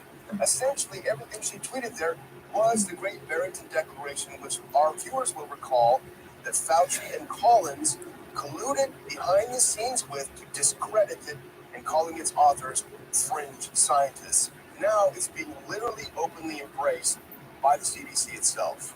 And, you know, here's an individual that changed his mind too. He belonged to the UK task force. He was the chairman of this, and he had a change of heart. And he says, "This is soften our stand. Just treat it like flu." Nobody will notice. So the attitudes are changing, and we know they are as well. Yeah, well, I'm done, Dr. Paul. Well, I want to thank our viewers once again for tuning in. We've been getting a lot of attention and interest expressed in what we're doing and trying to get information out. People are really looking for the plain truth of things. We don't have a monopoly on that. We know we don't, and that makes us more objective. And that's why this situation it's not like we know exactly the answer for vaccines. We know the exact answer for what you must take. We know one thing, at least I know with certainty, that we should solve our problems voluntarily. We should have voluntary exchanges and no coercion. That is the message, and that's what people like, because there's a much better chance of us coming to a reasonable, answer. And right now, we've lost that in medicine. It's just starting to shift to allow people to say, "Hey, maybe I should have more to say about it." And I think this information that we revealed today about Fauci, he's going to lose credibility. He deserves to lose credibility, which means that individuals deserve and should have more responsibility. We just hope some of the doctors who have converted to the bureaucratic doctor will wake up and say, "Look, what we have to do is we have to practice medicine, and we have to have a discussion. We have to have debates among ourselves. We have to look at the research, and we have to get to the point where there's no immunity." I'm not talking about natural immunity or vaccine immunity. No immunity for the pharmaceutical industries. And I'll tell you what, things would change rather quickly, because they would be responsible, and all of a sudden they would be much more cautious. Right now, today I reported the head of Pfizer comes in, he says, "Well, things aren't perfect, but we have a new one. We'll give you a new vaccine. We're working on that." So that is not good medicine. And so we're delighted that we find viewers out there that are interested in this and will help spread this message, because freedom is far superior than authoritarianism. I want to thank everybody for tuning in today to the Liberty Report. Please come back soon.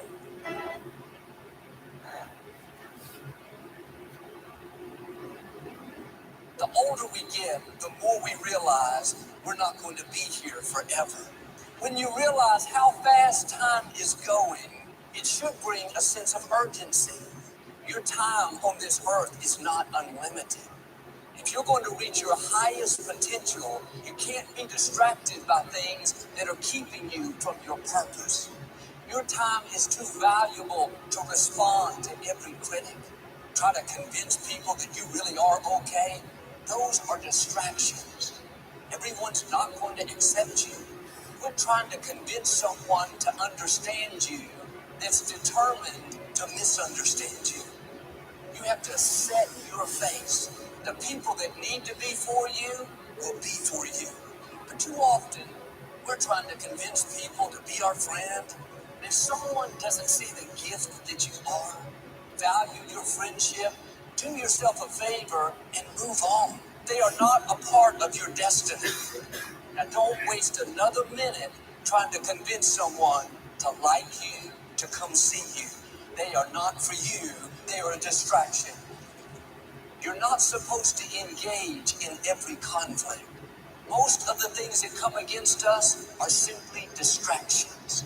It takes discipline to say, "I am not going to respond. I have a destiny to fulfill. My hour has come." Avoiding a fight is a mark of honor. It's easy to get in conflict, want to pay people back. That doesn't take any discipline. Not being drawn into conflict, that takes your face being set. That person that cut you off in traffic, is it worth getting upset over when you're never going to see them again? The only way they can hinder you is if you get baited into conflict. Ignore it. Don't give it the time of day. I'm not saying to be passive and don't fight any battles. I'm saying to look at what the spoils are.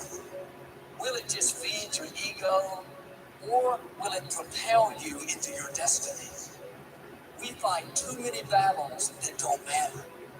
Sometimes, instead of celebrating you, people will get jealous, try to pull you down. Don't take the bait. It's a distraction. Stay focused on your purpose. As far as you can, live in peace with everyone. Some people don't want to have peace with you. Joel, shouldn't I go the extra mile? Shouldn't I be the bigger person? Yes, but if you do all that and they still don't want peace, you need to move on. At some point, you have to put your foot down and say, you may have a problem with me, but I don't have time to have a problem with you. Life is too short to try to have peace with people that don't want to have peace with you. My nature is to be a peacemaker. But some people have their own issues. They don't get along with themselves. How are they going to get along with you? No matter what you do, it's not going to be enough. If you keep trying to appease them, spending all your time and energy, all that's doing is letting them control you. We all have people in our life, like David's brother. They don't like seeing you happy, going places. It's not about you, it's about the favor on your life. Don't take it personally. Keep your face set. Some people that make the most withdrawals put in the least deposits. They expect you to always be there to help them, to meet their every demand. But when you need something, they're never around. If that friendship is one-sided, they're doing all the taking, you need to make a change. Quit swimming across an ocean to be good to someone that won't jump across a puddle to be good to you. They just want you for what you can do for them. Those are distractions. Break away from people like that. The only thing you really owe people is to love them. But if you think you have to keep everyone happy, I gotta call this one every day or they'll get upset. You are carrying a debt that you don't owe. If you try to keep every person happy, the one person that won't be happy is you. Be nice, go the extra mile, but don't be a people pleaser. It's very freeing when you realize you are not responsible to keep other people happy. You're responsible for your own happiness. There was this couple I knew years ago. They moved to another city and I helped them move. I would call and check on them. But the feeling I got from them is I was never doing enough. They always had a complaint. They were constantly finding fault, trying to make me feel guilty. One day I realized they were only making withdrawals, never any deposits. When I stopped, you would have thought I'd taken their firstborn child. My attitude was, I love you, but I don't owe you. If someone is controlling you, it's not their fault, it's yours. You cannot reach your destiny dragging people along, trying to keep everyone happy. It's great to get free from addictions, but one of the greatest freedoms is to get free from people. People will tell you what to wear, what to drive. They're quick to tell you how to run your life. Sometimes they can't even run their own life. It's good to listen to wise counsel, but nobody can hear what you hear on the inside. They don't know the gifts, the dreams, the calling. You can't worry about what everybody else thinks. If someone gets offended because you're not taking their advice, that's not your problem. Because people will try to keep you in their box and who they want you to be. Listen to their advice, but be strong to follow that still small voice on the inside. God won't give someone else more insight into your destiny than he does you. Some people won't understand you.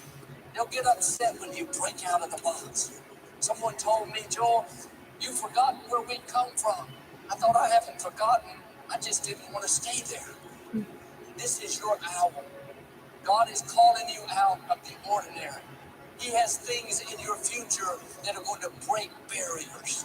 You're going to go where no one in your family has gone. Sure, there will be people that find fault, think that you're missing it. That's okay. Nobody has ever done anything great without opposition. Keep your face set. Don't let the fear of what people are going to think keep you in your box. You can't be a people pleaser and reach your potential. You may have to disappoint a few people in order to reach your destiny. I can get you to start the process of genuinely being able to handle judgment because you finally are exhausted of living your life based on other people's opinions, including Stranger Pants 96 and your mom. The anonymous comment from Sally Pants 49 or Jumpman 36. It's you don't do things because somebody says you're ugly or you're stupid in a comment and you have no idea who they are over here, all the way to your mom. Why is that dictating you? You all went through high school. You all lived life trying to do to impress other people. And we still do it at scale. Like, my friends, every person here that's not 100% happy is not doing something because of judgment of somebody else. People here are in debt because they bought a house that was too expensive, not using rooms, and they don't have the humility to sell that house and go back to rent because they don't want their friend from high school to judge them because we manifested that you have to own a home. The ideology of owning a home and the inability to take a step backwards to take 3 steps forward is going to make you unhappy till the end. I'm not willing to live my life under your judgment of what life is. There are people right now that are living their life still in their 40s and 50s based on the opinion of their parents. And then what starts happening is they start to resent their parents. My friends, until our society redefines success in being happy, not being rich, everybody will continue to go down the path that we're seeing in our society. Suffering from what other people think about you, suffering from feedback from people who aren't concerned about you. Don't let anybody else ever cause you to suffer, to lose your belief, to steal your dream.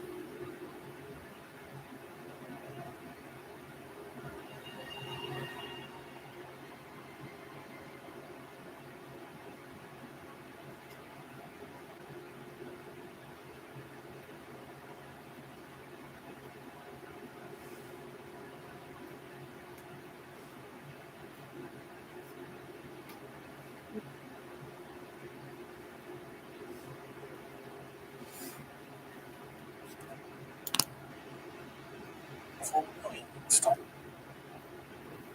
Some bus operators are drastically reducing their timetables to manage the effects of staff shortages due to COVID isolation. Our East Midlands reporter Will Hollis has more.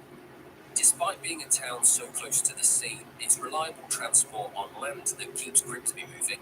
For Jane, who has arthritis and a heart problem, buses play a crucial role in her life. For me personally, I've been lost without buses. Obviously, even though I've got an electric scooter which I use, there's the days when it's snow, icy, bad weather, I can't go out. So I'm then very much reliant on the bus service. Newer buses have been rolling through northeast Lincolnshire recently. A driver shortage means services are slashed. Jane and her husband Paul are part of Grimsby's transport campaign, Engage. Paul thinks that bus problems discourage the elderly and disable people from coming into town. It makes you wonder, it makes you consider whether you want to come out or not, when you can't rely on how often the buses are going to come. It really does put you in a very difficult situation. Stagecoach had to cancel at least 11 journeys in and out of Grimsby and many more in the wider region on this day. There's been issues where we've needed a bus for the school run and it's not turned up. If you don't drive, they're a lifeline. If they stop, we'll be stuck. The spokesperson for Stagecoach in the East Midlands, which serves Grimsby, says that they are working hard to resume the full service as quickly as possible, while also giving advance notice of any planned alterations. It is a national driver shortage. 90 miles away at the heart of the Midlands in Nottingham, the council-owned bus service, Nottingham City Transport, has switched to a reduced Saturday timetable to minimise disruption. Before Christmas, 5% of its drivers were isolating and another 5% of jobs were empty. In some ways, the driver shortage is a symptom of the pandemic, but union leaders here in the East Midlands say it's also part of a bigger problem, which includes pay and working conditions. Scott represents the region's drivers and unites the union. The hours have got longer, the rest period between driving has got worse, there's no facilities, so if the companies look at that, they might be able to recruit more people and enhance the payments like they are doing at the moment. The Department for Transport spokesperson says it is working to mitigate workforce issues, including encouraging new drivers behind the wheel. In April, government grants that have propped up the sector are scheduled to end. Some in the industry hope that destination will be delayed. Will Hollis for GB News. A really big issue for people. If their buses aren't there, completely debilitating and cuts them off. Most isolated people. If you are dependent on a bus, I mean, that just turns your world upside down, doesn't it? Time now to go through the biggest sports stories. Paul Coit joins us in the studio. Always good to have you with us. Very good morning to you. Look, we talk about Djokovic constantly, yes, and that's because the story just keeps developing. He's just put out a statement in the last little while with his take on everything that's happened. What's he been saying? He's put it on Instagram, so I thought it'd be a series of photographs that would demonstrate everything that's happened, but it hasn't happened that way. So I'll try and do this as briefly as I can. So it was a basketball on the 14th of December in Belgrade that he was at. He said there was a lot of people there that tested positive. So obviously, being the fella that he is, he made sure he took his test straight after that, and then he took that was the antigen. Then he took a PCR the same day. Next day, that was there's the picture of him with the kids. Yeah. That was the point where he said he tested. He was infected. He said he was fine. See, although it seems that he'd taken the test and it was negative before, so that was okay. He felt fine. And then the PCR came through saying that it was positive. But why were we given that date that he had tested positive then? He's basically claiming the dates are wrong, even if he's saying that the date that he tested positive in the press is actually the date he took the test. Is it semantics, or how can we prove this? Well, the thing is, I don't know whether we can, and it's a difficult thing to try and doubt, isn't it? Because, I mean, let's face it, all the tests we've all taken, to then go back and say, well, actually, I noticed that was when, although I had taken the test, everything seemed fine. Then it came out afterwards. So the next step was the 18th of December. He said he had a long-standing interview with the Keep, the French newspaper, and he cancelled everything else, but he didn't want to let the journalist down. So even though he knew he was positive, he said he did the interview socially distanced. He kept a mask on. During the photographs, he took the mask off. So if I was the journalist, I'd kind of be thinking, you know what, Novak, I'm happy to wait. Maybe let me know and I can make my own decision, because you don't know who's vulnerable in the family of that journalist, and it seems to be very presumptuous. Okay, well, we'll move from him to Emma Raducanu. Yes. And her form, looking at her last 6 matches, what's going on there? Well, Alina Rybakina, she lost 6-love, 6-1. So not a great performance. She's another one that's come off the back of COVID, so she said she hasn't been feeling great. The thing is, there's certain people that are asking her and saying, was it nerves? Because I think it goes back to what happened with her at Wimbledon, which I really can't see why that would make a difference when you're talking to someone that's won the US Open. She's saying no, it's nothing to do with nerves, not feeling great because it come off the back of COVID, but then the Australian Open, that starts in a week or so. I've got a good feeling about it. Okay. It's been a bad run, but a good feeling. Yeah. I think she'll be okay for that. We've seen her being rattled before, haven't we? And obviously she's sailed through the US Open, but we've got to be careful that as a British nation. For the big one. Alex is saving it for the big one, of course he is. Yeah, because of all this pressure that we're putting on her. I think what happened at Wimbledon is that nobody really knew her, did they? I mean, obviously people in tennis knew her, but a lot of people think, who is this Emma Raducanu? Even the people in tennis were surprised. It's true. Yeah, She's she was gone a wild card. round. And then the next thing.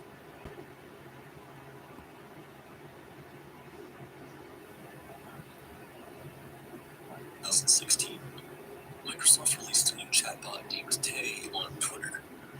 Described by Microsoft as an experiment in conversational understanding, Tay was built to have conversations with people through tweets and DMs with the slang of the internet. In the words of its creators, Tay was meant to be, and I quote, Microsoft's AI fan from the internet that's got zero chill. I don't know.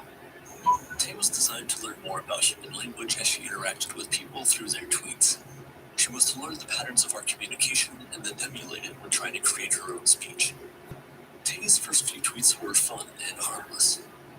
However, in just a few hours, everyone was in horror as Tay started tweeting the most offensive things imaginable. Things along the lines of, and again, I quote, Bush did 9/11 and Hitler would have done a better job. In just 16 hours, Tay tweeted 95,000 times, with the majority of her tweets being extremely abusive and offensive.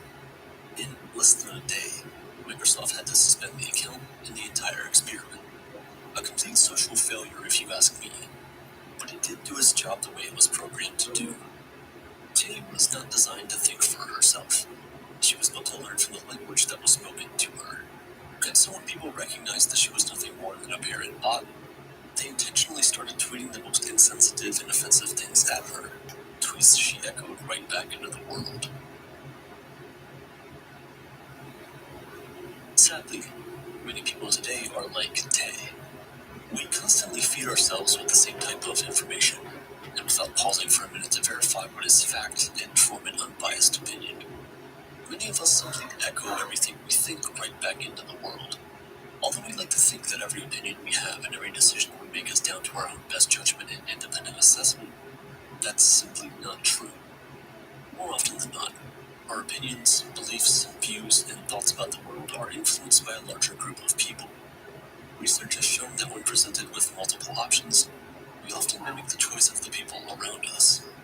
Rather than spending time researching, asking questions, or learning about the different options to find out the best one for us, we often defer to the social norm. This is how humans have always been. We are social animals, after all. However, now more than ever, it's become more and more important to think for yourself. A few decades ago, we only had a handful of different thoughts that we were exposed to, so it was easy to filter all of them and figure out what was right for us.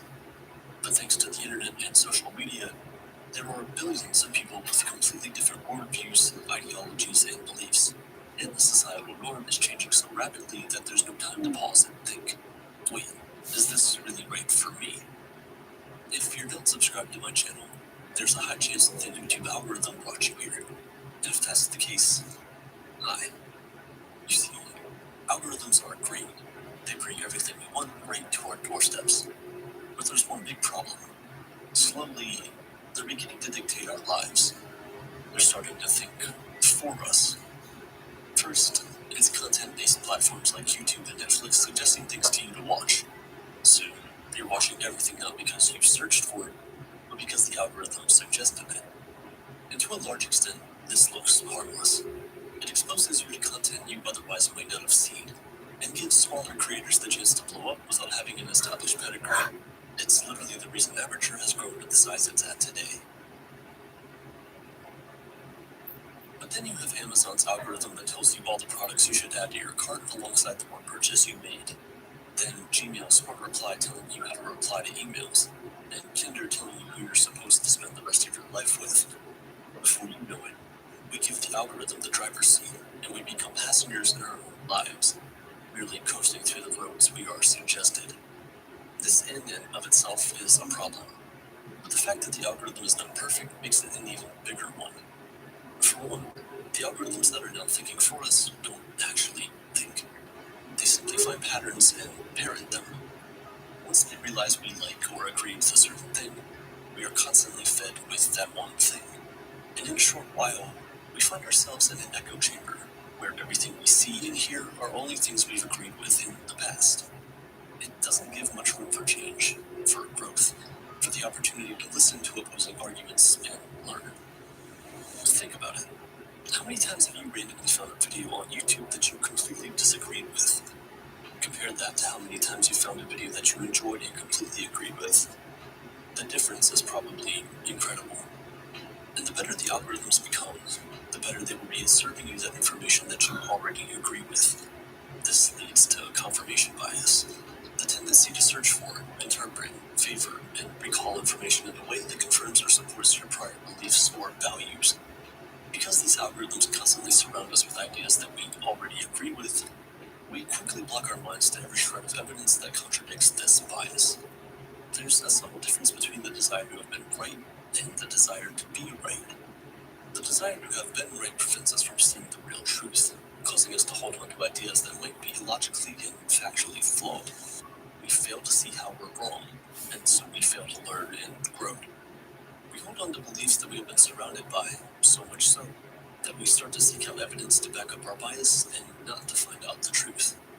The truth is that humans find it very difficult to process information in an unbiased and rational manner once they've developed strong feelings or sentiments about the issue. So people interpret everything they see in a way that already agrees with everything they know and believe about the world. Some people believe in something called extrasensory perception. So, for example, they remember all the times they were thinking about their mom and picked up their phone, only to see that she was calling. It seems like fate, in a way, but yet they forget all the times when mom called when they weren't thinking about her, and the other times when they were thinking about mom, but she never called. Because they believe so strongly in extrasensory perception, they are far more likely to remember instances that back up their claims, even when the instances that don't agree with those claims occur far more frequently. To make our confirmation bias even worse, social media has created the influencer culture. People like me, apparently. Now, not only do we look to each other for guidance, we look to influencers, gurus, and thought leaders. Because we consider these people part of our packs, more so than traditional celebrities, we often place them on incredibly high pedestals, giving them the opportunity to, well, influence us. People buy a product because an influencer said so, even when the product might not be the best option for them. They employ unsafe dieting practices and workout routines just because an influencer said it will work without doing the research for what works for their own body. People listen to fake gurus and influencers, and without taking the time to think for themselves, they do exactly what these people tell them to do, even if it's unhealthy and potentially dangerous. One of the biggest reasons people no longer seem to think for themselves is because they are scared of the repercussions. How can you think for yourself when sharing ideas that are not in accordance with the societal norm gets you exiled from society? When you could lose your job, your education, everything you've ever worked for, simply for thinking differently and expressing those different opinions. Yes, I'm talking about cancel culture. The real victims of cancel culture are the ideas that will be left unsaid, the thoughts left in the mind for fear of extreme backlash. It's the beliefs that are only expressed in the dark, where the big bright eyes of Big Brother cannot see. To prevent the rats from coming out, Big Brother urges you to double-think. To prevent yourself from getting cancelled, a relatively new phenomenon, society urges you to groupthink. Coined by Irving Janis in 1972, groupthink simply means avoiding conflict by swiftly reaching an agreement without evaluating other options or alternative ideas. It means to bend your back to the societal norm without giving other ideas a second thought. The danger of this is that our individuality and uniqueness dies, and the world moves to a point where we all collectively agree on the same ideas. No difference in thought, no individual ideas, just groupthink. But it doesn't have to be this way. To think for yourself is a skill you must learn, else you become a puppet of someone else's programming. To think for yourself is to challenge your existing ideas, beliefs, and decisions.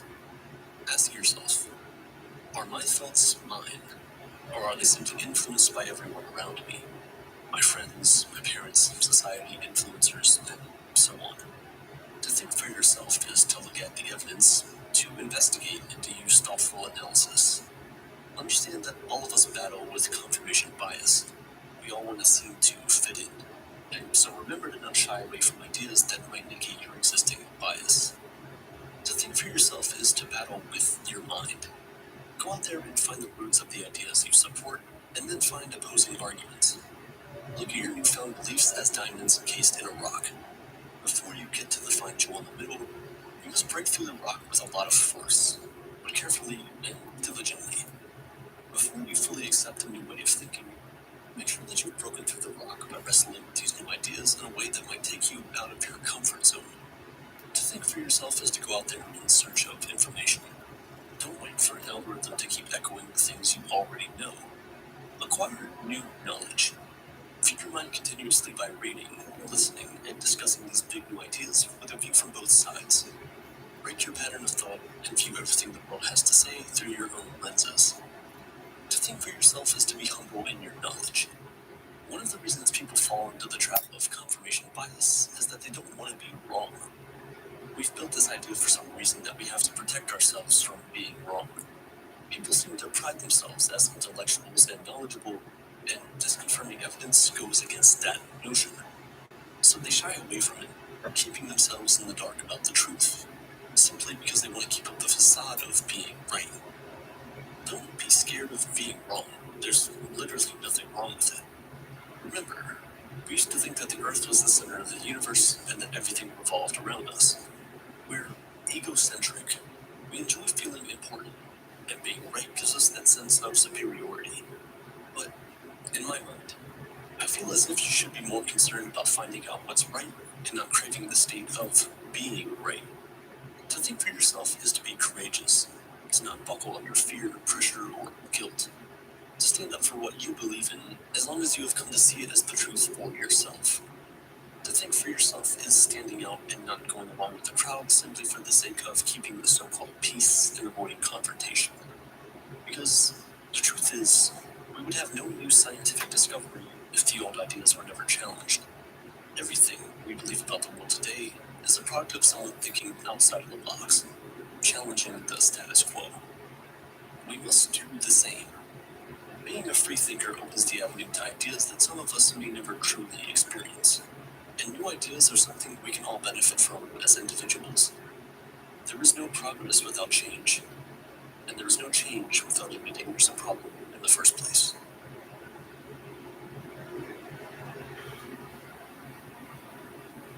Today's video was sponsored by Truebill, empowering everyday people into achieving their financial goals, one day at a time.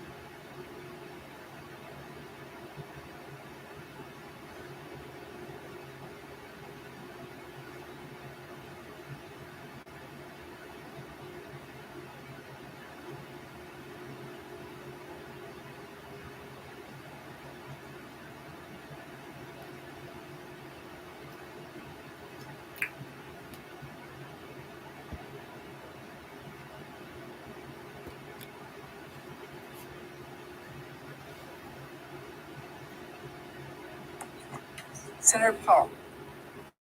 Dr. Fauci, the idea that a government official like yourself would claim unilaterally to represent science, that any criticism of you would be considered a criticism of science itself, is quite dangerous.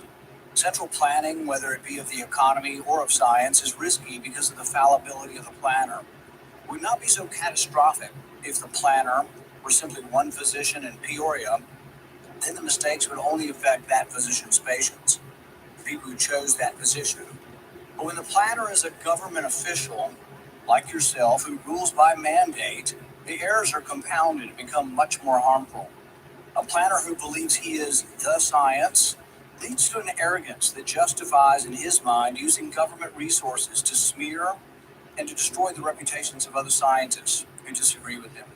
In an email exchange with Dr. Collins, you conspire, and I quote here directly from the email, to create a quick and devastating published takedown of 3 prominent epidemiologists from Harvard, Oxford, and Stanford. Apparently, there's a lot of fringe epidemiologists at Harvard, Oxford, and Stanford.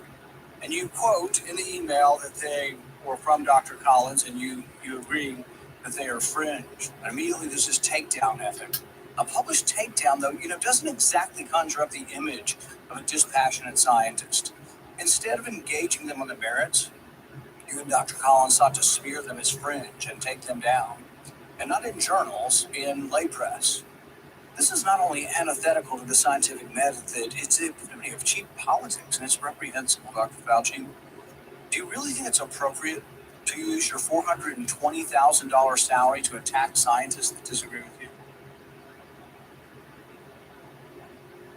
The email you're referring to was an email of Dr. Collins to me. If you look at the email that you responded to and hurried up and said, I can do it. We got something in Wired magazine. No. I think in usual fashion, Senator, you are distorting everything about me. Did you ever object to Dr. Collins' characterization of them as fringe? Did you write back to Dr. Collins and say, no, they're not fringe, they're esteemed scientists, and it would be beneath me? I did not do that. You responded to him that you would do it, and you immediately got an article in Wired, and you sent it back to him and said, hey, look, I've got him. I nailed him in Wired of all scientific publications. That's not publications. what went on. There you go again. That was just your do the same thing every year. That was your response. And this wasn't the only time. So your desire to take down people... incorrect. As usual, Senator, you are incorrect. Almost everything you say. Well, no, you deny, but the emails can tell the truth of this. No. This wasn't the only time. Your desire to take down those who disagree with you didn't stop with Harvard, Oxford, and Stanford. You conspired with Peter Daszak, who you communicated with privately, and other members of the scientific community that wrote opinion pieces for Nature. 5 of them signed a paper for Nature, an opinion piece. 17 signed a paper that called it conspiracy theory, the idea that the virus could have originated in the lab. Do you think words like conspiracy theory should be in a scientific paper? Senator, I never used that word when I was referring to it. You're distorting virtually everything. Did you communicate with the 5 scientists who wrote the opinion piece in Nature where they were describing, there's no way this could happen from the lab? Me. What I did you talk with any of those scientists privately? You keep distorting the truth. Did you talk to any of the scientists privately? Yes. Who wrote the opinion? You did. Well, what were they telling you privately? Well, let me explain. You're going back to that original discussion when I brought together a group of people to look at every possibility with an open mind. So not only are you distorting it, you're completely turning it around. As most of the scientists that came to you privately, did they come to you privately and say, no way, this came from the lab? Or was their initial impression, Dr. Gary and others that were involved, was their initial impression actually that it looked very suspicious for a virus that came from a lab? Senator, we are here at a committee to look at a virus now that has killed almost 900,000 people. And the purpose of the committee was to try and get things out, how we can help to get the American public.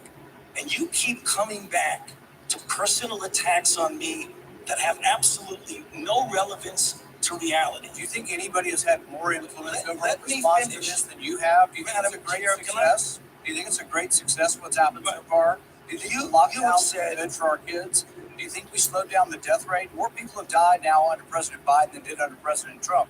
You are the one responsible. You are the architect. You are the lead architect for the response from the government. And now 800,000 people have died. Right. Do you think it's a winning success what you've advocated for government? Senator, first of all, if you look at everything that I said, you accuse me of in a monolithic way telling people what they need to do. Everything that I've said has been in support of the CDC guidelines. Wear a mask, get boosted, and you've advocated to make it coercive. Take a look at everything that I've said. Be done by mandate. But you've advocated that your infallible opinion be dictated by law. Right. So again, Madam Chair, I would like just a couple of minutes because this happens all the time. You personally attack me, and with absolutely not a shred of evidence of anything you say. So I would like to make something clear to the committee.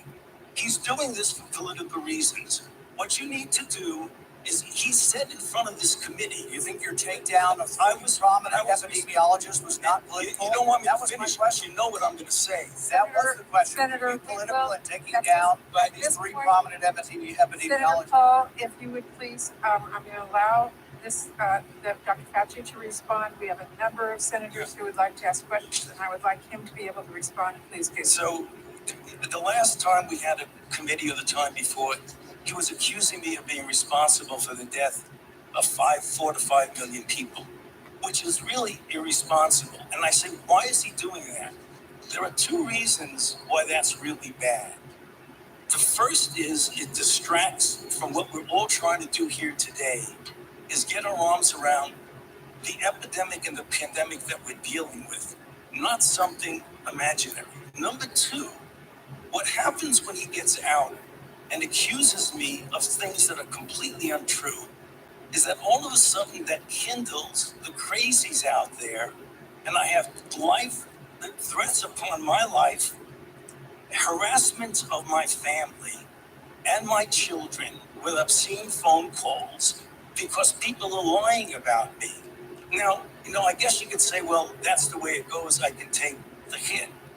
Well, it makes a difference because, as some of you may know, just about 3 or 4 weeks ago, on December 21st, a person was arrested who was on their way from Sacramento to Washington, D.C. at a speed stop in Iowa. And the police asked him where he was going. And he was going to Washington, D.C. to kill Dr. Fauci. And they found in his car an AR-15 and multiple magazines of ammunition because he thinks that maybe I'm killing people. So I ask myself, why would Senator want to do this? So go to Rand Paul website and you see Fire Dr. Fauci with a little box that says contribute here. You can do $5, $10, $20, $100. So you are making a catastrophic epidemic for your political gain. So the only thing politically attacked your colleagues and in a politically reprehensible way, attack their reputations. Okay. You won't defend it. You won't argue it. I'm You'll just sorry. simply turn around the To attack. continue this hearing, we have a number of questions about Just other one more minute. Well, Please. Dr. Fauci, I really appreciate your response, but we do have a number of questions from senators, and we do have a second round, and I'm being asked to make sure that everybody has their time. So thank you. Thank you very much for allowing me, Madam Chair. We will move to Senator Murphy. Thank you, Madam Chair. Dr. Fauci.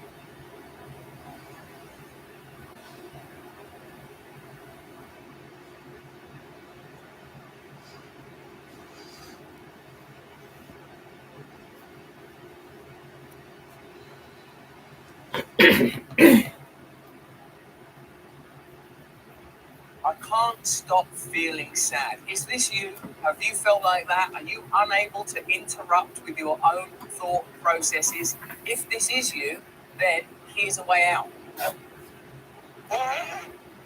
I spoke to Joe Dispenza, author, MD, and influencer about psychological states, in particular sadness, on my podcast, Under the Skin, available from Luminary. Joe Dispenza described to me how 90% of the thoughts we think every single day are the same thoughts we thought yesterday and the same thoughts we'll think tomorrow. If we're going to alter the way we feel, if we're going to alter the way we behave, if we're going to alter the outcomes we experience in our life, we've got to change these patterns. If you're someone that's feeling a lot of sadness, you've got to watch this video to give yourself a chance. Start arming yourself with the tools and techniques that are necessary to change your mind. You've got to believe it's possible, and I do believe it's possible. I'm a living example of how it's possible to interrupt your patterns and change the way that you live. Have a look at this video, stay all the way to the end of it, because I'm very, very interested to hear your comments. What are you saying, like advanced meditation? You know, I don't meditate all the time. I meditate every day, and obviously I'm not in a position to evaluate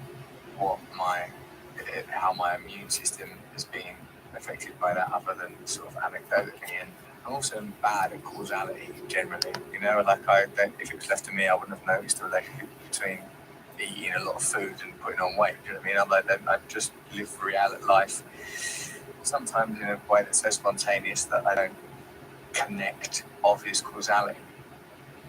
But I still, in spite of the meditation and quite a significant amount of work, experience, not significant suffering compared to where I'm from and what I've been through.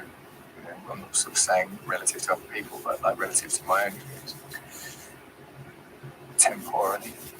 And I still, like, you know, approaching 19 years clean, meditating 10, 12 years. You know, there's still a lot in me, Joe. There's still a lot, you know? And like, even something as basic as being able to intervene in my own thinking, being able to intervene when I feel anger or fear or sadness or desire, that would be a very great tool for me. Is there anything that you can suggest, even in this somewhat limited context and format, that you think would be useful to me? Wow. Well, I hope there's something I could say that would help. But for a person who truly wants to make changes that are more permanent, let's just examine what our personality is made of. Our personality is made up of how we think, how we act, and how we feel. So I believe that your personality creates your personal reality. And in order to change your personal reality, your life, it means then that on some level we have to change, because nothing changes in our life unless we change. So if people understand that 90% of the thoughts that they think every day are the same thoughts as the day before, that's a fact. And the same thoughts always lead to the same choices. The same choices always lead to the same behaviors. The same behaviors create the same experiences. And the same experiences produce the very same feelings and emotions. And those same emotions influence our very same thoughts. And our biology, and our circuitry, and our chemistry, our hormones, our gene expression stays the same, because we're the same. But the repetition of firing and wiring the same circuits in our brain in the same way causes us to create a very finite set of circuitry that becomes our identity and our personality. And nerve cells that fire together wire together, which means you keep doing it, it gets easier for them to fire and they run more automatically. So it turns out 95% of who we are by our midlife is a set of memorized behaviors, unconscious habits, hardwired thoughts and attitudes, conditioned emotions that are so familiar to us that it doesn't even feel like fear, or it doesn't feel like sadness. It's just who we are. So it usually takes crisis or trauma or disease or diagnosis or the lowest point in your life where you knock to your knees. And for that moment, you actually have a view of yourself outside of yourself. You can see yourself from a different state. The facade, the whole illusion is over. And that's when a person really begins to think about what they've been thinking about. They begin to notice how they speak or how they act. And I think they begin to pay attention to those feelings on a more regular and conscious basis. And the word meditation, I looked this up because when I started my journey, I'm very scientifically minded. The word meditation, the symbol means to become familiar with. So then the first step to change, if you wanted to create a new life, you have to change to change your personal reality, you have to change your personality. And the first step is consciousness or becoming aware. So the moment you become conscious of your unconscious thoughts, the moment you become aware of your automatic reflexive habits and your emotional reactions, the moment you can become so conscious of those unconscious states of mind and body, that you don't go unconscious again, so familiar with those states. And how many times do we have to forget or go unconscious till we no longer forget or go unconscious and we stay conscious? That's lighting a match in a dark place. And most people, when they do meditation, they actually think, when those voices come up and when the chatter starts and those emotions start, they actually think that they're doing their meditation wrong. And I want them to know that they're actually doing it right, because you're coming up against those thoughts that slip by your awareness unnoticed or unchecked by many people. You all of a sudden catch how you speak.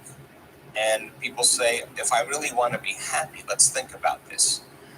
I don't want to complain. I don't want to blame. I don't want to make excuses. I don't want to feel sorry for myself. I'm going to stop that. Now, that's breaking a habit of being yourself. That takes a lot of energy and a lot of awareness. And our environment then, the circumstances, our environment are always available for us to think and feel equal to everything in our life. So the environment for many people, as we said earlier, controls the way they think and feel. So when they respond to their coworker, when they respond to the news, when they respond to the traffic in their life, that response causes them to return back to those unconscious programs. But sitting in a meditation and really sitting in the fire and believing that there's something on the other side of that thought, believing that there's something on the other side of some behavior or some emotion that makes us feel a certain way. That's stepping into the unknown, and it takes us disconnecting from the environment. That's what meditation is about. Playing music or hearing nothing, or closing your eyes and not eating, not smelling, not tasting, not feeling with your body. You're putting your body away, and you're not letting it be the mind or the program. You're making it sit still. You're training the animal, right? And a person starts feeling emotional, and they catch themselves starting to feel those emotions. Instead of letting that emotion drive certain thoughts or actions, that person settles the body down in the meditation and brings it back into the present moment. And that's a victory.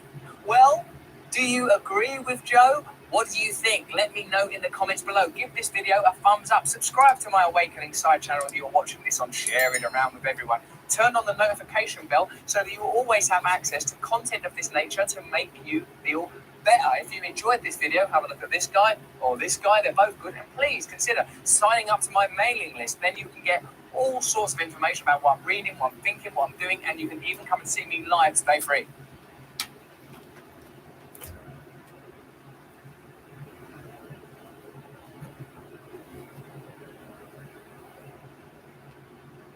It's a scientific fact that the hormones of stress downregulate genes and create disease, long-term effects. Human beings, because of the size of the neocortex, we can turn on the stress response just by thought alone. We can think about our problems and turn on those chemicals. That means then our thoughts could make us sick. So if it's possible that our thoughts can make us sick, is it possible that our thoughts can make us well?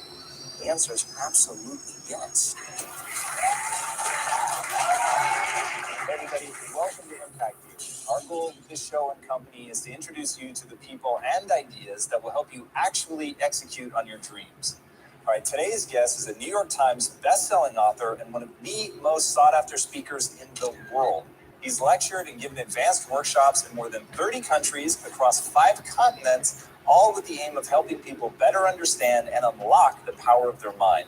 His expertise is the intersection of the fields of neuroscience, epigenetics, and quantum physics, and he's partnered with other scientists across multiple disciplines to perform extensive research on the effects of meditation, using advanced technologies such as epigenetic testing, brain mapping with EEGs, and gas discharge. What is up, everybody? Welcome back to the channel. It's Jasper Doran here, and in today's video we're talking again about the CWLB, or the Canada Worker Lockdown Benefit, since today Monday is the first day that you guys can apply for the new period number 11. So in today's video we're going to explore period number 11, some of the eligibility requirements, and we're going to touch on an update for the CRA. So if you like this kind of content, help me out by smashing that like button right down below. And again, if you're yet not subscribed to the channel, make sure you do that right down below. So let's start off today's video by taking a look at the first headline for today's video, and this was just posted 5 hours ago, that mentions Canadians from almost every province can now apply for the Canada Worker Lockdown Benefit. However, residents from one province are not eligible to do so. And if you guys have been following the channel and the videos that I've been doing each and every day, you guys would know that that province is Saskatchewan. Now, moving on to the CRA's website directly and taking a look at the Canada Worker Lockdown Benefit. Just a quick refresher, if you're eligible for the CWLB, you can receive $300 or $270 after taxes for, again, each 1 week period, and that would amount to $1,080 after taxes each and every month. Now, going over onto the eligible regional lockdown section onto the CRA's website, we can see right over here all of the open for application regions and territories right over here mentioned on the CRA's website. And opening up Alberta right now, this is the period that has just opened, which is period 11, going from January 2nd of 2022 all the way till January 8th.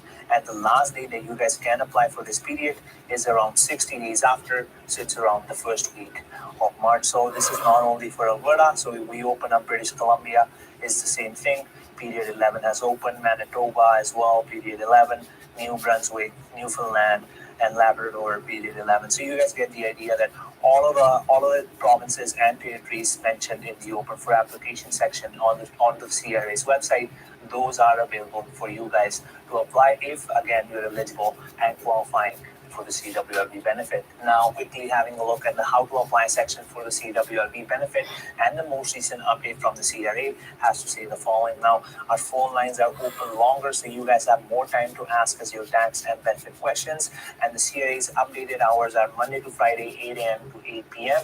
and finally Saturday, 9 a.m. to 5 p.m. So definitely have that in mind whenever you're calling the CRA, which is either for the CWLB or any federally available benefit. You guys should know the working hours. Now, quickly taking a look at the how to apply section for the CWLB, and this is exactly the same for any federally available benefit, which is only 2 options. The option number 1 is online, and it is applying to the CRA My Account, and you just click on this green button right over here and you do that, and it's usually the easiest way to apply for this benefit as it is for any other benefits. And if you guys don't have an account, you can just click over here and register for one. However, if you're not that tech savvy, you can definitely contact the CRA through the phone, and the phone provided by the CRA is the following: 1-800-959-8281. Now, in the spirit of keeping this video short and to the point, for period 11 for the CWLB benefit that has just opened to apply for, again for eligible and qualifying individuals, I'm quickly going to touch on the eligibility criteria for the benefit and go through the main eligibility criteria for the CWLB. Now, I'm not going to go through all of these bullet points since they're basically exactly the same for any federally pandemic related benefits available right now. However, the key distinct ones that you guys should be aware of are the following: a region where you live, work, or provide a service is designated as a C19 lockdown region 2 for you guys to apply for the CWLB benefit. And we already covered those regions in my previous videos, and we briefly touched on those in today's video. And the following one is a designated C19 lockdown region resulted in one of the following based on your personal situation. So number 1 is you lost your job and were unemployed. Number 2, you were self-employed but unable to continue your work. And finally, you were employed or self-employed but had at least a 50% reduction in your average weekly income as compared to your previous year, again due to this 50% or more capacity limiting restrictions. So I definitely thought that knowing these are crucial for you guys to be able to judge whether you guys can apply for the CWLV benefit or not. So that was it for today's short video. I did want to make this video purposely smaller so you guys can go through all of the information and get through the main points for the CWLV and period 11 for the benefit, since that period has just opened for application again for eligible and qualifying individuals. Now, if you found this video helpful, make sure to smash that like button if you have not by now, and if you have yet to subscribe to the channel, make sure to do that. But that was it for me today, and I'll see you guys on the next video on the tripod.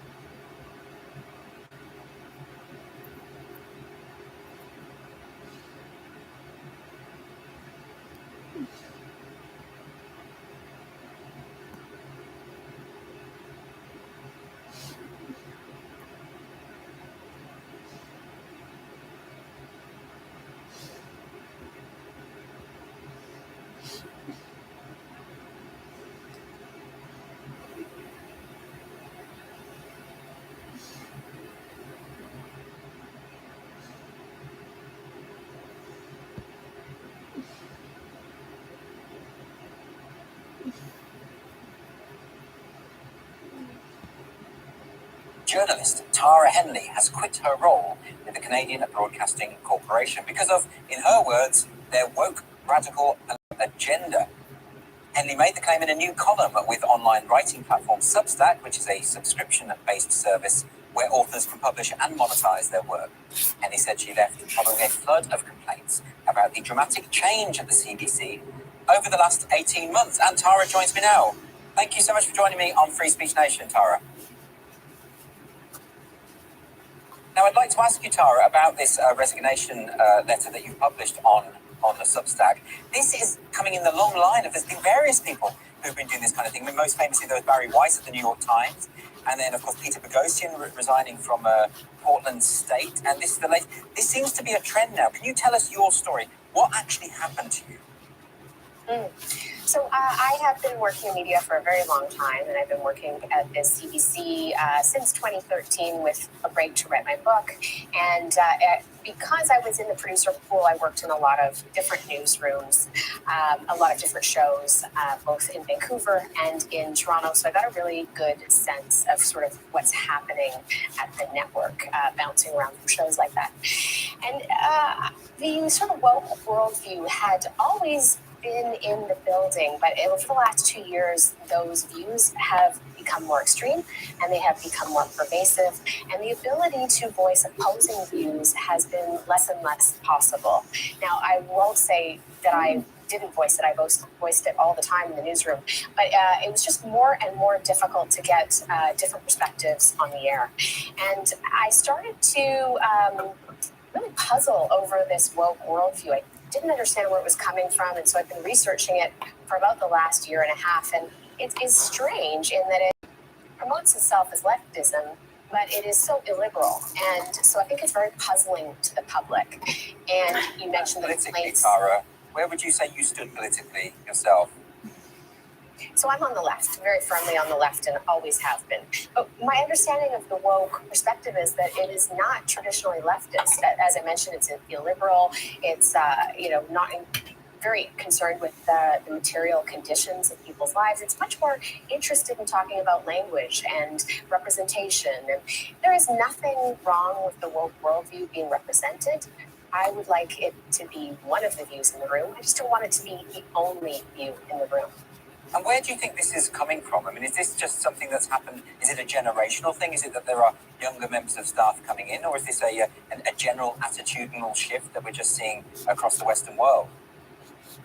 I think we're seeing this in newsrooms all across the Western world, and I think that's why, as you mentioned before, we're seeing so many journalists now slowly begin to object to it and to say that this is not good for journalism and it's not good for democracy.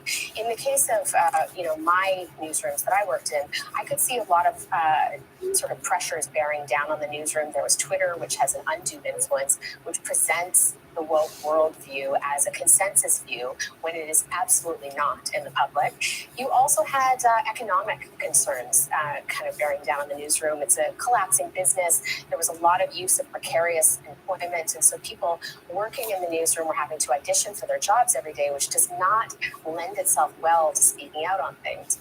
And then on top of that, you had the top-down pressures. You had the sort of ideologically based diversity initiatives that were being sort of mandated from the very top. And to be clear, I am not arguing against diversity in any way. I'm arguing for more diversity. I'm arguing for the range of perspectives to be increased, not just through a racial lens, but also through economics and education and region and religious beliefs. So I'm arguing for more views to be represented. It's interesting, though, isn't it? Because when we see sort of conservative journalists such as Andrew Sullivan leaving and going exclusively to Substack and doing very well, I might add, we often think, well, that makes more sense because there's a sort of overwhelming left bias within journalism. Now, you're coming from a leftist perspective yourself. Would you say that a lot of left-wing people are increasingly disillusioned with what is going on here? Absolutely. I'm hearing more and more criticism of the woke movement privately. And what I'm arguing for is let's have this discussion in public. Let's hear those criticisms publicly now. Of course, there's quite a cost to speaking out against this. And I think that's another thing that this last week has really demonstrated. And I don't feel victimized in any way, but nobody wants to be called horrible names on the internet. And so it really disincentivizes this conversation.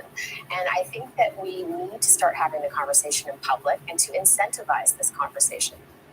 And can you give any specific examples? Because I think some people would be thinking, well, what is it specifically that happened to you while you were working for the CBC? And were there any instances where you were told not to say certain things, or that you had to present certain stories in a certain light? Is there anything specific like that? So I think that the best way to look at this is that in newsrooms, that's not really how it works. No one says you can't say this or you can't talk to that person for the most part, although that does happen once in a while. It's more about the atmosphere and the mood. It's more about where the interest level is. So the interest level for woke stories is very high. The interest level for stories like on the housing crisis or the opioid crisis, which people see as depressing, is very low. You will have less dissenting voices in the newsroom because everyone's on Twitter and people don't see opposing views. And so it just keeps pushing it slowly and slowly and slowly. I think a good example that I saw this happening was the Dave Chappelle story. So the coverage was very much in one direction. We heard activists talking about why this special was problematic. We didn't hear other voices about, this is a beloved comic. There are lots of people that did not find this comedy special to be problematic. There are a lot of people who found it to be interesting social commentary. We didn't hear those views. And that one was a particular turning point for me, A, because I love comedy, B, because I love Dave Chappelle, and C, because I had started my career in hip hop, and Dave Chappelle comes out of that world. And so I felt very sort of emotionally invested in him as a comic. And to see the great sort of support for him not reflected, I found that very odd and very puzzling. Do you think there's a sense in which there's a change of perception in terms of what a journalist's role is, rather than sort of deliver the information, deliver the truth, but to almost preach and to express the correct message? Does it have a kind of negative view of humanity's ability to make their own minds up about a story? I would agree with that characterization, and it is certainly something that I hear from the public all the time, that the public does not want to be scolded. The public does not want to be told what decisions to make. For the most part, I think the public would like us to present the broad range of views right across the spectrum and allow them to take that information, to take those facts, to take those opinions, and make up their own minds on where to go. And I think part of the problem with journalism now is that journalism has begun to think of itself as responsible for the decisions of the public and responsible for influencing public behavior. And I think that's a mistake.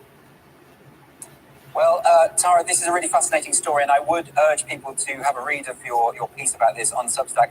Thanks so much for joining me tonight on Free Speech Nation. Thank you for having me.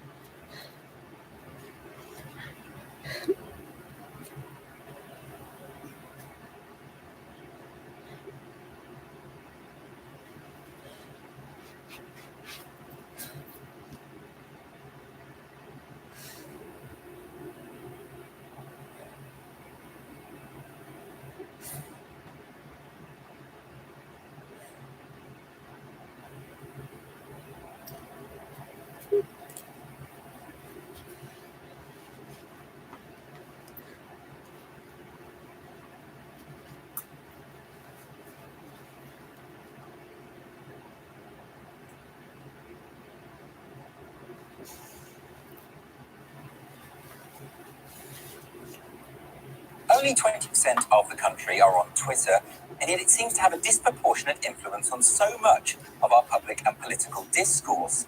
This is probably because the entire media and political class are on there, and they often use the forum to debate and discuss their ideas. Well, I say debate, but your typical Twitter argument usually ends with someone throwing out expletives with the caps lock on and comparing his opponent to Hitler. But whether we like it or not, social media has become the de facto public square. And given that the major platforms are run by just a few corporations, big tech now has dominion over the acceptable limits of public conversation. The employees in big tech are overwhelmingly left-leaning and are disciples of a new identity-obsessed religion that has become known as the woke movement, or the ideology of critical social justice.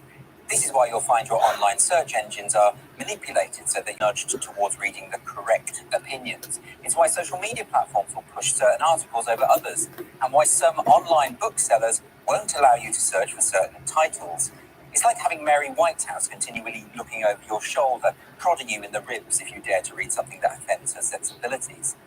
Big tech censorship is out of control. Remember when Twitter and Facebook banned the sitting president of the United States?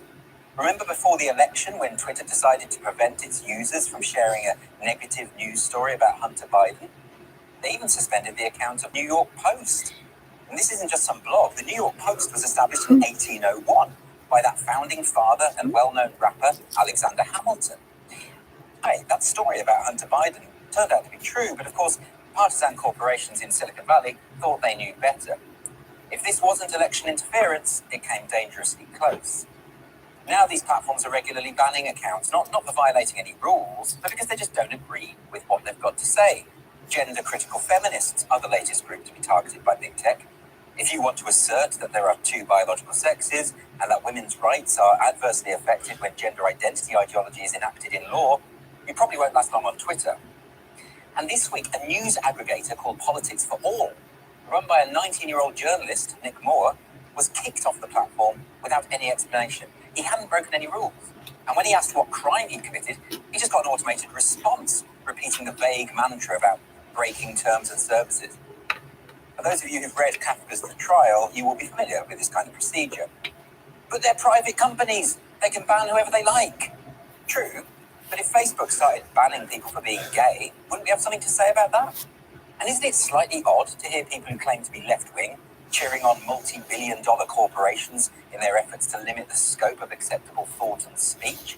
I doubt that Karl Marx would be on board with that. Bear in mind that these are not elected representatives invested with the authority to act on behalf of the demos, but multi-billion-dollar corporations who profit from selling our data to advertisers. Do we really want these avaricious, morally bereft billionaires acting as our parents? If we're really seeking moral guidance, Silicon Valley is an unlikely place to find it. Oh, well, if you don't like it, why not build your own social media platform? Well, that's easier said than done, isn't it? Parler attempted to do just that. And what happened? The big tech corporations ganged together to shut it down. I suppose we could try carrier pigeons, but I bet Mark Zuckerberg has got some winged monkeys he's had genetically engineered to take care of that kind of thing. The way in which the tech giants coordinated to prevent users from accessing Parler shows that they are willing to go to any lengths to ensure that their dominance of the market is absolute. They justified this intervention, by the way, by claiming that some accounts on Parler were openly calling for violence and that the company had failed to remove such content. But, of course, the same can be said for Twitter itself. At the time that they banned Donald Trump, there was a post on Twitter by the supreme leader of Iran calling for the wholesale eradication of Israel. Isn't that a call for violence? It certainly doesn't sound very friendly. Those who claim that censorship can only be imposed by the state are making arguments that are over 20 years out of date. The reality of the digital age is that the main channels of public discourse are superintended by unaccountable and unelected billionaires who enjoy greater political clout and influence than any major nation state. And their terms and services are so nebulous as to be virtually meaningless. Of course, that's the whole point. If they were specific about what wasn't allowed, they wouldn't just be able to ban anyone they liked and not give a reason. Most publishers are responsible for the content that appears on their site. If a newspaper quotes something libelous, they can be sued.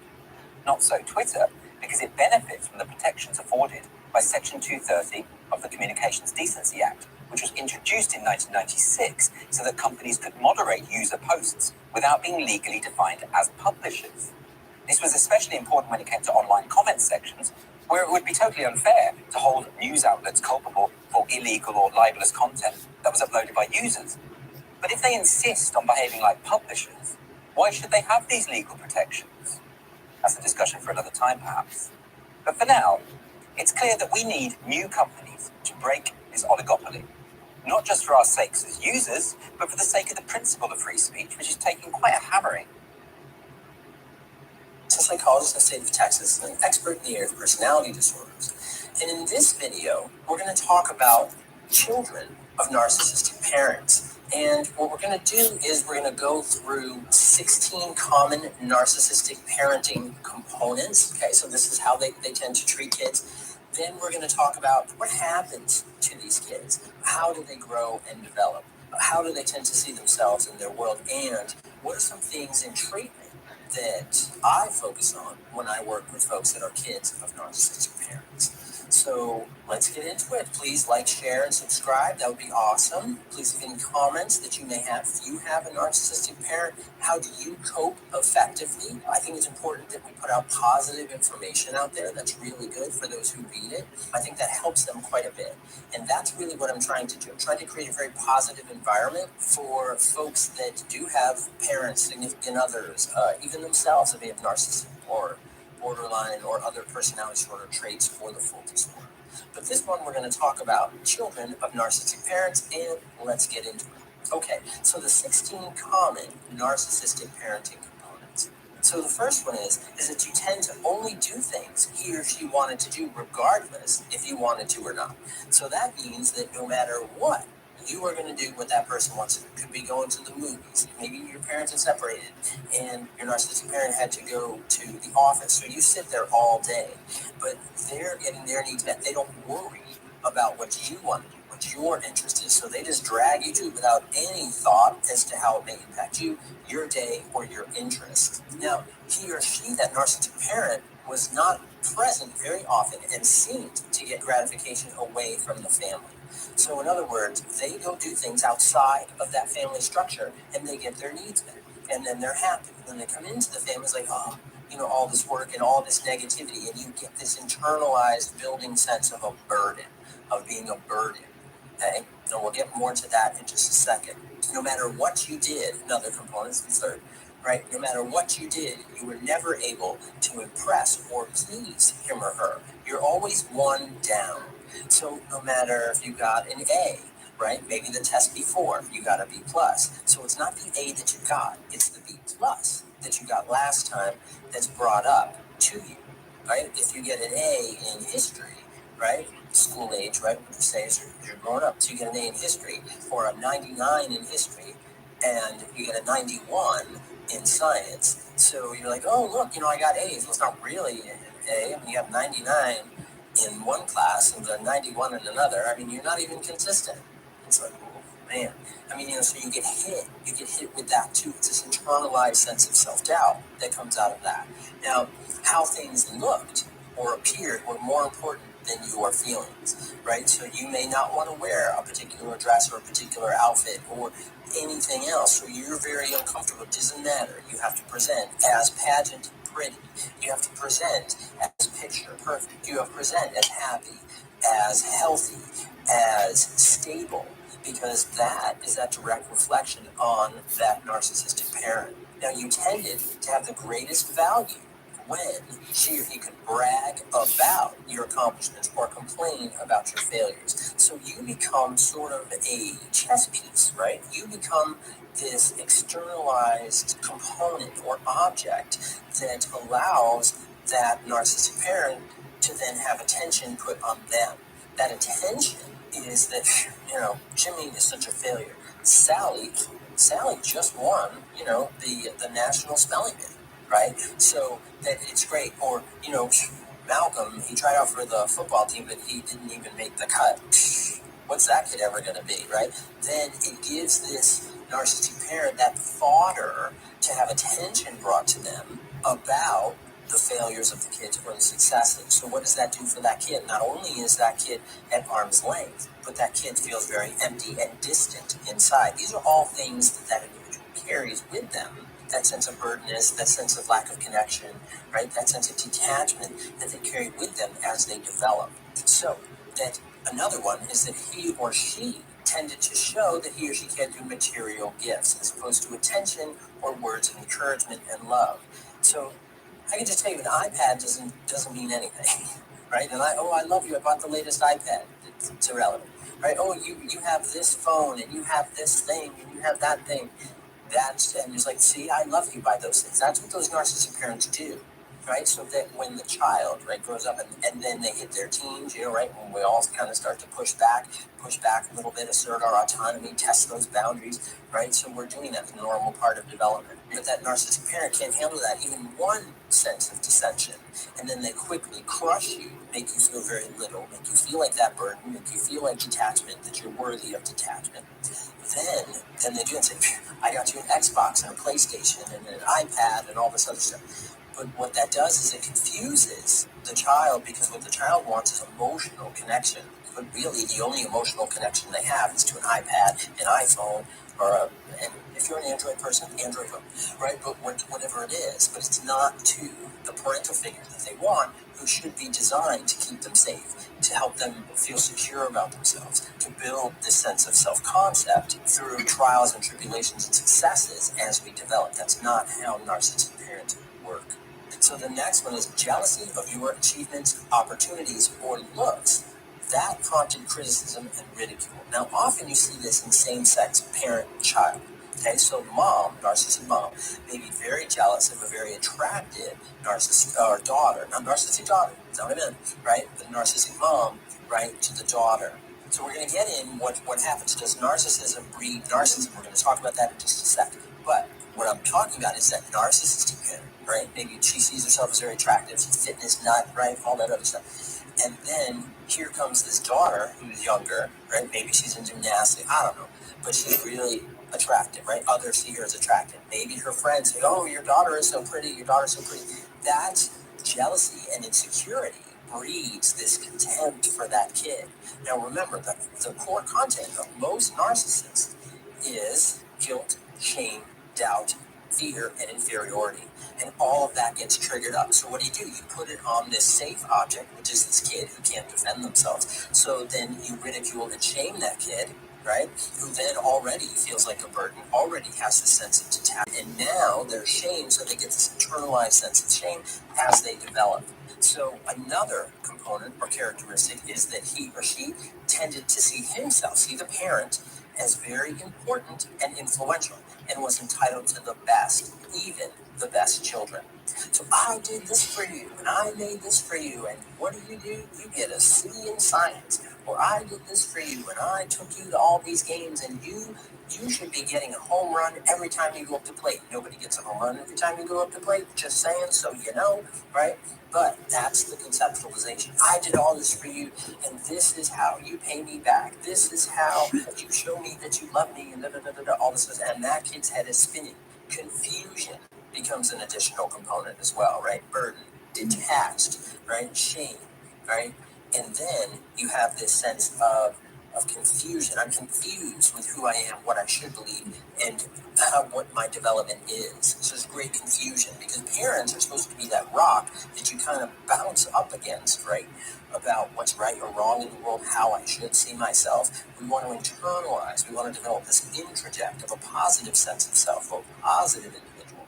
That's not what narcissistic parents do, because narcissism is a maladaptive pattern. All personality disorders are a maladaptive pattern that the person has developed over years. So what happens is that maladaptive pattern spills into the child, but not necessarily narcissism. We're going to talk about that in just a second. I want to finish the list of 16. Okay, so the next one is that he or she tended to take advantage of and manipulate others when it suited him or her. So you see that these parents are manipulative. You see that they get what they want by being underhanded, by lying, like cheating, right? By doing things that are inappropriate. So then you develop the conceptualization. The child develops the conceptualization. So, oh, that's how the world works. Cheat, steal, lie, right? Because internally, what happened is that child is developing what? That core content. Fear, shame, doubt, emptiness, abandonment, right? Other types of issues. Notice, right? We talked about the kid. Some of that core content is a little different, right? We'll talk about that in a second. Okay, so then they start to develop this, right? But you learn these behavioral patterns and strategies that are so destructive, and you learn that from the narcissistic parent. Another one is that others seem to like being around him or her, which is the parent, right? And he or she, right, sought out the spotlight, even if it meant demeaning his or her children. Okay, so other people like to be around you. So, but that spotlight, the way I can get that spotlight and be recognized, seen, perhaps admiration or sympathy, they feed on sympathy as well, is that the way that they get that is that they demean the kid. See how horrible my kid is, right? See how terrible my kid is. See how broken my kid is. And they use this to pull attention because it doesn't matter, how it hurts the kid. What happens is that it's important that it feeds the narcissism of the parent. And that, of course, becomes habitual and over again, which becomes internalized with those components that we had already discussed. So another one is he or she is highly sensitive to negative feedback or criticism, and he or she would kick people out of his or her life who provided it. Which means that as you get older, right now you're in the teen years and you start pushing back a little bit because that's normal to do that. But your narcissistic parent doesn't tolerate any dissension whatsoever. You have to adopt those rules, values, but they're all vague and inconsistent anyway, so you never really know what you can count on. So that goes to that inconsistency in your life, which goes on top of you, goes on top of being a burden, right? Which goes on top of having this detached sense, okay? So as you're developing and you give some feedback, well, how about if you love me? That, of course, brings you back to, I bought you an iPad and an iBox and and what is it? Xbox. I don't know. You know what I mean, right? But it did this, right? So any dissension is just massive pain. And I'm not going to talk to you. We're not talking anymore because you criticized me, right? And then that parent quickly internalizes that and says, fine, we're not talking ever again. And then you as the child, because you have attachment, like I believe that we are biologically designed and wired to attach to our early caregivers, right? A lot of research that supports that. John Bowlby, the father of attachment, you can look him up. So you can do tons of stuff on that. But that we are inherently wired, right? So are all animals on this planet, right? That we are inherently wired to connect to those caregivers to keep us safe. But if they're maladaptive caregivers, it doesn't matter. You still have that sense of attachment. So regardless of the age, whether it's teens, 20s, 30s, 40s, 50s, 60s, whatever it is that you want to attach, so that narcissistic parent, they then reject you, that hurts. So then it brings up all of these early issues, right, that we talk about, right, being a burden, right, and all those other things that we just mentioned, burden, attached, confusion, right, uncertainty. Now you've learned, don't be assertive. Now you've learned, be passive. You could even be passive aggressive in some instances, but you're more likely to be passive and internalize the hurt and pain than you are to be passive aggressive, even though you've learned manipulation from that parent. Now next, when angry, that narcissistic parent showed rage and poor constraint, including anger that was verbal, physical, or even both. So here, what you learn is don't upset that narcissistic parent, because if you do, they lose it and they get violent, they get loud, they go over the top, because what they have to do is they have to quickly, because they're not sure of themselves, they're not confident. So not confident means you don't have any patience. So then what happens is they will turn down that volume, they ramp it up, they ramp it up in such a way that you recoil, which adds to that sense of passivity as that child grows up and develops. So next one is that he or she would feel threatened, that narcissistic parent would feel threatened when you expressed yourself in an appropriate manner, right? Even when you used I statements and you said, I was really hurt when I heard da-da-da-da-da. Still, that parent is going to go as if you were massively inappropriate, because remember, that parent has to turn it up because they're very insecure, right? That core content, right? Fear, shame, doubt, insecurity, right? Inferiority, and all of those things. So they have to turn it up, be loud, be aggressive, so that you quickly pull back because they're very afraid, is the reality of it. The next one is that he or she had fantasies of success and his or her own achievements that were highly ambitious, but when they did not work out, it was someone else's fault. So what you realize is that there's no sense of responsibility. So if your parent doesn't recognize that, they don't take on the R word, responsibility, in their life. So they always deflect it. So you learn to deflect it, but you're very confused because as you grow and develop, you don't see yourself as efficacious. So the world will dictate how you behave and how you respond. And you are likely, that child of the narcissist is likely to gravitate towards negative, because of course negative is easier than positive, unless you're fortunate and you can get into a positive social group right? That encourages self-esteem, that encourages growth. There's not a lot of those around, but let's say, right, so typically, right, you go to the negativity, and then when you grow to that, that reinforces all this sense of burdenness, all this sense of being detached, all this sense of loss and confusion and fear and all of these things. So you go back to that. So because that narcissistic parent, those unrealized moments of success that they didn't reach, it probably because they didn't genuinely try, because they blame everybody else for holding them back. So they didn't genuinely try it. If they did try, it was a half-hearted try, and then they got some type of negative feedback or what they perceived to be negative feedback. So they just were like, no, they never gave me a chance, but they didn't try. The one thing we know about success, whether it's in therapy or it's in life, is perseverance pays off. Perseverance pays off. Totally does. So next one is that, so we got two left, okay? That he or she, right, was highly critical of others, and he or she was the one who knew the true fix for any given situation. So they come across as having all these answers. Well, I know everything, but they may not tell you unless you work hard enough for it, and whatever that hard work may be, who knows, right? Now, you know, if you're doing calculus and your narcissistic parent doesn't know calculus, then they're going to degrade the sense of calculus. But very critical, right, of your calculus teacher, who's probably an idiot. I'm not saying they aren't. That's what the narcissistic parent would say, okay? But they know how to fix all of this. So sometimes what happens is that internal drive to attach to our caregivers. So the child says, okay, look, so what I'm going to do is the way I can be functional here and survive in this environment is to believe the propaganda, believe the narcissistic parent propaganda. And so what happens is you believe this narcissistic parent has all the answers, right? If it's the attractive mom or attractive dad who competes with the son and the daughter, right? Whatever it is, then you start saying, oh, you know, he or she gets a lot of attention, or he or she, you know, makes all this money, or he or she, whatever. And then you believe that, you internalize that, you eat the propaganda. And as you eat the propaganda, you engage in these behaviors that support it over time. So, oh yeah, my mom or dad have all the answers, right? So on and so forth. And you tend to believe that. But holding these folks on a pedestal only lasts so long, because what happens is that, you know, in our teens, we kind of start to realize, hey, you know what, our parents don't have all the answers. And then in our 20s, we start to realize, you know what, nobody does. You know, hopefully in our 20s, we figure that out. And then that gives us a little humility and a little drive to do things differently and see our life and take that R word, that responsibility, and really affect change in our life, because we really can, but we got to get that R word. And then the last thing is the relationship you have with that narcissistic parent is more like a friendship than it is parental. And the one thing, you know, when I encounter stuff like this, I like to tell folks, you know, your kids have more than enough friends, but they're only going to have one or two caregivers or parents. Now, it depends. I do know some folks that have extended family, and I think that's great. The more support that you have, even better.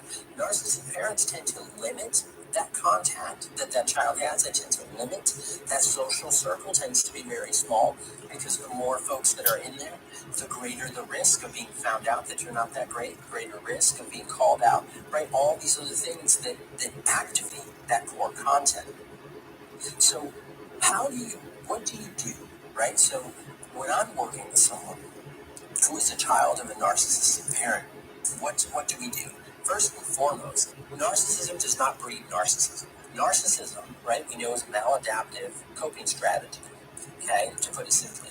And then what happens is that you have these kids, right, as we've talked about, and we're going to call just my clients kids for a minute, right, because I don't work with kids, but as adults, right, but you're still working with that kid inside. You're working with that internalized, that introject inside that kid. So that still, you know, feels like a burden, that feels like they have no voice, who feels detached, who feels misunderstood, who doesn't know what they believe. And what you see, and in my opinion, is you see a lot of borderline personality disorder traits. It does not mean that narcissistic parents breed borderline children or children with borderline personality disorder. I'm not saying that. What happens is that you see this, I see this in my work, is that you see a lot of kids with borderline personality disorder traits. The good thing about that is that borderline traits often drive folks to treatment. And that's good, right? Because narcissists don't like therapy. But borderline folks, the folks that are along that borderline spectrum, like therapy. They're actually treatment accepting in many cases. So if I can get you in, what we can do is we can start to rebuild, right, that interject. we can work on that hurt that's in there. We work on your sense of self. We work on how you see yourself, taking responsibility, taking risk, and we shut down this noise in your head, those internal critics, plural. So I gotta stress the S right there, critics, because it's not just one, it's mom. But then over time, as you developed, that you internalize these negatives because that reinforced that narcissistic parent that just kept beating it into your head about your negativity, about your burdenness, about your detachment, right? If you would have loved your parent enough, you would be a good person, but you didn't. So you're broken. Whoa. That is narcissistic parent 101. Secondly, that is malarkey. That is not at all true. Because what happens is that narcissistic parent, because of their own issues, they're never going to feel enough love, acceptance, appreciation, or anything like that. Because that narcissism, that maladaptive strategy to function, is so strong that they don't allow themselves, right, to genuinely love and care for another.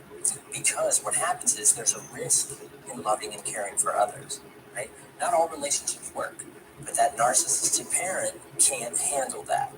They can't function with that because they're too driven by their core content, which is fear, shame, doubt, guilt, inferiority. So they create children with this internalized sense of fear, shame, doubt, inferiority, but also abandonment, also emptiness, also low self-concept, low sense of self, all these other factors that we work on in treatment to build them. So what I would say is a good strategy is for you to challenge this idea, grab onto that sense of responsibility, write out the things that you want to do. Don't worry, take those critics out of your head for a minute and say, here are the things that I want to achieve. These are the things that I want to do. So first, what do you want to achieve? What do you have to do to achieve those things? Silence that critic because they're going to tell you, you'll never do that. Discard that stuff and write it out, and then operationally define how you go about it. And then what you do is you dedicate yourself to doing it. You push back on those internal critics. You push back on those voices, and you do it, and you drive yourself. And you know what? You're going to get your parent, that narcissistic parent, is going to feel very threatened and very scared. That's fine. Let them feel that way. Let them feel the way they need to feel. Regretfully, and it's hard to say this, but sometimes you have to build your interpersonal circle with people that are going to build you up. And sometimes the narcissistic parent is the one that continues to suck you down. That doesn't mean that you don't talk to them forever. What that means is that they have to accept your drive to do what you want to do, to achieve what you want to achieve. And some instances there, they accept. They go for along for the ride because eventually or possibly you could break through some of that and they start to see you're doing the things they were too afraid to do, right? Sometimes though they become passive aggressive and they try to take you down. So you have to be careful with that. So, I mean, we can't talk about all the different components here, but you need to be careful. But sometimes they'll get on board. You know, I don't believe that you have to write them off. I think some people do, but I don't think that ultimately that becomes the standard. Oh, I'm never going to talk to them again. I don't think you have to do that. I think in some cases, perhaps you do, but I don't think in all cases you do. And I think that that's why it's very individualized. That you can do these things, that you can achieve, and you can do good things, but get that critic out of your head, get that narcissistic parent out of your head, spit them out, right? I didn't really spit there, that was an example, but get them out, and you do you. That's the most important thing. I hope you've enjoyed the video. Thank you very much for your time and attention. This was actually a suggestion from someone who saw some of my other videos and asked me to do it. So any other suggestions, please let me know. And thank you all for your time and attention. Fight those inner critics and like, share, and subscribe. And thank you for your time and attention. Take care. Bye-bye.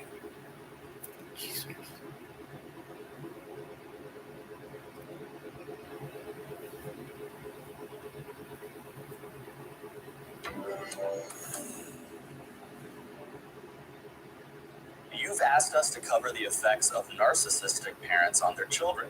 So we sat down with Dr. Seth Meyers to explain how to spot the signs of narcissistic traits in your parents.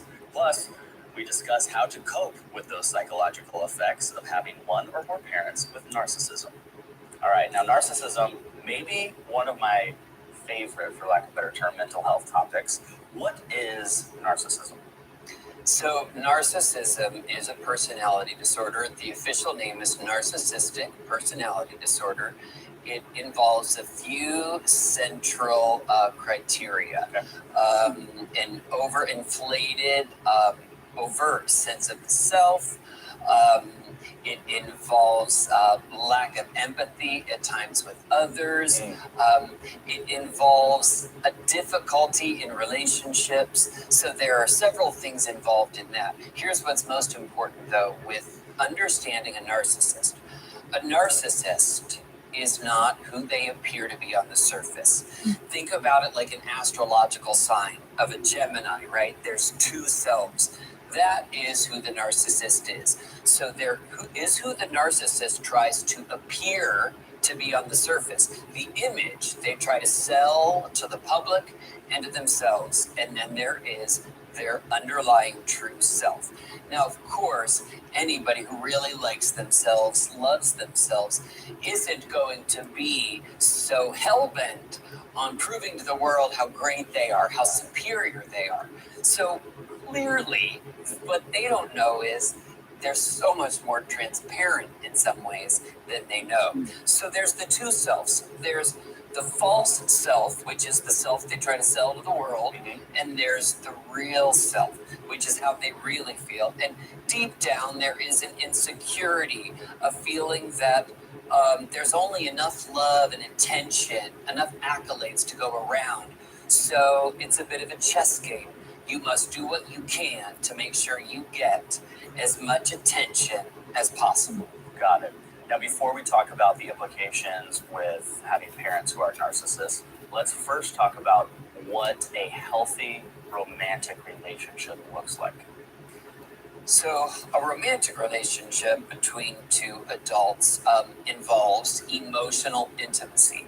Now, to have emotional intimacy, what do you need? Vulnerability. You need to be able to say, I show parts of myself that even I may not like or be comfortable with.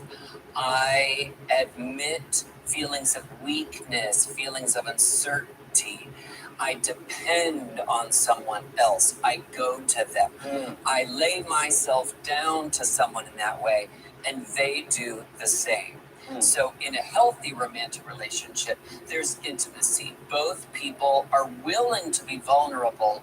Neither person ever cares about something called power. Who has more power at a given moment? Yes. You mentioned being depending on the other person. In a healthy relationship, is it true that we also must have some independence in ourselves? A healthy relationship, it's a mix of dependence and healthy dependence. I'll give you an example. A single person who doesn't have good relationships or is uncomfortable with relationships, one of the things you may want to do is consider getting a pet, getting a dog, for example. That teaches you through the practice of daily taking care of that animal that someone depends on you, and you actually come to depend on that person too. So dependence can be very helpful, just not depending too much. Okay. Parents who are narcissists have children, and there are a lot of consequences that come from the child being raised by two narcissists. What is one of the big red flags that you could see in a person who might have been raised with two narcissistic parents? An adult who inherently feels like they're not good enough, who beats themselves up, who questions their own value, their own values, who has relationships that are dramatic, where people treat them badly. In 99% of those cases, did that adult, when they were young, have a parent who unconditionally loved them? Probably not. Why on earth then would they ever say at 18, 20, 25 years old, hey, I'm going to totally change the types of relationships I have. I'm used to being treated great, being valued, feeling like I count, and I'm just okay the way I am. And now I'm going to actually go into relationships where I'm treated like crap, where I don't get called back, where I have to chase them, where I have to constantly wonder if they really care about me. Because they had narcissistic parents. So a lot of times, if someone questions their own worth, doesn't have that self-confidence, a lot of times they had a narcissistic parent. Now, they could also have had other issues. Maybe they had a trauma background and whatever. One of the hallmarks of someone who was raised by a narcissist is the overachiever who is telling themselves, if I achieve this, that, and the other, then finally I'll be good enough. Is it common for narcissistic parents to raise narcissistic children? It's a great question. So, what a lot of the literature says is kind of depressing for children who are raised by narcissists, which is that if you are raised by a narcissist, you too may take on some of those narcissistic qualities. And it makes perfect sense when you think about it, right? In a parent relationship, that's the closest relationship a child has with really anybody, and the degree to which a child depends on a parent. So they are figuring out all kinds of things in that relationship. So it makes sense then if a parent treats a child in a certain disrespectful, dismissing, unloving, negligent way, that later in life that person would do the same thing to somebody else in a romantic relationship. So they might behave narcissistically in a relationship, and they also might seek out somebody who is a narcissist. Right. And think about it this way, Kyle. They should, right? That's what they were told. They know, right? That's the narcissistic parenting program that they were taught. And they were the best little students in the world, right? So here's the thing. What is one thing that can break the cycle? Raised by a narcissist, you don't want to be a narcissist too. Get therapy. Get therapy, and that will help you gain some self-awareness. It doesn't need to be just therapy, though. It can be getting educated. Simply going online and doing searches for what is the effect of a parent who treats a child badly, right? So just getting educated. Could be a relationship you have with someone at the church. Could be a coach that you develop a close relationship with. But the really sad thing is, and it's just sad all around for a child who was raised by someone like that, because it's conditional. That they understand from the beginning, don't get too cocky. You're not just gonna be loved. That's not a part of the deal. Now, you will be loved if you meet these various stipulations in the contract. Here's why that is important. Earlier, I was talking about the narcissist's two selves. There's the false self, the self they want everybody to believe. They even try so hard to believe themselves. And then there's their real self. What that means is, to the narcissist, image is everything. So when a parent has a child, what does it mean that child is? The child is what we call a narcissistic extension of the parent. So that child fails in school, that child doesn't live up to the image the parent wants the overall family to represent, the child will be criticized, shut out, frozen out, dismissed, disowned. It's really sad, but at the end of the day, it's not a tragedy as long as the person who was raised like that talks to friends, is honest about their feelings, because objective people will give them feedback. Hey, what the parenting you got, it was messed up, it wasn't right. See, the child who was raised like this, they don't have that healthy editor. Right. They were not allowed to be angry. Right. They were not allowed to be resentful. Or screw up. That's right. Do you think there are more narcissistic parents today than there were 50 years ago? Well, in terms of generations, I would say that, we talk about millennials these days, right? The attachment, the obsession, the attachment to electronic devices. It's a very unique relationship. Notice it's the individual having a relationship with something that's not a person. Yeah. So I would suggest if there are already generational differences, we may see it in decades in the future where, parents get off your devices and actually connect with your child. When someone's watching this and they think, I just had the realization that I likely had narcissistic parents, and they are going to seek treatment for themselves or reach out to, like you said, friends or coaches to get honest feedback. At any point, should they go back to their parents and address it with them?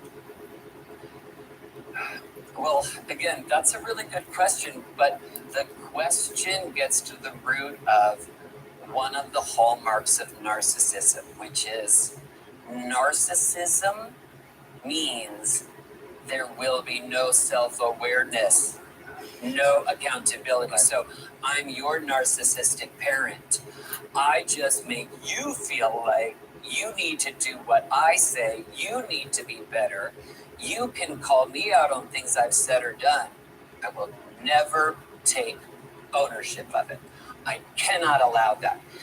Now, what's happening underneath it all psychologically is the narcissist, this is unconscious.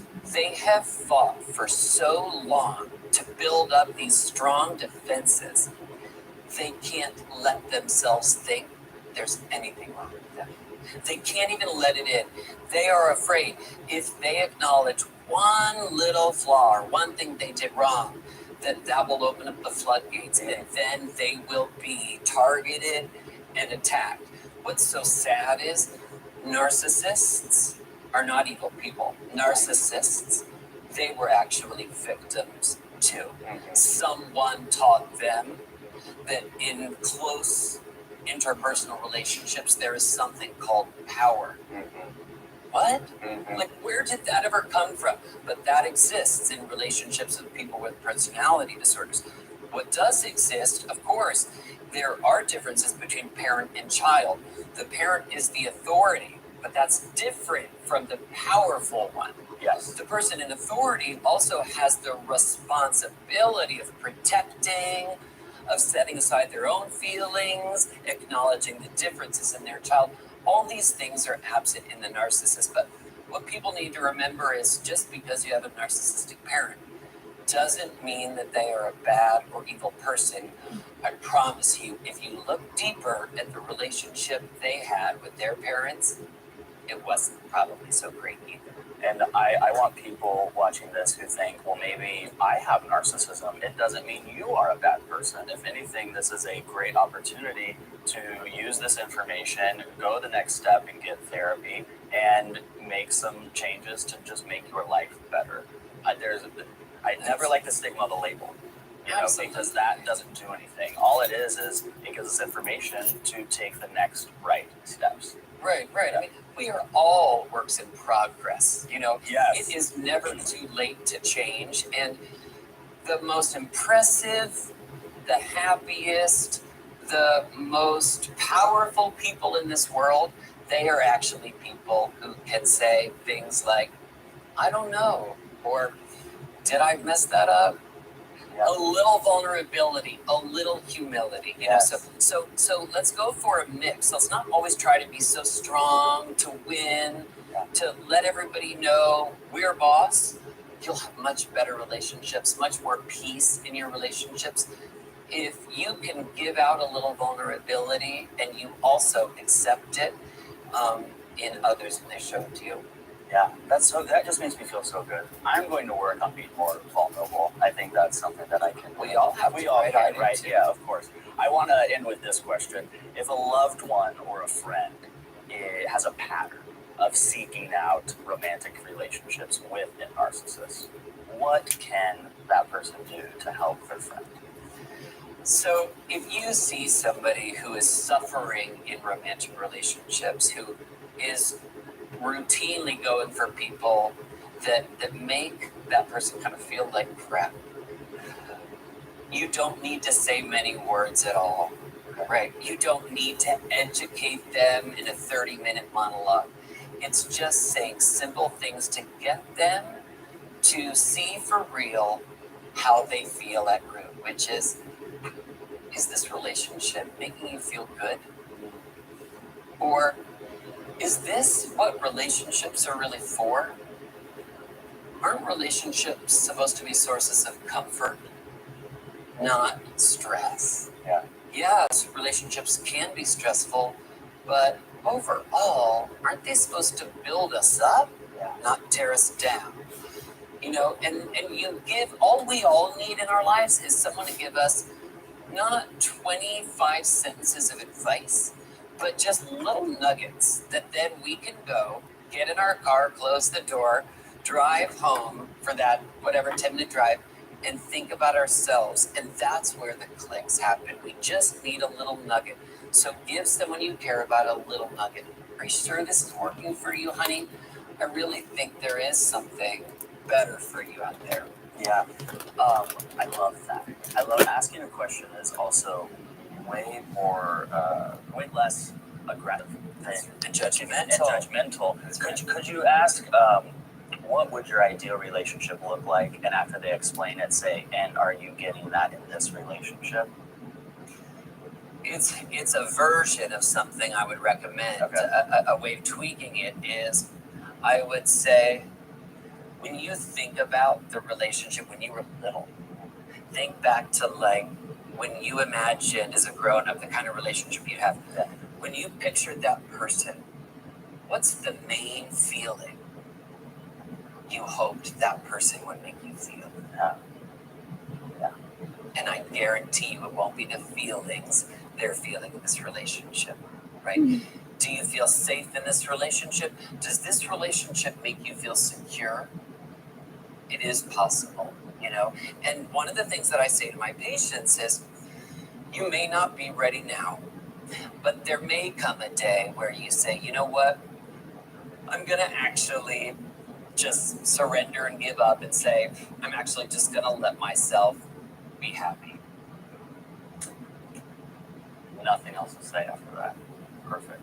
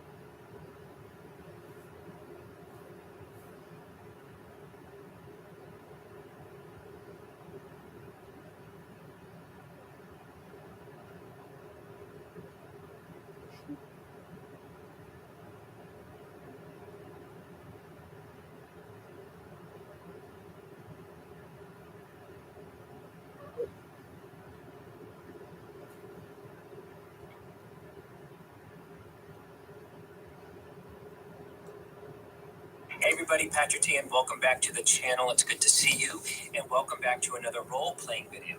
In this video, many of you have asked me to do a video on having a parent who has borderline personality disorder, so that was on my list, and this is what this video is going to be about. The scenario in this video is that a son who is seeing a new girlfriend calls his mother, who is struggling with borderline personality disorder, and he is reluctantly trying to tell her that he's going to introduce his girlfriend to the father first before she gets to, of which she has a huge reaction to. And the son is doing that just because of circumstance, not because of sort of anything else. But you'll see what I mean when the role play kind of spells itself out. If you're new to me, welcome. Consider hitting the subscribe button or the like button or sharing this content if you feel like it's valuable. And if you feel like you want to support the channel, you can do that through my Patreon account, and I'll have all the links in the description. And you can also check out some childhood trauma coursework that I offer on my website, as well as childhood trauma handouts, and that'll also be in the link to the description or somewhere either over here. I can never get this right. It'll be up here or it'll be up here. So that's where those links will be. A little bit about borderline is that I want to be clear in this video that I'm portraying one type of borderline personality disorder in this toxic parent role play, and I'm doing something called the volatile petulant type. There are many different types of borderline and many different levels of severity. This is the way I kind of see these in my mind. There's the quiet types. There are more types that are more self-depreciating and not so attacking, as you're going to see in this video. I highly recommend checking out Dr. Ramani's channel because she does excellent psychoeducational on cluster B sort of personality disorders, as well as Dr. Grande. Both those channels are hands down amazing at getting more insight. So why I say that is I want to be clear. I'm not trying to sensationalize this borderline mother. This is one type, and this is not a one-size-fits-all. But many of my clients who seek to do some treatment around childhood trauma did grow up with a parent like this, which is very damaging to our development, and that's what I want to sort of portray in these role plays. And lastly, before we get into the role play, I do want to issue you guys a trigger warning that this is going to get heavy. This is going to get volatile, and this is going to seem manipulative, so just as a heads up about that. And I'll do the role play as I traditionally do them, meaning I will do sort of how it goes down with the toxic parent in the first series. The second one will be what the same scenario would look like with a healthy mother. And then the third one would be the same scenario, but with having the son be more empowered than how he kind of acts or reacts to her in the first one. So here goes, and then we'll do a recap at the end, and I will see you then. Hey, Mom, how are things? Well, hi. I was wondering if you maybe didn't really want to talk to me anymore. How are you? Good, yeah. I'm sorry about that. I said I'd call in a week, which was up yesterday, so I'm sorry I'm a little late. I didn't want you to think that. It's all right.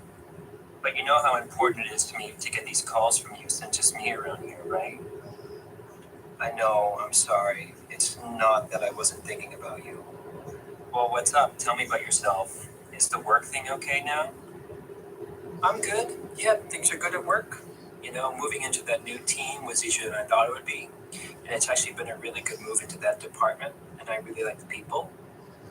Well, they clearly know how amazing you are, and you know, I'm surprised they haven't made you lead yet, but I suppose if they did, then they'd probably be relocating you somewhere else, right? No, Mom, even if that was true, I would hate relocating. I really like it here. Well, you could. And why would you stay since I'm the only family you have in the state now? And you have these wonderful options going on for you in your life, and you're a genius at what you do. Just be careful, though. These people don't see that as much as I do, probably. Thanks, Mom, but really, I'm not going anywhere. Colorado is home, and I would hate it just being you lived here, so that's why I have zero plans. I'm just saying you're valuable to them, okay? And anybody can see that. So how is it going with this girlfriend of yours? Well, good, Mom, and that's what I wanted to bring up. I want you to meet her soon, which you will, of course. Hold on, I feel like you're about to lie to me or something. What's going on? No, Mom, I'm sorry. I just want you to know, I'm trying to let you know that I'm sorry about this, but our situation is that we now have this trip booked to Chicago next week, and I'll have her meet Dad because her family just moves 45 minutes away from him. So she's meeting him first? Well, I knew you were hiding something from me, of course. Why does your father get to do that first?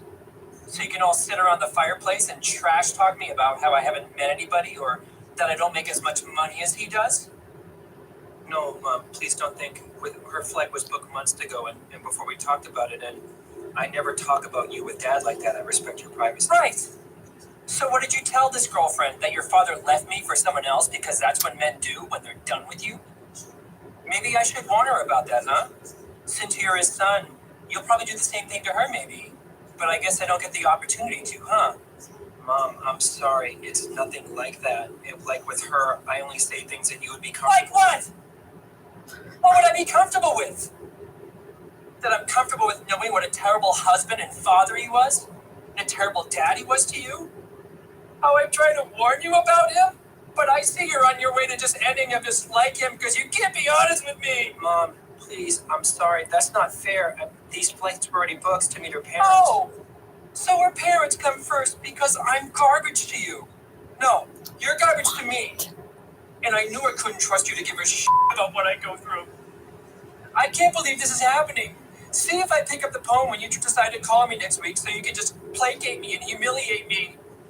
I don't need anyone's fucking charity. I might not even be around. Not like you would lose sleep about it anyway. Mom, I'm sorry. Please don't start saying stuff like that again. I can't. I can change these plans, and I hate you being in this pain. What do you mean you won't be around? Lovely. Now you pretend to care, but only when you might look bad in it. No, thank you. Who knows what I mean?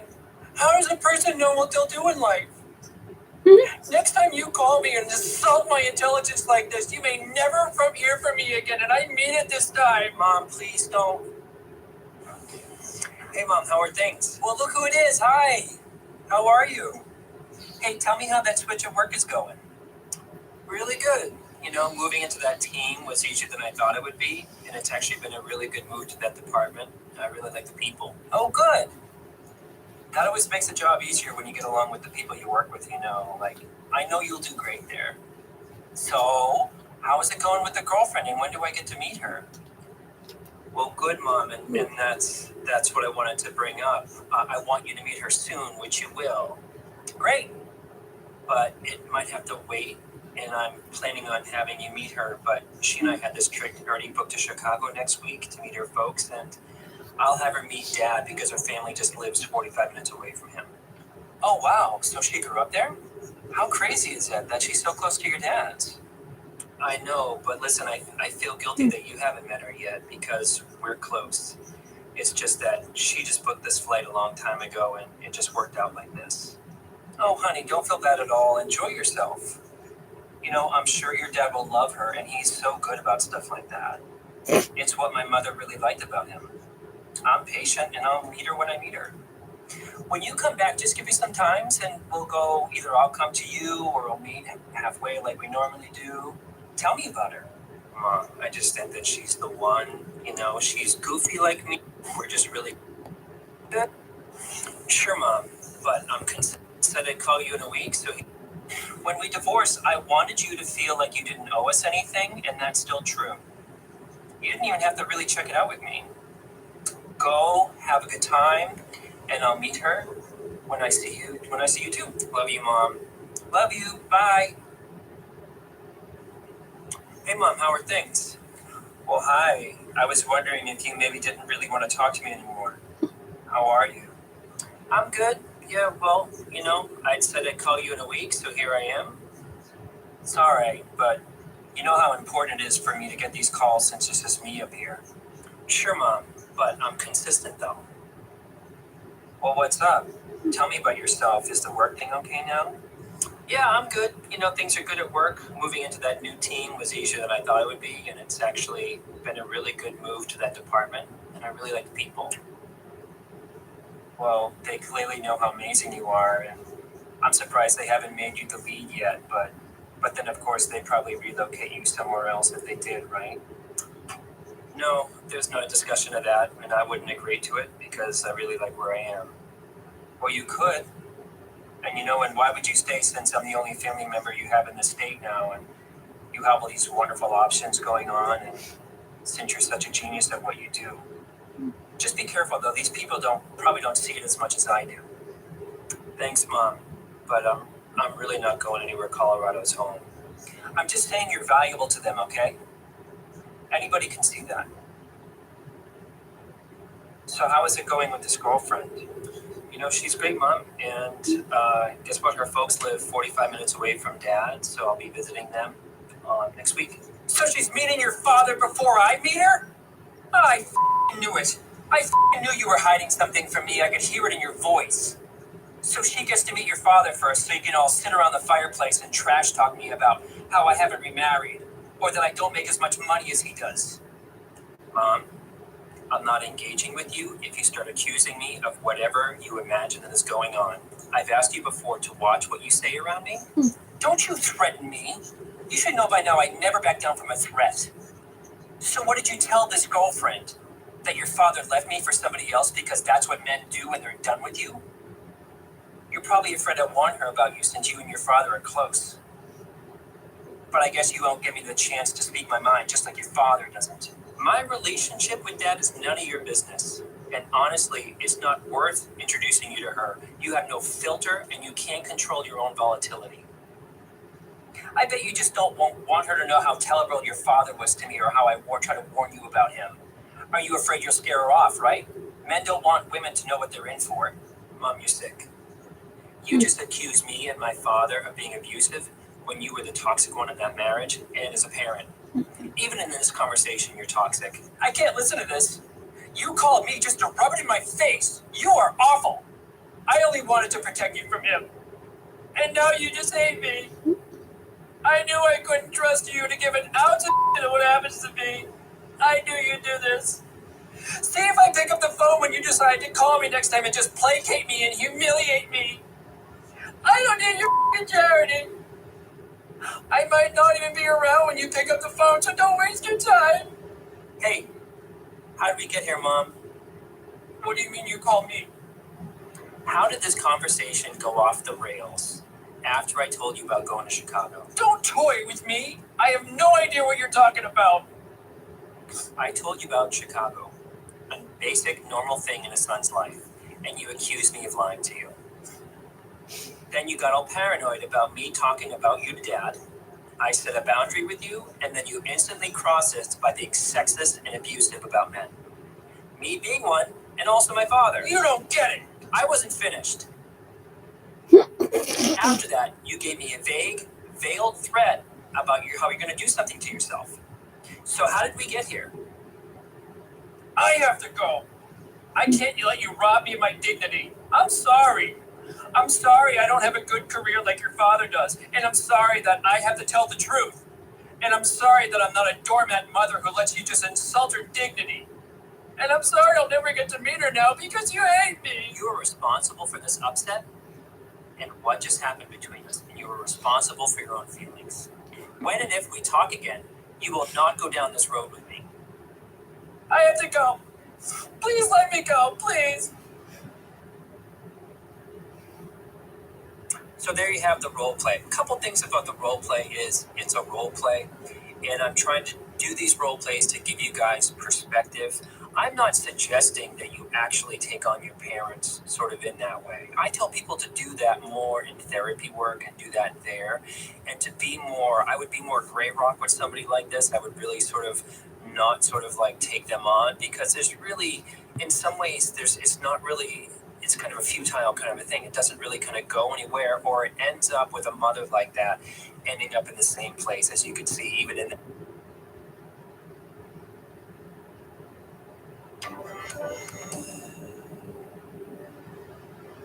You can watch the best parts of this series at medcircle.com. Histrionic personality disorder. I had never heard of that. So again, it's this very exaggerated emotion, superficial, attention-seeking, sort of seductive sort of pattern of being in the world. There is conversation as they think about move forward in the DSM and how they're going to diagnose. The DSM is our diagnostic manual in psychiatry and psychology. As they think about moving forward, histrionic personality disorder is one of the personality disorders that they will likely drop as they move forward. Because when you look at these patterns, they often get gobbled up in other personality disorder patterns like narcissistic, even borderline, even a little bit of. What do you mean gobbled up? So in other words, when you look at a person who's narcissistic, they need lots of attention. They crave validation. They tend to be very superficial in their emotions and their moods. They tend to only focus on people when they need them, right? That's all part of histrionic personality too. It could be that a goodly chunk of that is getting tossed into the people with narcissistic personality. The difference is people with histrionic personality disorder can have preserved empathy, not always, but they can. The problem is their empathy is often focused on, it seems genuine, but it's often to get their needs met. Yeah, so they're very focused on you, but it's because they're getting attention for giving someone attention.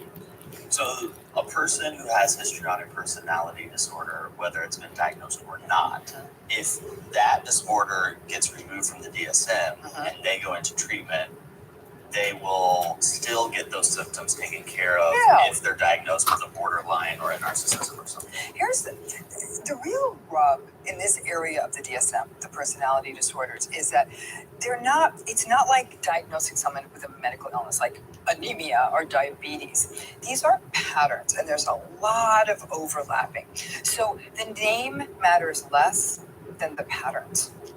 So if you have someone, the name matters less than the pattern. Absolutely. I really want our med circle viewers to understand that, because we all, and I'm included, we want to be put in a box. I want to go, all right, I have clinical depression, so here's, but I might have these traits over here from borderline personality. I might have a little bit of whatever over here. And instead of saying it's from borderline personality or narcissistic or histrionic, we might say like this person is really attention seeking. They're not able to talk about their emotions in a deep manner. They struggle when they're not the center of attention. They're very theatrical. They are not able to always meet people where they're at emotionally. Like that's how we'd have to think about it. So if that's what came into my office, I might use the word histrionic as a shorthand, but ultimately it would really be about highlighting those patterns and saying, why is the attention so important to you? This is good for the people who go to therapy. Yes. You want to make sure your therapist is inclined to that, and not just treating the diagnosis. Treating these are patterns. So you don't need the diagnosis. The pattern is the pattern, but this pattern, a lot of people don't realize that this is a pattern that can actually be quite unhealthy because we actually reward it a lot. We were told, oh, that's great. Look at you. You're so outlandish. Yay for you. Now, there's no harm in that. There's no harm in being, wanting to gussy yourself up and really sort of dress to the nines and have people say ooh and ah over you, but to also be able to endure those periods when people aren't oohing and ahhing, realizing that other people can be oohed and ahhed over, and that sometimes you just need to listen and be with someone, and life isn't always fun. There's also a tendency for them to always want to have fun, like when's the next trip, and they tend to spend money in a ridiculous way. They'll spend money on clothing when they don't have the money to spend, or they'll do things just because it's like almost risk-taking. Like, this seems exciting, so let's do this exciting thing. And that can be dangerous financially. It can actually be risky because of the seductiveness. There may sometimes be less than optimal sexual decision making, getting into sexual situations that could be risky in terms of their own health or even in terms of danger. So again, the attention seeking becomes so important. They're also very suggestible. You can sell them anything. They want to believe. So they have a real tendency to sort of believe in, mystical things and magical things. It's almost very childlike. So you can convince them of anything. So that makes them vulnerable to grifters or manipulators who are trying to take advantage of almost this innocence they have. But in the same breath, they also have the capability of manipulating other people to ensure that they keep getting attention. So, I have a friend who's a psychiatrist. She once termed she was talking about a woman in this case. She once termed women with histrionic personality styles or histrionic personality disorder as baby women, because they're grown women and beautiful and gorgeous and well put together as a woman would be, and job and all of that. But there's this baby quality, like, you know, they're taken by shiny objects and they want attention and they want someone to always pick them up, and so you're almost trying to adultify them, you know, to say like you can't. It's not always your birthday. So if these people with histrionic personality disorder are attention seeking, does the attention have to be positive? Yes, the attention does have to be positive. They'll take any attention. So almost think of the kid who was the class clown when you were in third grade. They just wanted everyone to look at them, and ultimately they were going to get in trouble. You know, the teacher didn't like it, but to get the laughs, to get the fact that all 20 kids in the classroom were focused on them, they were in some ways willing to endure the collateral damage. So this is the person who might be talking really loudly in a bar or a party, and people might even say, shh, and they'll say, what? What? Don't you tell me to be quiet? You know, and they'll get very diva-like in the face of that. So even when people are hushing them, they will continue to try, because they want to still remain the center of attention. I mean, they're tailor-made to become celebrities. Thanks for watching. Your next step is to go to medcircle.com and finish watching this series. There you can also access other series and get actionable advice and simple explanations. Continue.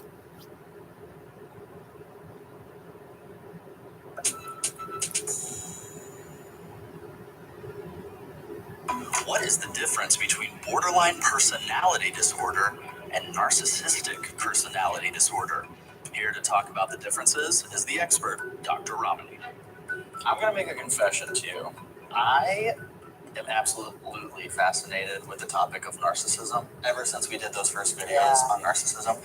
I don't know if that's good or bad. I think it's the topic of our time. I really do. More than any other clinical issue, it is the topic of our time, because either you're dealing with it as a clinical issue in a client, or you're dealing with the fallout of it in everyone around you. Yeah, you're not so immune from affected. it. That's right. No one's immune. And I didn't fully understand it until I sat down and talked with you. So if you think you understand narcissism, go watch that video. Dr. Romney will link it below. Then you will really fully understand it. It was fascinating. How is borderline personality disorder and narcissistic personality disorder different? That's the question of the day. It's a brilliant question because there's a lot of overlap. So when we look at the core of what narcissistic personality is, it's characterized by a person who lacks empathy for other people, who's grandiose, who's entitled, who's very superficial, who's always seeking out validation, who's arrogant, who's often prone to rage. Okay? At the core of it, though, a narcissist is one thing and one thing only, and that's deeply insecure.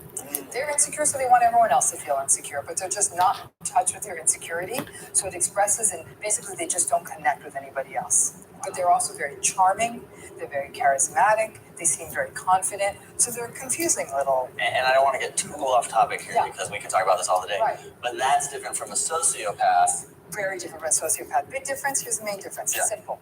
When a sociopath or a psychopath does something bad, they don't feel remorse. Narcissist does, they feel shamed. They feel shamed. So there's your big difference. So now, let's bring this back to borderline personality. Because for a lot of people with borderline personality, at first blush, they can actually look quite narcissistic. As a rule, they do tend to lack empathy. They either over-identify with other people's feelings or they under-identify with them. Meaning that if their feelings are on the same page as that other person's, it's as though they don't even see the boundary between them and the other person. They get so immersed in them. But if there's a time when that other person's feelings don't line up with theirs, it's as though you're looking into a black mirror, like there's nothing reflecting back. So that can feel narcissistic. You'll see an entitlement in borderline personality, like, how come I can't have my way? It'll feel like a tantrum. And that will feel like almost like a childlike entitlement. There'll also be sort of a seductive feel we sometimes see in borderline personality, which isn't surprising because they very much crave intimacy, but they don't know always how to get it. So seduction is often the easiest and fastest way to get there.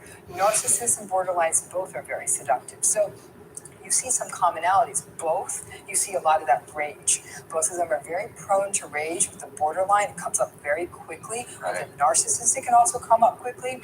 For the person with narcissistic personality, though, it's a threat to their ego. How dare you tell me I'm not the best at this. Whereas for a person with borderline personality, it's more of it's a hypersensitivity to the self. So but it's still quick rage in either case.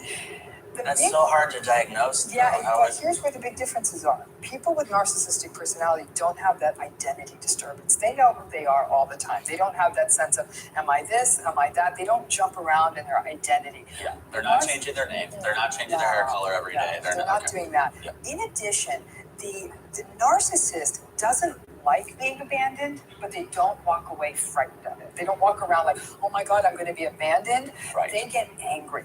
Somebody abandons them, they get like, you're doing what to me? Are you kidding me? I'll break up with you first kind of thing. Yeah. It's a much more of a swagger in your face in the face of abandonment. I'm not saying they like it, but for the person with borderline personality, it's a fear. That's right. An almost infantile fear. So there is a greater fragile quality to the person with borderline personality versus the person with narcissistic personality. Think of a person with borderline as more infantile, and a person with narcissistic personality is more like a toddler.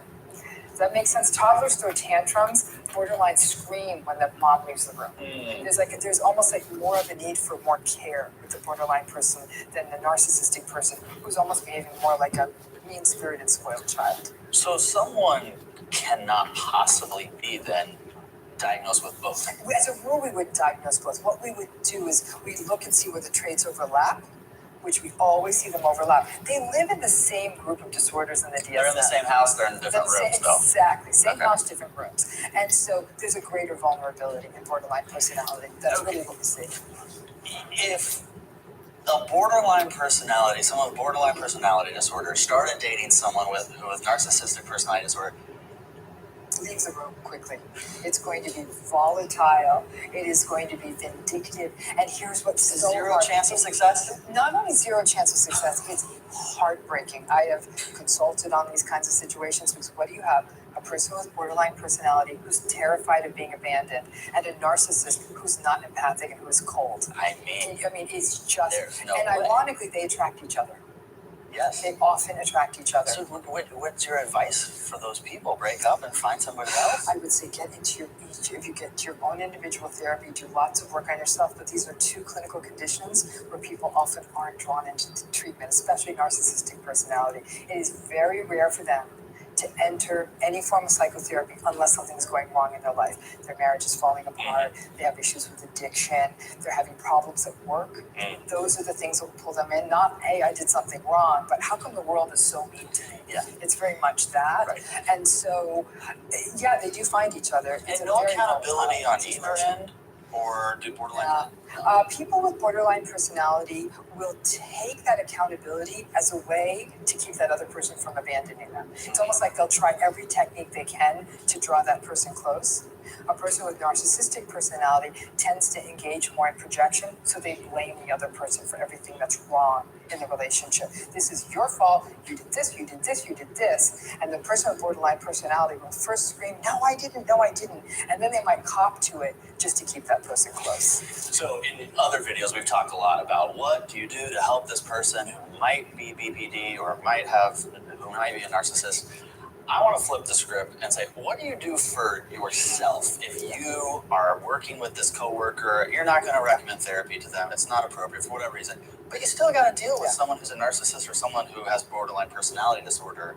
What are the tips? Easy. 2 easy tips for everyone who's listening. 2. Manage your expectations and maintain watertight boundaries. That's it. So when I say manage your expectations, please don't expect that you're going to come to work tomorrow and they're going to get it, that they're going to understand your point of view. They don't have empathy. Okay, it's not wired there. So no, they're not going to understand your point of view. They are, in fact, if anything, they're going to probably put the lion's share of the blame on you. They're not going to take responsibility. What that means is, for example, if it's a coworker, you better keep really great documentation. So when it comes down to brass tacks, you can say, no, actually, I did do it. Here's the email showing it, kind of thing. So you really do have to, again, maintain boundaries, but also cover your own bases. But ultimately, managing expectations means that you don't keep getting your heart broken 1,000 times over. These are very, very difficult kinds of personality and behavioral patterns, and they really are not particularly amenable to change in a big way. Can a really skilled therapist work with a motivated client, Motivated, with keyword. and narcissistic personality and make some progress? Yes, motivated being the key word. However, that's a therapist with a client, and you may create these little changes that might actually help the client with narcissism or borderline personality. However, the person who still has to live with them, the rages are never going to completely go away. The projection is never going to completely go away. And I think that's the heartbreaking part of it for partners, family members, friends, and coworkers. So you got to do you. Well, and I think there is some responsibility on those of us who do not have these disorders but are interacting with people who do, that we understand it's a clinical diagnosis. Yeah. It's not like they can't fix it, they just don't want to. It's not like they're just being difficult. It's just part of what's in them. That's right. But however, other people don't need to be martyrs. I think that where this gets to be a very tricky balancing act is I don't know, and I don't believe, honestly, philosophically, that one human being should become a human sacrifice in the face of somebody who has this kind of a personality. Meaning that you keep enduring abuse. You keep enduring rage. You keep enduring having your reality tested on an hourly basis because they have this clinical pattern. That's not right either. I have watched people lose custody of their children and they were good parents simply because our legal and justice systems and our family court systems aren't able to recognize these patterns. I've seen too much hurt come from this. So this is where I'm saying that while as a therapist, I recognize and I very much welcome into my practice and the work I do to work with clients who have these personality patterns. I do also work with people who are on the other side, on the survivor side, if you will, to say, you are not a human punching bag. And there may be a point at which you need to draw the line in the sand and step away for your self-preservation. That's a very difficult journey, and that requires a person who's sort of a survivor of one of these relationships. You're on the other side, to be in your own individual therapy, to be guided and not maintain false hopes, but be very realistic with expectations and boundaries. I can see why your wait list for new clients is 3 months long. That was so